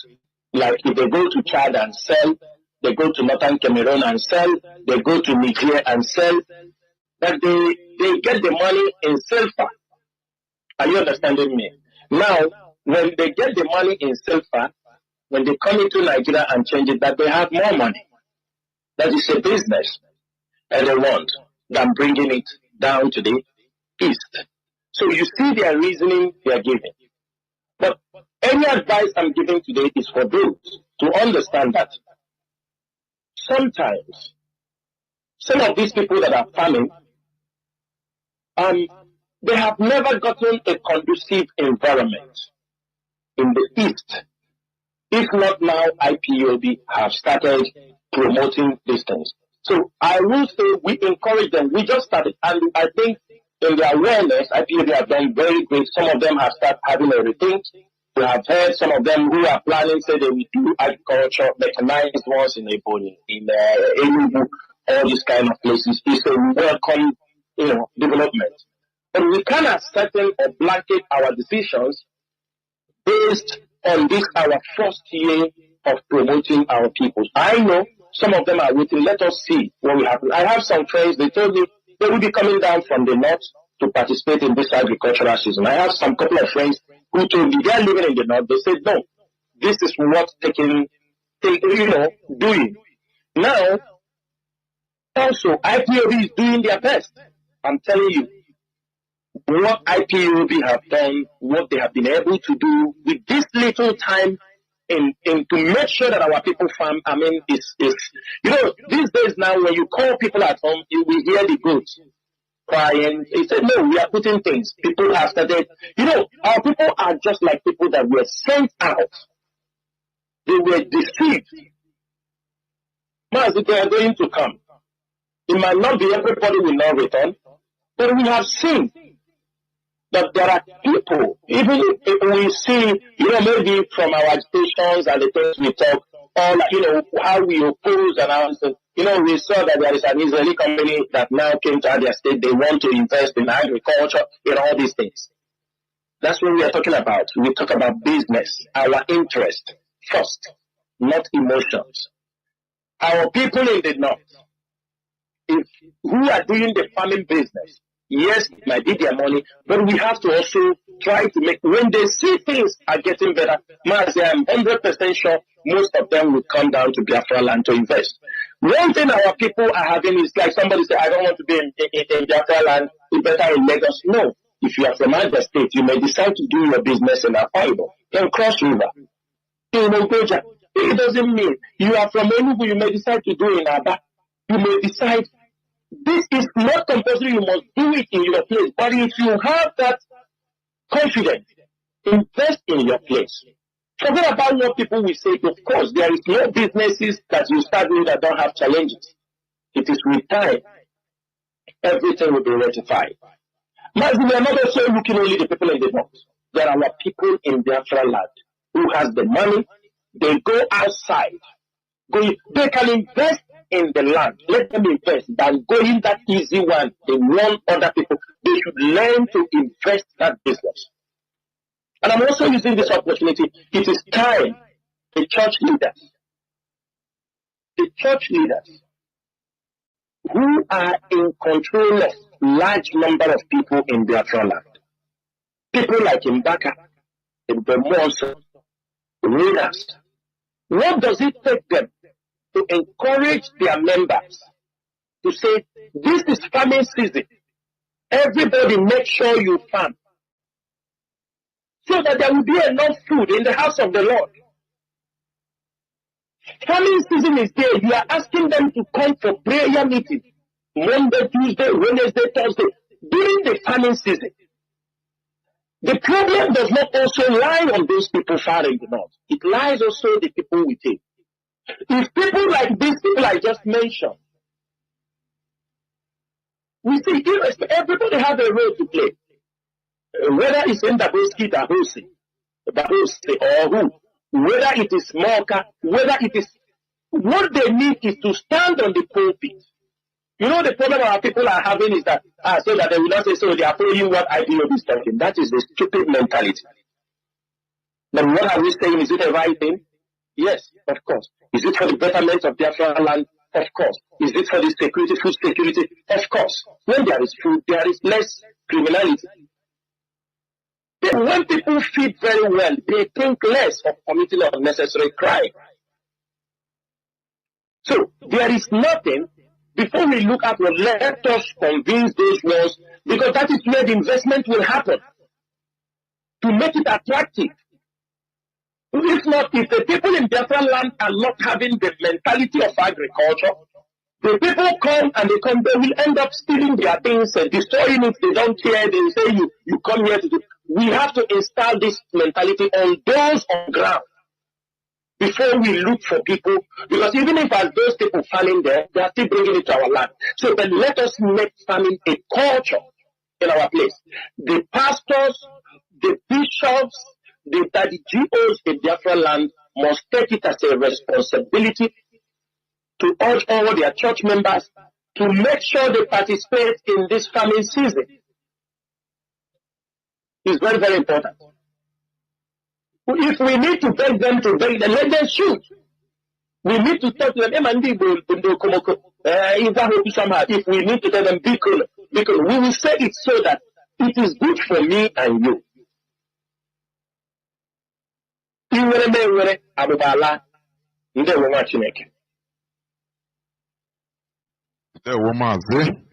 We must continue. This issue, although as you said, after 30th May, we continue in details about this, because there are many things to talk about.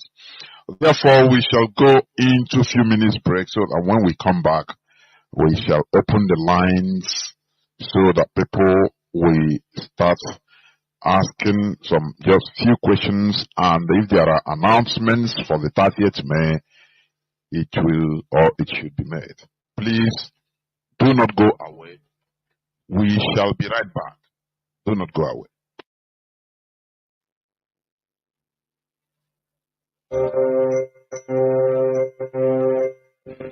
30th May 2024. We are Biafrans, people from the land of the rising sun, the glory of the black race, the ambassadors of peace, and the forerunners of freedom for Biafra and the world. Land of the rising sun, we love and cherish. Beloved from land of our brave heroes, so we shall perish. We shall protect our hearts from all. Biafran's Heroes and Heroines Remembrance Day 2024, coming on the 30th of May. From the days of our ancestors till this very day, blood have been shed, so many blood have been poured. Many have sacrificed, and many have been sacrificed for the sake of our freedom. Both life and blood have been lost for the sake of our motherland. Respect and honor is all they demand from us for watering our path to eternal freedom. We remember the unforgettable and one of the worst genocide ever committed in the history of the world, the Biafra War genocide. We remember our great freedom fighters, warriors, and leaders of hope. We remember the killings of innocent Biafrans in the north and in the west of the Republic of Nigeria. We remember the victims of Asaba Massacre, Aba Massacre, Emene, Ibocha, Obibo, Onisha, Ono, Mpo Massacre, etc. We remember those that choose death rather than be the possession and slaves to another human being. We remember those who suffered and died under the brutality and inhuman treatment of the slave owners. We remember all victims of wickedness against Biafrans by the enemies of Biafra. We, the indigenous people of Biafra, IPOB worldwide, remember our fallen heroes, and so a total lockdown, sit at home in Biafra land and in Nigeria on this day will take place by all Biafrans, freedom fighters, lovers of peace, truth, and freedom. The world must always be made to remember them through our respect. As we remembered in the years gone by, and have been remembering, we shall remember again with greater love and respect to our heroes. This is all we owe them. Please, be part of this coming Biafra Heroes and Heroes Remembrance Day as a Biafra, friend of Biafra, or as a lover of freedom. 2002, coming on the 30th of May 2024, spearheaded by the IPOB movement under the commander-super leadership of Nnamdi Kanu. This announcement is coming to you from the IPOB Whole State Media Desk under the leadership of Mazi Nnamdi Kanu. Declare. We shall be a dedication.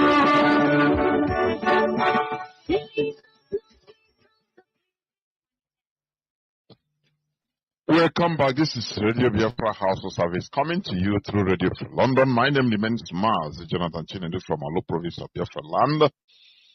Our lines are now opened. Our lines are now opened, and our direct line, as usual, is +1 213 328 6224. I repeat, +1 213 328 6224. Our WhatsApp and Signal line is +61 405 142 547. I repeat, +61 405 142 547. Please, when you call, you either ask your question mostly on concerning our heroes and heroines Remembrance Day, or if you want to make announcements or about your preparations, or you tell the people that is in your zone or in your area what they need to know about the 30th May, please. And you make it as brief as possible. Please, let us limit these preambles. Thanking you, please. I used to say it in my program. It's not the time of thanking. So, I will go first of all on the caller on Signal. The first caller. Caller on Signal. Can you hear me? Please go on. Welcome to the program. Caller. Yes, Maz, I can hear you. Mazi. Maz, good evening, sir. It has been a long due to where I am. Maz, you will live and see Biafra. My greeting to HODs. Maz, you will live and see Biafra. The IPOB can never be a family business. We reject that. Mazi Johnathan, I have a question. And also I have advice. My advice to our media warriors. We must obey the command of DOS. Whatever DOS says, goes. First of all, my name is Mazi Fine. Mazi Fine calling from his location. We are on ground. No shaking. On Thursday is our day to remember our people that died during the Biafra Civil War. Genocide, not a civil war, it's a genocide. My father fought the war, which means on that Thursday, my father is still alive. I will celebrate him. And also I will celebrate the dead ones. And also, we must keep that day holy.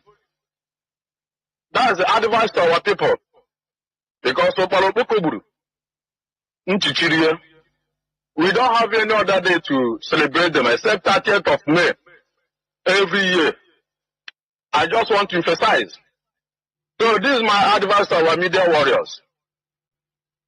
Don't think that you have arrived. Don't think that you are more than the other. Once our GOC come here and announce your name as the insubordination man or woman, sorry for your name. We Biafrans, we media warriors or writers, we will dislike you and disfollow you, no matter who you think you are. You must obey the DOS. That's the last order. And that's what our leader told us. If you think that if our leader is in the hand of enemy, you want to do your wish, your name is sorry. I don't have any other thing to talk about that one. But just wait, let your name be announced in the Biafra. You will know that you are nobody. That is that people that makes you who you are. And now if you like, continue. If you don't like, do your wish. Mazi, my question is this. Please, Mazi Johnathan, I want to know what the action that is going to take about these companies that threaten our people. Most of private companies in this Biafra land are threatening our people. That if which we are receiving the message and information that on Thursday if they did not come to their work, they will book them absent and they will not pay them. Mas, I want you to emphasize, because if they start intimidating our people, these companies owned by Hausa and the Fulani and the Yoruba people, try to force our people to disobey our young youth and our guests who is suffering and doing their work, and threatening them that if they do not come to work on 30th of May, they are going to sack them or they are going to cut their salary. Maz, what is your take? So, because we are not playing, you know, and the Biafra must be restored. Thank you. May God bless you, Maz. That's Mazi Johnathan. Maz, number one, an order is an order. I know very clearly it's not every company. If there is any company, even after 30th May, that tries, as Nambara and the when those companies did not come, if that company belongs to Biafra, or somebody who respects the people who died, I don't think they may threaten people. They may threaten people maybe in the north, not in Biafra land. And I would like, if such company exists after 30th May, we should be informed. It's very simple, because I know we have respected every institution in Biafra land.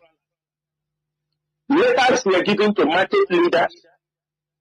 We informed transport union, traditional rulers, government officials, even the governors, to respect this. And anybody who tries to, go against it, he will have issues with Biafra. He will have issues with IPO. It's a very simple order. And we are not going to talk what we are going to do or no. What will happen? Any company that does that, because there will be no transport. So I wonder how, even the company we will know how himself will go to the work. That is to show you these are all enemies. Who want to, there must be a position. Put that one in your mind. They must.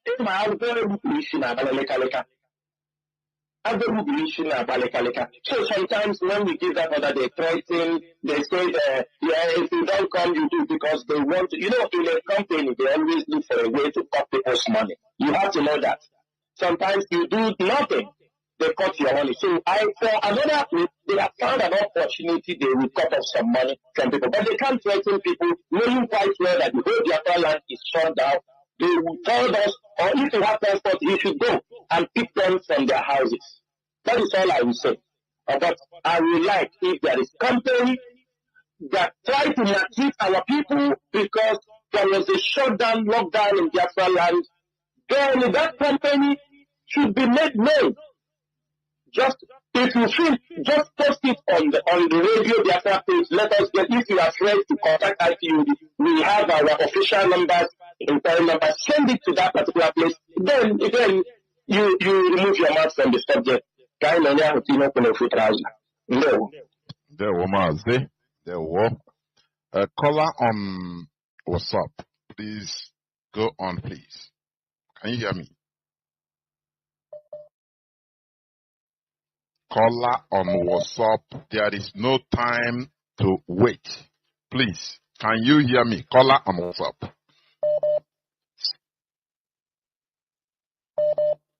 Once again, caller on WhatsApp, can you hear me? Mazi, ga-ebutere gị mmanya ọcha ka i wee kwuo okwu biko gaa n'iru biko. Mazi, good.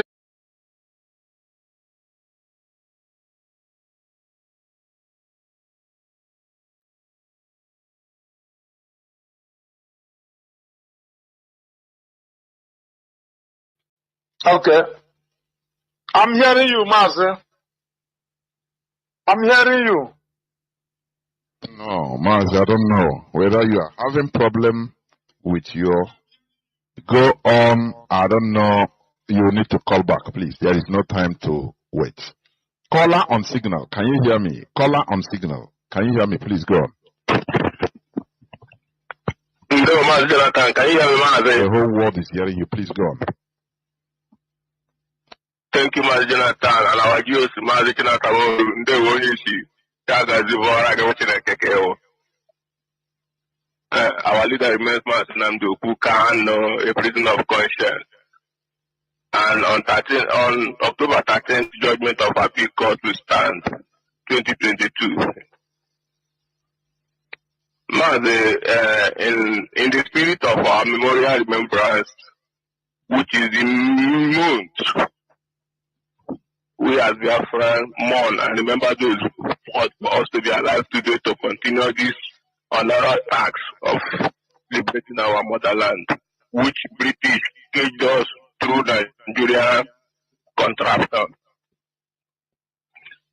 Mazi, in line with this, because great injustice has been happening in our land. And I was so happy to hear when our leadership mentioned the fact that we have migrated to a state actor. And that's what it should be, Mazi. This company is located somewhere in Asawanopa West local government in Abia State. And it's a Chinese company. It's called Inner Galaxy. This company, the Chinese people bought this land from a community there called Umori. They stole their land, bribed them through the state government, criminal OKZ bars. They stole their land and handed it over to the Chinese people. Used the 144 battalion to be protecting them while they are killing our people in the name of employing them. There is an event that happened there last 2 weeks, Mazi. This event happened that a young lady who is working there as whether a crane operator, because a Chinese man who is also working there make advances on this particular lady, and that lady refused. They were working, this Chinese man, a Chinedu friend, this particular lady down, and that lady died instantly. And this kind of thing has been happening in that company. Even when people leg will be cut, their hand will be cut by machines. Chinese will be paying communities 200, 100,000, 150,000, 300,000. This is what they have been doing in our land. And the army is there collecting money from people on daily basis. That place even itself has become a dump for prostitution, criminality, everything that is happening around that area. In Okwa West local government, the leadership also need to, because even Fulani herdsmen, that side there, they have become their village. There is a place they call Ozago City there. They have even occupied land and taken it away from the communities and make it their own, because they have series of checkpoints of police from there to Lobi, go down to Port Harcourt. So this is an information on that. And I will also make a proposal in line with what the leadership has just said this night, that the next comment 30th May, if we have to still wait for next 30th May before the effort will restore, because we are not going, but we will continue until the last day, Mazi. If it has to be like that, which we welcome, and we also pray that we will be alive to witness whatever that will happen, let there be, because we know the first 30th May, our leader erected a senator which the zoo destroyed. This time around, if it had to happen, let it be that we will raise a statue of one of our heroes. If be it Kemba, be it Philip, be it even that Bruce Merrick, an American who died for us, so that the zoo will come and destroy it again. Let's see. In this, I end my submission. I will thank the leadership for their doing. In DOS, we stand in there. There were. Let me see. I have callers on direct line, but I cannot pick them and keep them. I cannot pick them and keep them because they are paying, mostly from ground zero. Therefore, I have caller on WhatsApp. You have dropped, cannot hold. Now, let me take another caller on WhatsApp. Caller on WhatsApp, can you hear me? Welcome to the program. Caller on WhatsApp. Caller on WhatsApp, can you hear me? Please go on. Can you hear me? Mazi Johnathan. There, Mada. Name and location withheld. Mazi Johnathan, can you hear me? Because I cannot hear you, but you pick. The whole world is hearing you. Go on, please. Go on. Go on. God bless you. Agune Chamber. Uhuru Chiamasa. Mazi, I would have loved to ask questions, but because of your post that I cited 3 days before, I would rather make contributions. Because that post broke me down. I read that post, I was broken. Not just that day only, but after that day, I remained broken.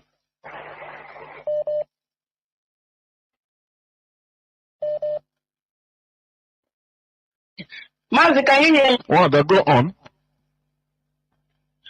I want to talk about these, our social media. I don't want to call them frontliners or whatever they think that they are. But my contribution there is I want to tell those people that the shame and disgrace that are bringing upon themselves and not upon us, the freedom fighters, will filter them away out of social media. This group of people has been trying to cause social nuisance on social media since they joined IPOB or since the kidnap of our leader, Nnamdi Kanu. These are the people who go from one group to another. They join this group. They begin to talk against the other group.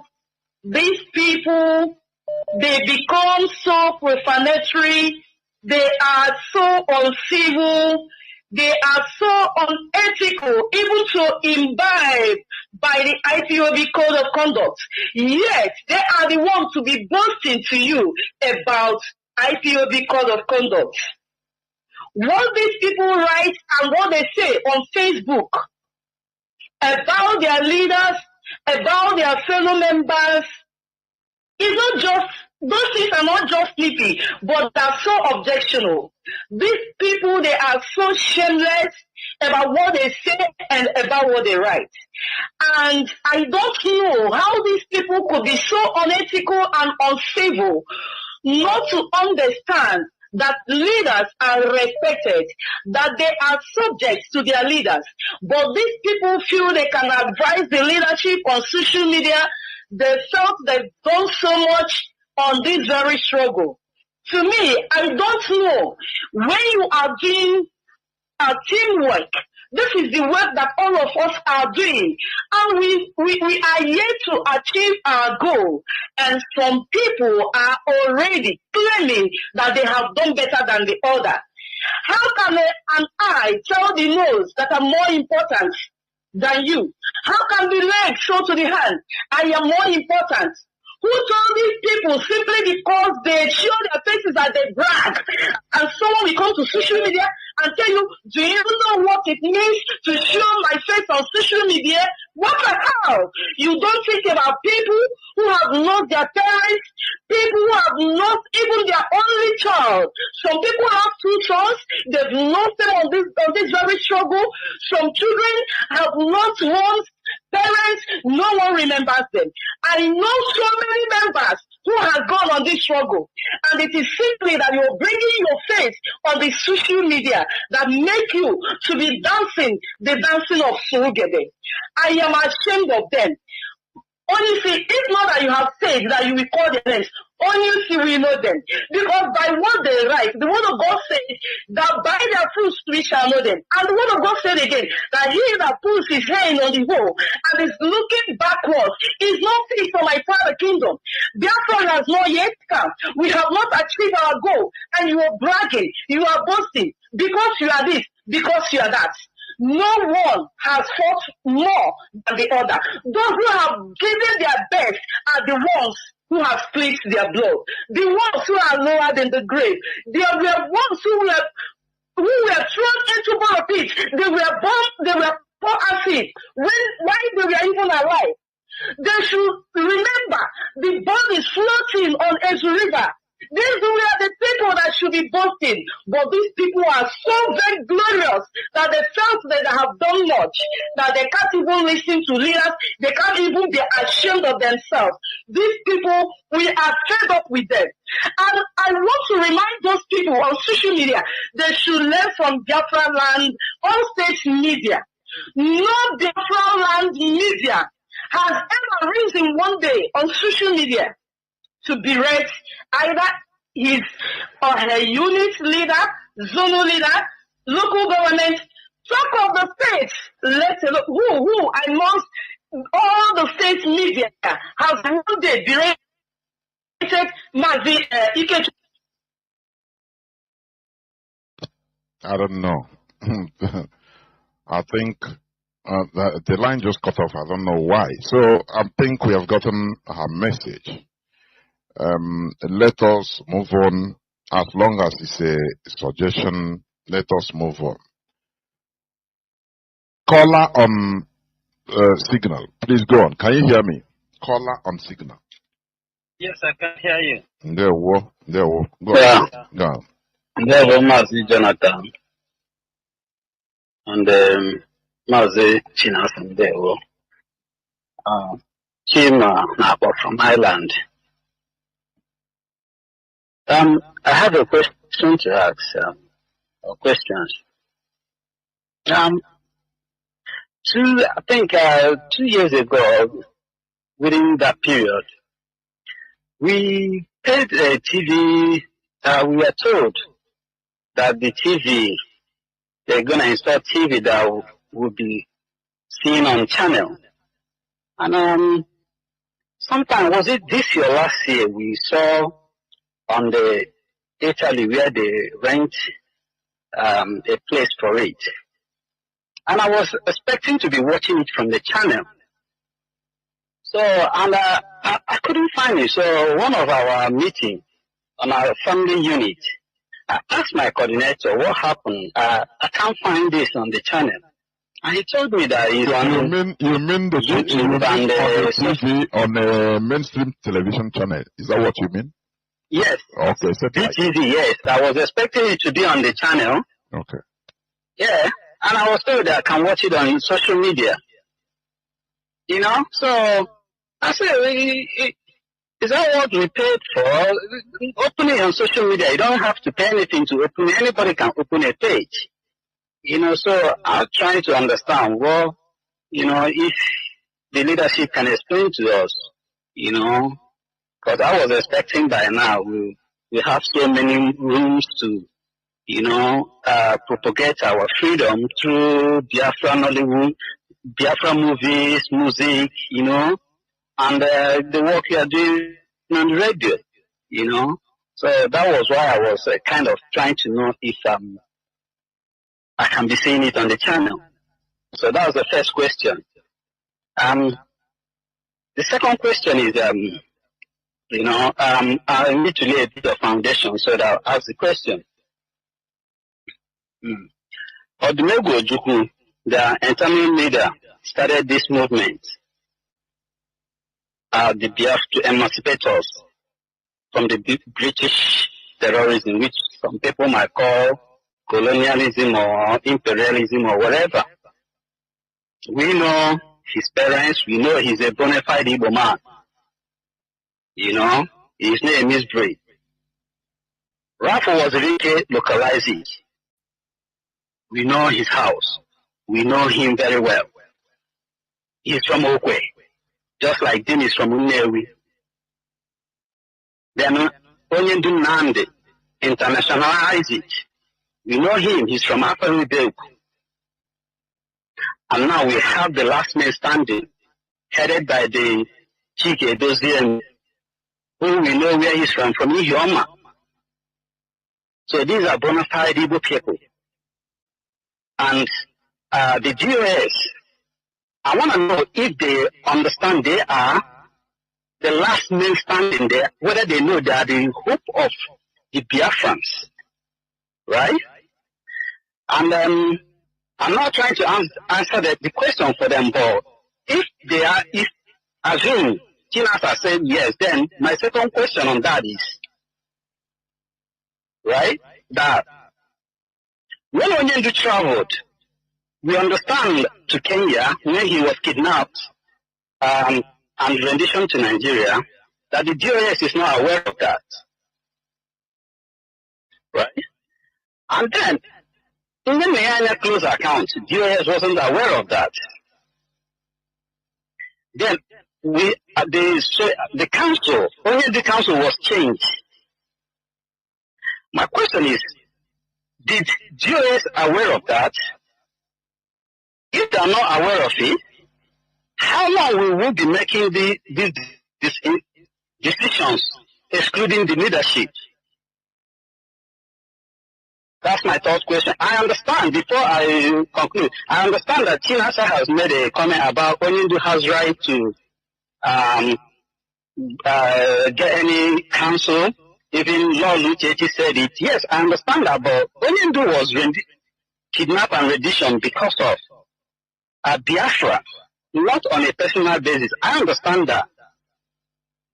But the question remains, how long will we continue if we now have the hope? Our hope now lies on GOS. How long will that decision will be making, excluding them? Thank you. There were Mazi Nasa.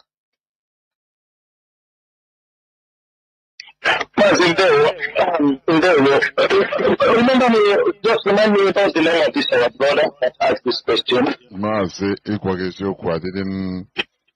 Oh, he's gone. He's gone. Mazi, are you still there? Mazi?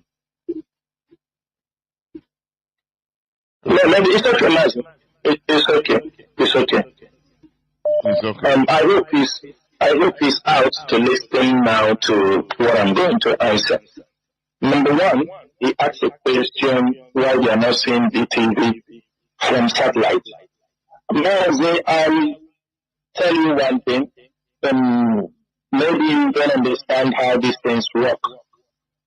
IPOB, we're in a satellite. The satellite that is carrying our television and even our radio does not cover around the world.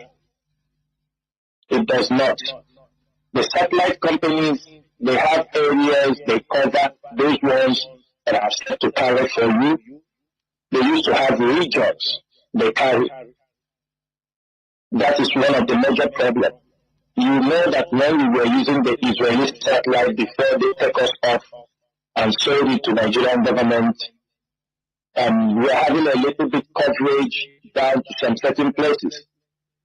That this particular country that is carrying our satellite, it is not all regions, like you said, I think you said you are in Ireland, it is not all regions that the satellite is being covered. You have to know that. And this radio Biafra, I have educated our people the difficulty we have in securing a satellite company. There was no company we didn't approach. From America, religious satellite company that carry all this love word, all of them, we begged them and none of them refused to carry any content to Biafra.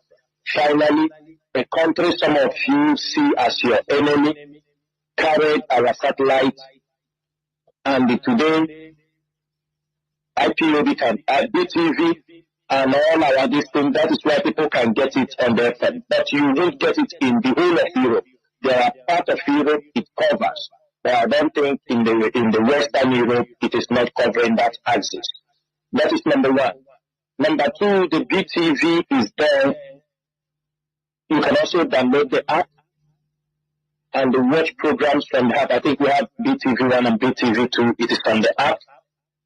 There are people who listen to these things. They watch it on the normal television in some countries, but it's not covered everywhere. That is one thing you have to know. We hope that as we progress in this struggle, there may be other companies that will allow so that it can cover maybe those regions that are not being covered. That is one thing I want to let you know on that. Number two, on the same topic, you talk about those, we have encouraged people, like videos, musical videos. It's easy, you say, people who can do Nollywood, all these things. It is not short films. Or short. Yes, we encourage our people who can be able to use their platforms, create content. But it's not, you can't force people to do it, and we can't also make caricature of it. Because we want something, then we will go for the less. No. We want people who will come up, even if it is, there are states people are making, people can decide on a movie way, set up their own YouTube, nobody can stop it. They start to promote this kind of short content on radio, on the YouTube, on Facebook. It is people, you don't expect everything. We will push out, give the policy. The ones the leadership will control, we will control. Sometimes you can see a content, you see this is sellable, you see this is well accepted, then you go ahead and try to incorporate them in what you're doing and bring them to your fold. It is very, very important. Music, we have some of our people that have played music, but we encourage more people to sing. Do you understand me? Video music is not something the leadership will hold. No.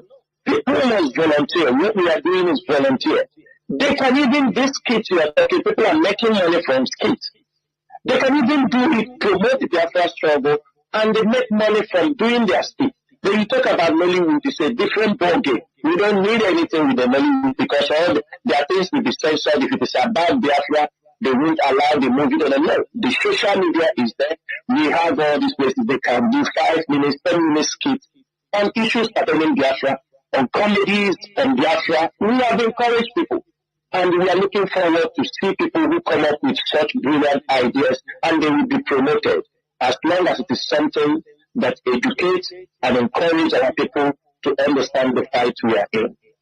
Number two, you asked me about if we know that the burden of the struggle lies on us. Yes, we know very well, and that is why we are still here till today.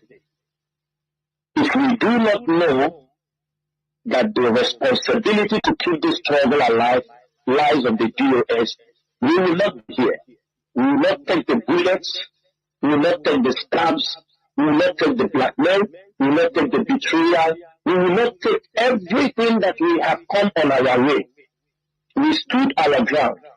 It is not about me any longer.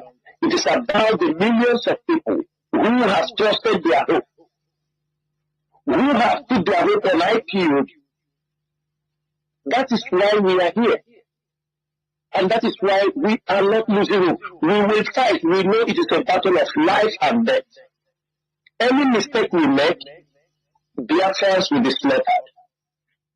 Any mistake we make, Biafrans will be killed like chickens. That is why we must continue to fight. We must continue to confront, to maintain our ground, irrespective of anything that happens. That is why the moment the hold Mazi Johnathan Chinedu, we took actions. But you have to know, as you are planning, the enemies are planning.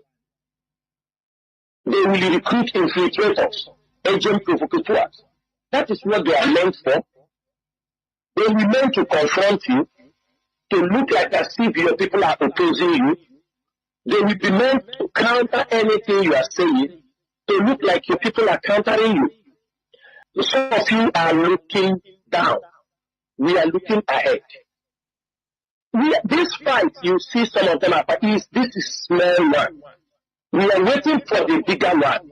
Because by the time Biafra will be coming to actualization, the West, the Nigerian government, they will build an opposition. They will arm to fight IPOB because they will not like IPOB to be in charge of Biafra when Biafra comes. They will like to assassinate people. We know their master plan, and we are ready. They can use anybody to turn against us. They have to put, when you are building a government, the opposition, the people you are kicking out from the government, they will be planning. Didn't you see what happened in Congo? Don't you see the first two attempts in Congo? They were American nationals, British nationals, and Congolese nationals that wanted to overthrow the government. A country where they killed Patrice Lumumba. They were American nationals and British, and I think they said Canadian. They were all there. Did you see America say anything? Did you see British say anything? Had it been the top of the government, the British will shake, the Americans will shake. We know it will come to that stage. Because by the time Biafra is restored, by the time you see everybody is a target, they will target people they will kill through aeroplane crash, they will target people they will assassinate, they will target people, they will recruit. Their recruits are already in America and in UK. The Nigerian government agents, they are many. That is where go and look at what happened in South Sudan. Go and look at Salva Kiir. Look at Riek Machar. How did they come? They are creating those things, and we are building the immunity to stand what. That is why some of you see things. Everybody likes the things happening in social media because it massages your ego. Mazi, we are standing, looking ahead for bigger fights. This one you are seeing is a small one. They have not started. They have never started talking against us openly. These ones, they are still doing us something on the ground. Many of our people are crying, and they don't want to strategize and understand that we are fighting bigger enemies. Don't you know that if Biafra is restored, don't you know that the Nigerian Fulanis would like to have a stake in Biafra land? Don't you know there are interests they will want to secure in Biafra land? Don't you know and they would like to put, don't you see how they are trying to install their own puppets? The Western world tries to install puppets in different countries. You think when Biafra comes, they allow you. The fight goes on. It is a fight that every one of us, and we have prepared ourselves. Unless you don't know what we are fighting. If you don't understand the struggle, that's why it is easy for you to push. You will lose yourself. You will lose that. And the full play to the Nigerian government, unless you don't know what we are fighting. If you know what we are fighting, you will understand what have made us so hardened. What have been able, with empty hand, with content. It is an ideology, and by the grace of Okikadia, you'll be able to withstand Nigeria at that particular level. After they have spent millions of dollars trying to destroy IPOB. It is not by our power, it is by the power of Chukwukikadia and the gods of the land. Who knows we are fighting for a genuine cause. And for the fact that we knew that the gods of the land is behind us, that Chukwukikadia is behind what we are fighting, that is why we can confront our enemies, defeat them, and be able to continue to carry the gospel for the restoration of Biafra. Finally, you spoke about when Mazi Johnathan Chinedu in Kenya, we didn't know. I forgot what about you talk about the other lady. I forgot what you said about her, finance. But I want to talk about, I'm not going to go deep inside it. The leadership never said we don't know when they disengage the lawyers that were defending Mazi Johnathan Chinedu. I think we have never met. We know when they were disengaged. And it is a dirty politics and dirty game that has led to blackmail us, blackmail the lawyers. that some of them also they take a vow. I have said it here. We are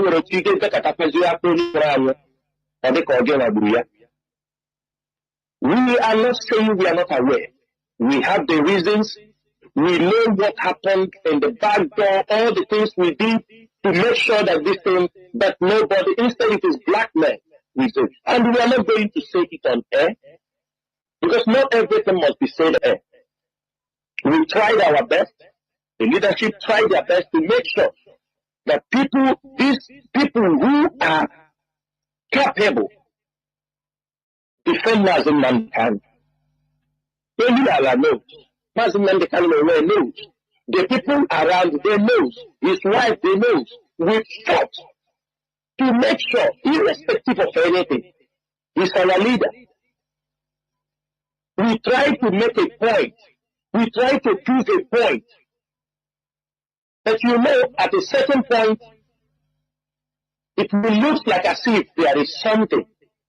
But it is not that you want the betterment of Mazi Johnathan. I said it at the beginning of this program. All of you were here.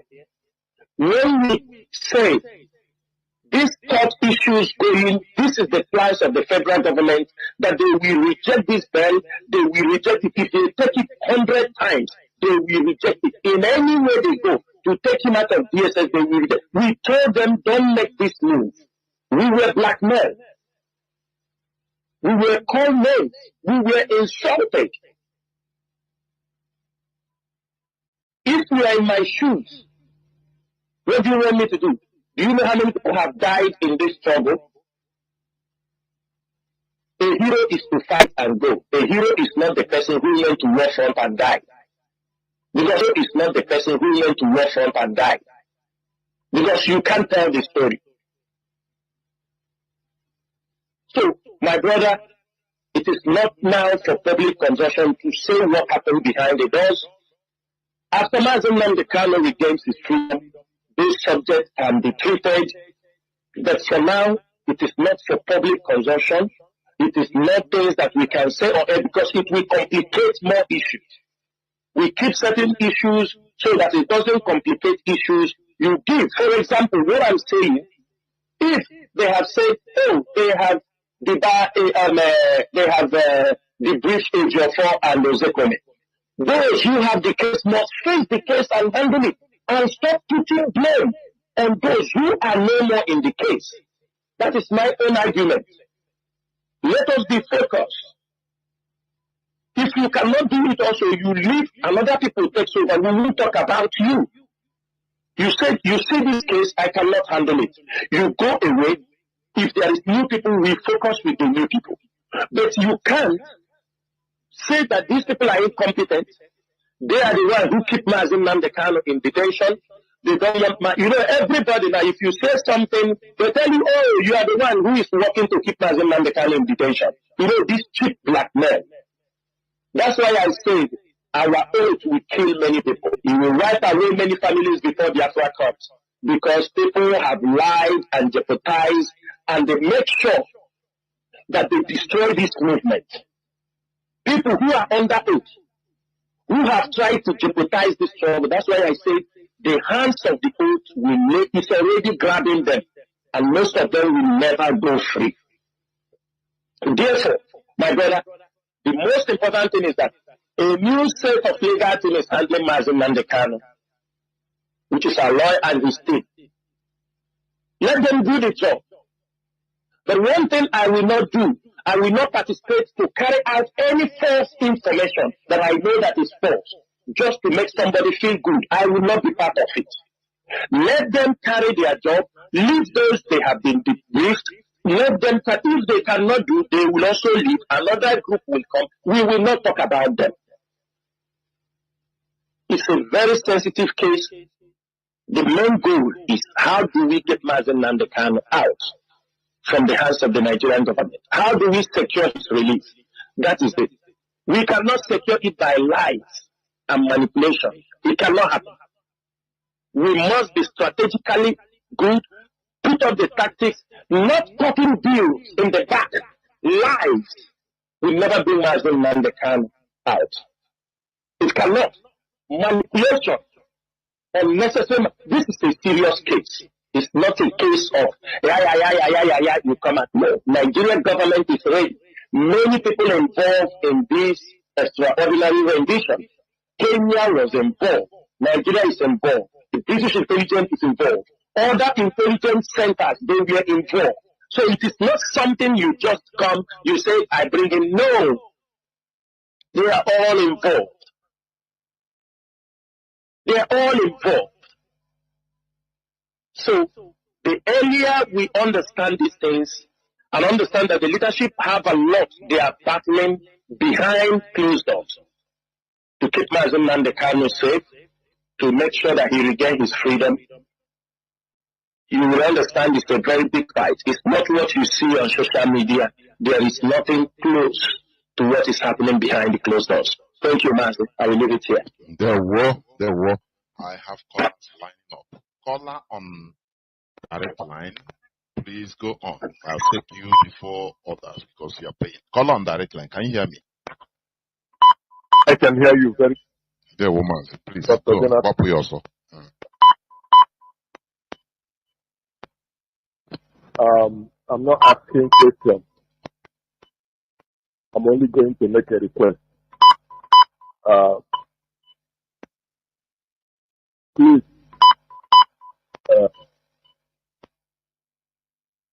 whatever you want us to do. Mazi, your voice is not coming out as usual as it's supposed to be. I don't know why. Maybe because of the volumes of calls that are coming. But please, can you go on, Mazi, go on. Am I clear now? Yeah, you are better. Go on. So, what I'm saying is that this. Whatever you want us to know, let us know. Whichever thing that is not for us to know now, please keep it to yourself. Let the US keep it to them. The way things are going now, it is either you're on board or you're out of board. So, whichever you don't think that this time is not right. Yes. O nwere ihe ndị ụlọ anyị na-akpọ ji akwụ eketa ala ọkpọrọ ọzọ maka adị ama ama. My first request is this, that the whole world is listening. Because of their activity, I want to talk about the antics of Nigerian army, Nigerian DS, Nigerian police, Nigerian council, all that are in the land, particularly 30th of May event that we are talking about. We saw that in the past, they sent some good luck, and after robbing the bank, they hit Biafra just to incriminate IPOB. Now you recall several places, even in Delta, the way they call Delta, they are telling some people and say, this is Biafra flag. They have been doing that all the time. Now that this is the last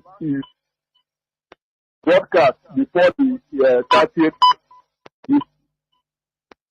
please throw more light on the antics of Nigerian intelligence, because nobody knows what is happening. So that whatever they do, you will hold them responsible. I want to say thank you.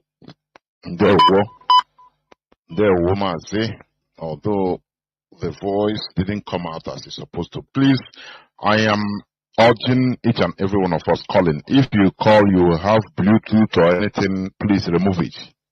It used to make your voice not clear. I'm talking if, please. Call direct on the telephone and talk through the telephone directly without even on the speaker. Please, it becomes more clearer. Mazi Chinasa, I don't know. You had him. Mazi, frankly, I didn't get him very well. I don't know if you can just... he talked about the antics of the Nigerian army and that are everywhere in Biafra land in this 30th May. So that you should, in case of, all these intimidations or anything, that you should talk more about,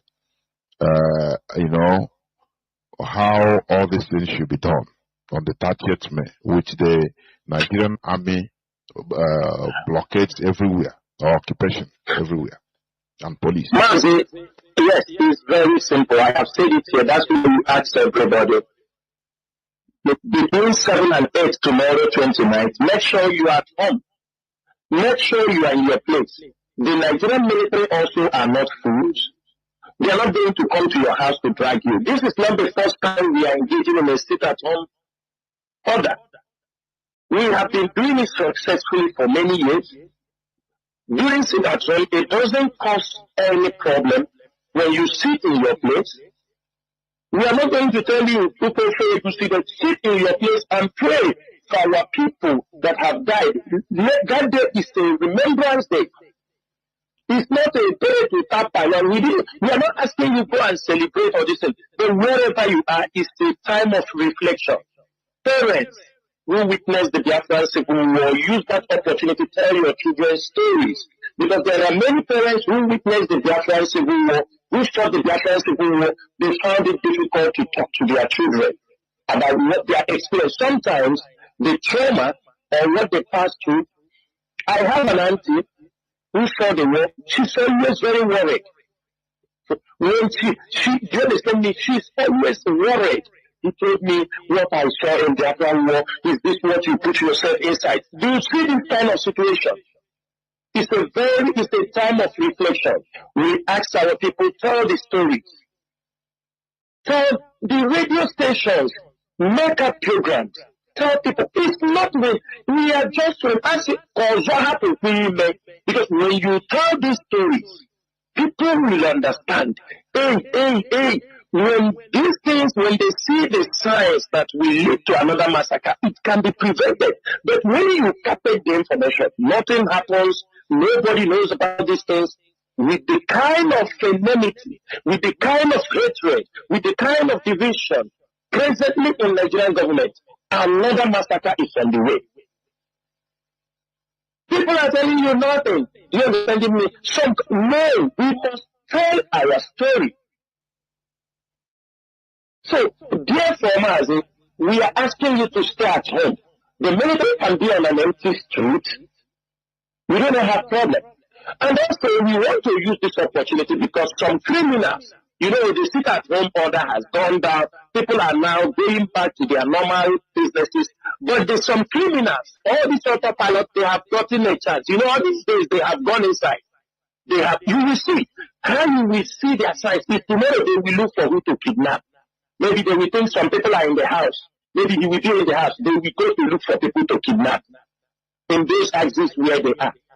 The military will not go and they know. I told you now that they are four poles in Imo State where they protect them. But they will be there tomorrow. The boys will cross to go to kidnap somebody that they will get ransom.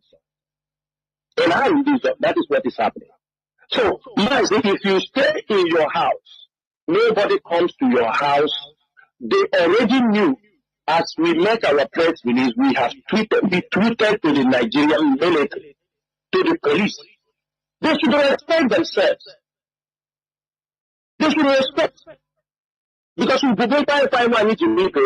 are not coming saying challenge. Let them respect themselves. It is the right thing to do. Those things they are doing is not going to stop us. It's not going to stop us. Because there is a time they will do it, then it will be on the street unless they know. We have sacrificed our people. Our people have been sacrificed. Their freedom. So we have nothing to lose. I doubt any one of them will come out tomorrow, the Nigerian military, but they will use the criminals to try to attack people. I say, you see, IPOB have come here to attack people. They will not come out. You know, themselves will not go to attack. But what you will see is they will do what? Use some criminals so that they will write in newspaper that IPOB sit at home order cause chaos. They will even shoot some people who will not go to attack. But what you will see is they will do what? Use some criminals so that they will write in newspaper that IPOB sit at home order cause chaos. They will even shoot some people who will not go to attack. But what you will see is they will do what? Use some criminals so that they will write in newspaper that IPOB sit at home order cause chaos. They will even shoot some people who home order cause chaos. They will even shoot some people who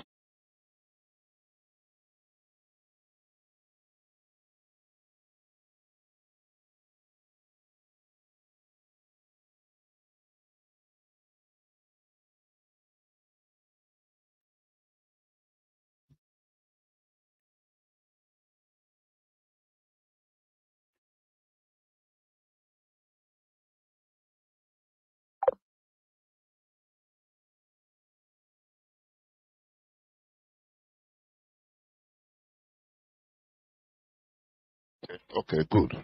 We must continue. Let me see. I have callers on WhatsApp and Signal that has gone. I don't know. Now, please, caller on. Let me see who has been there. Caller on Signal. Can you hear me? Caller on Signal. Please go on.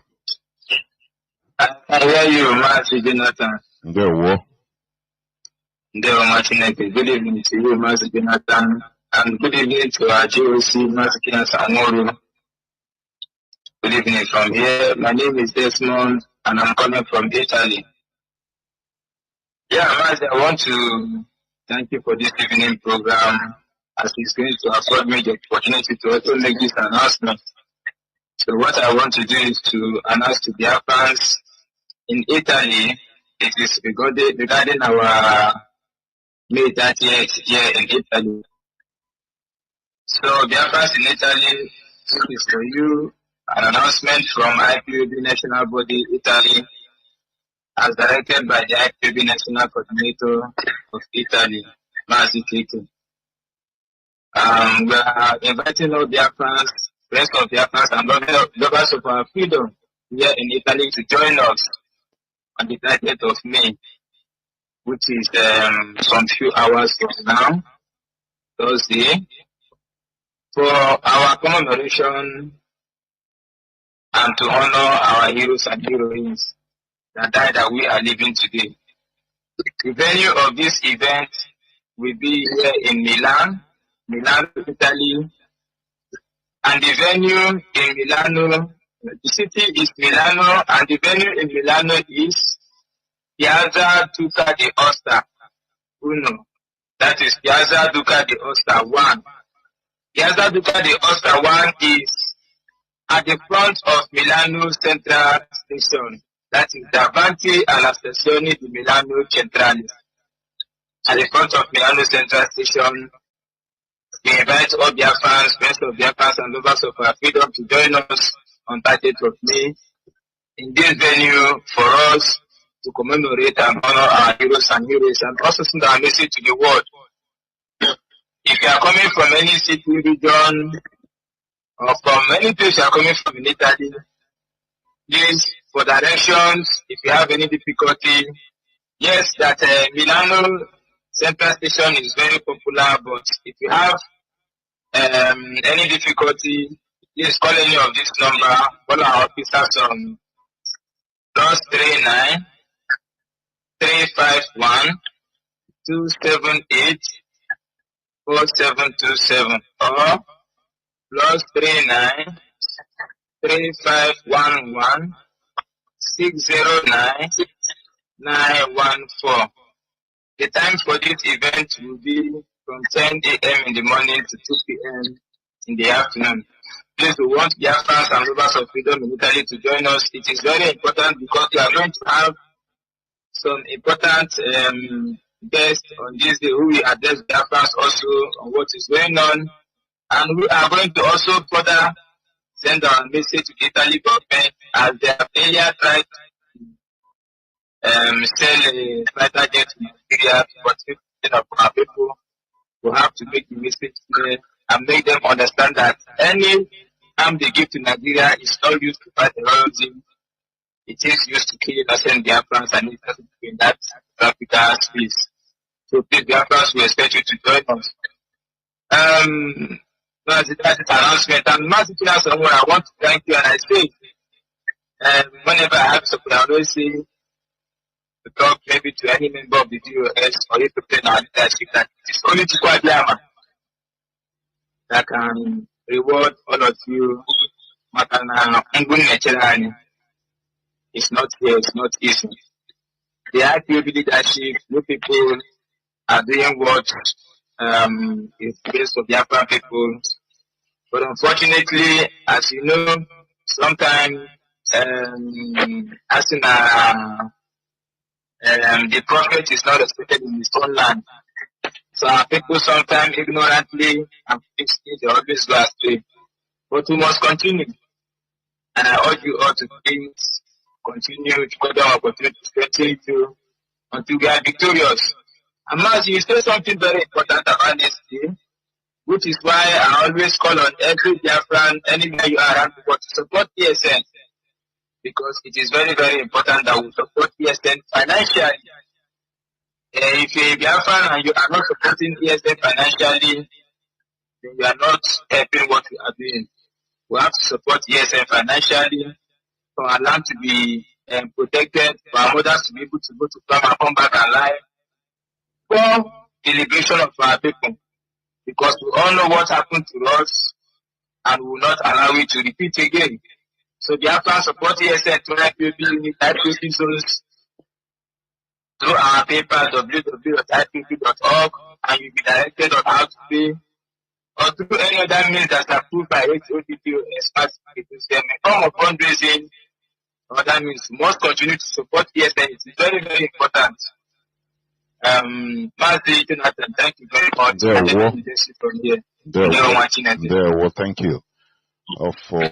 You are the first person that came to announce what we are in, honestly speaking. It's surprising.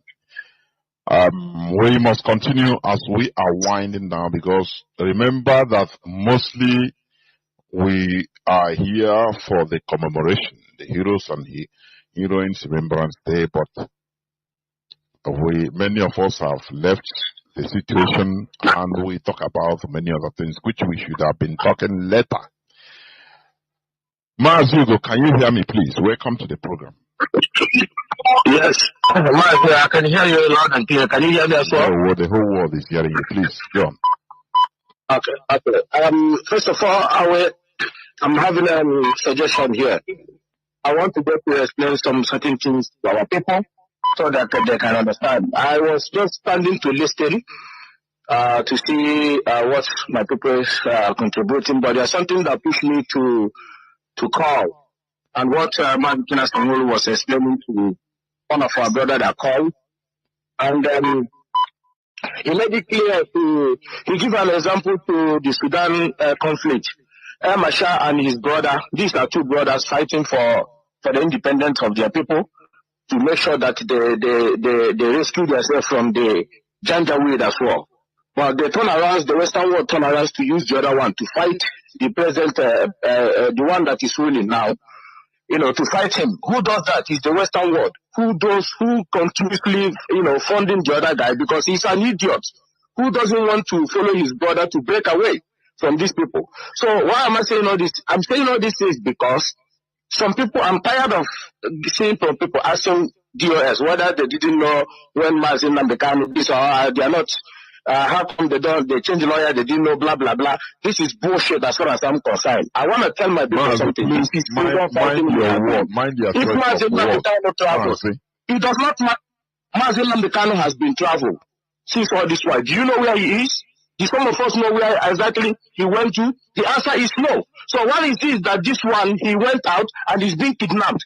Mazi Nnamdi Kanu will never fight Nigerian government on the radio. He has to be on the ground. And he made it clear to us that he made it clear the last day I go and listen to him. Some of our people, they behave like idiots. They behave like idiots in the sense they don't know what it means. They gossip too much. That is why everybody knows. And Mazi Nnamdi Kanu make it clear to us.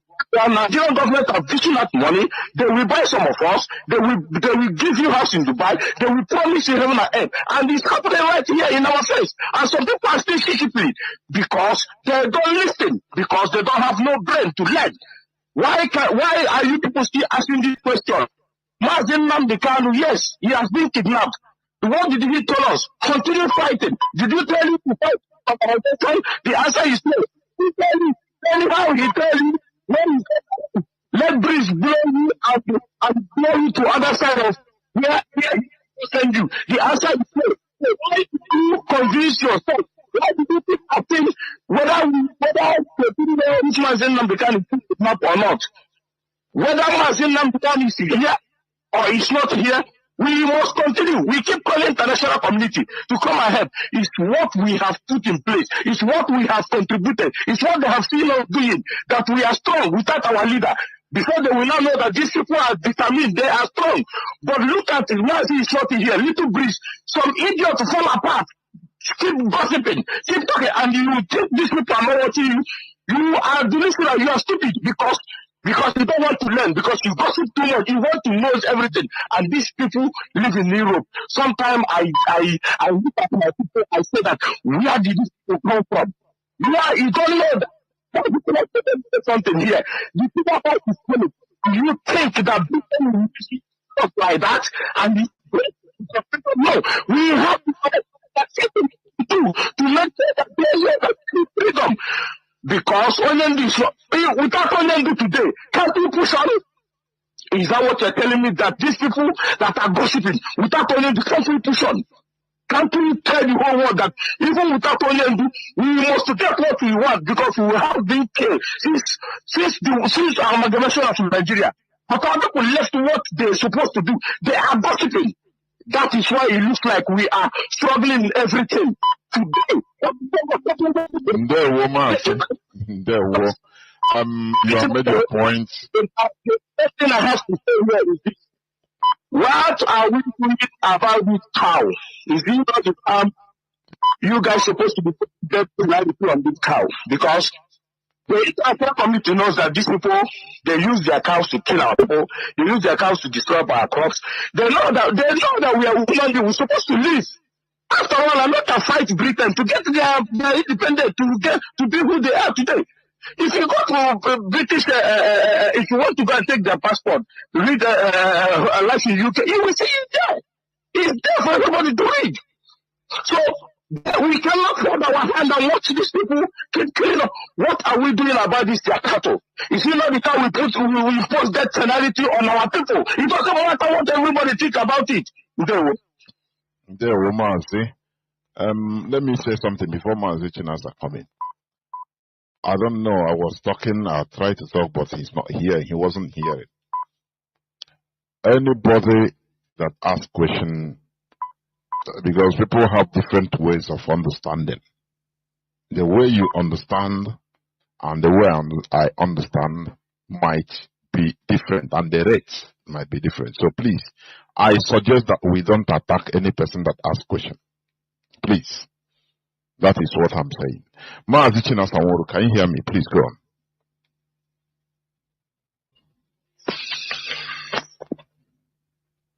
Yes, Mazi, I can hear you. Yes, Mazi, I can hear you. Mazi, I consider something our brother said as, as contribution, and towards the end he talked about the cattle.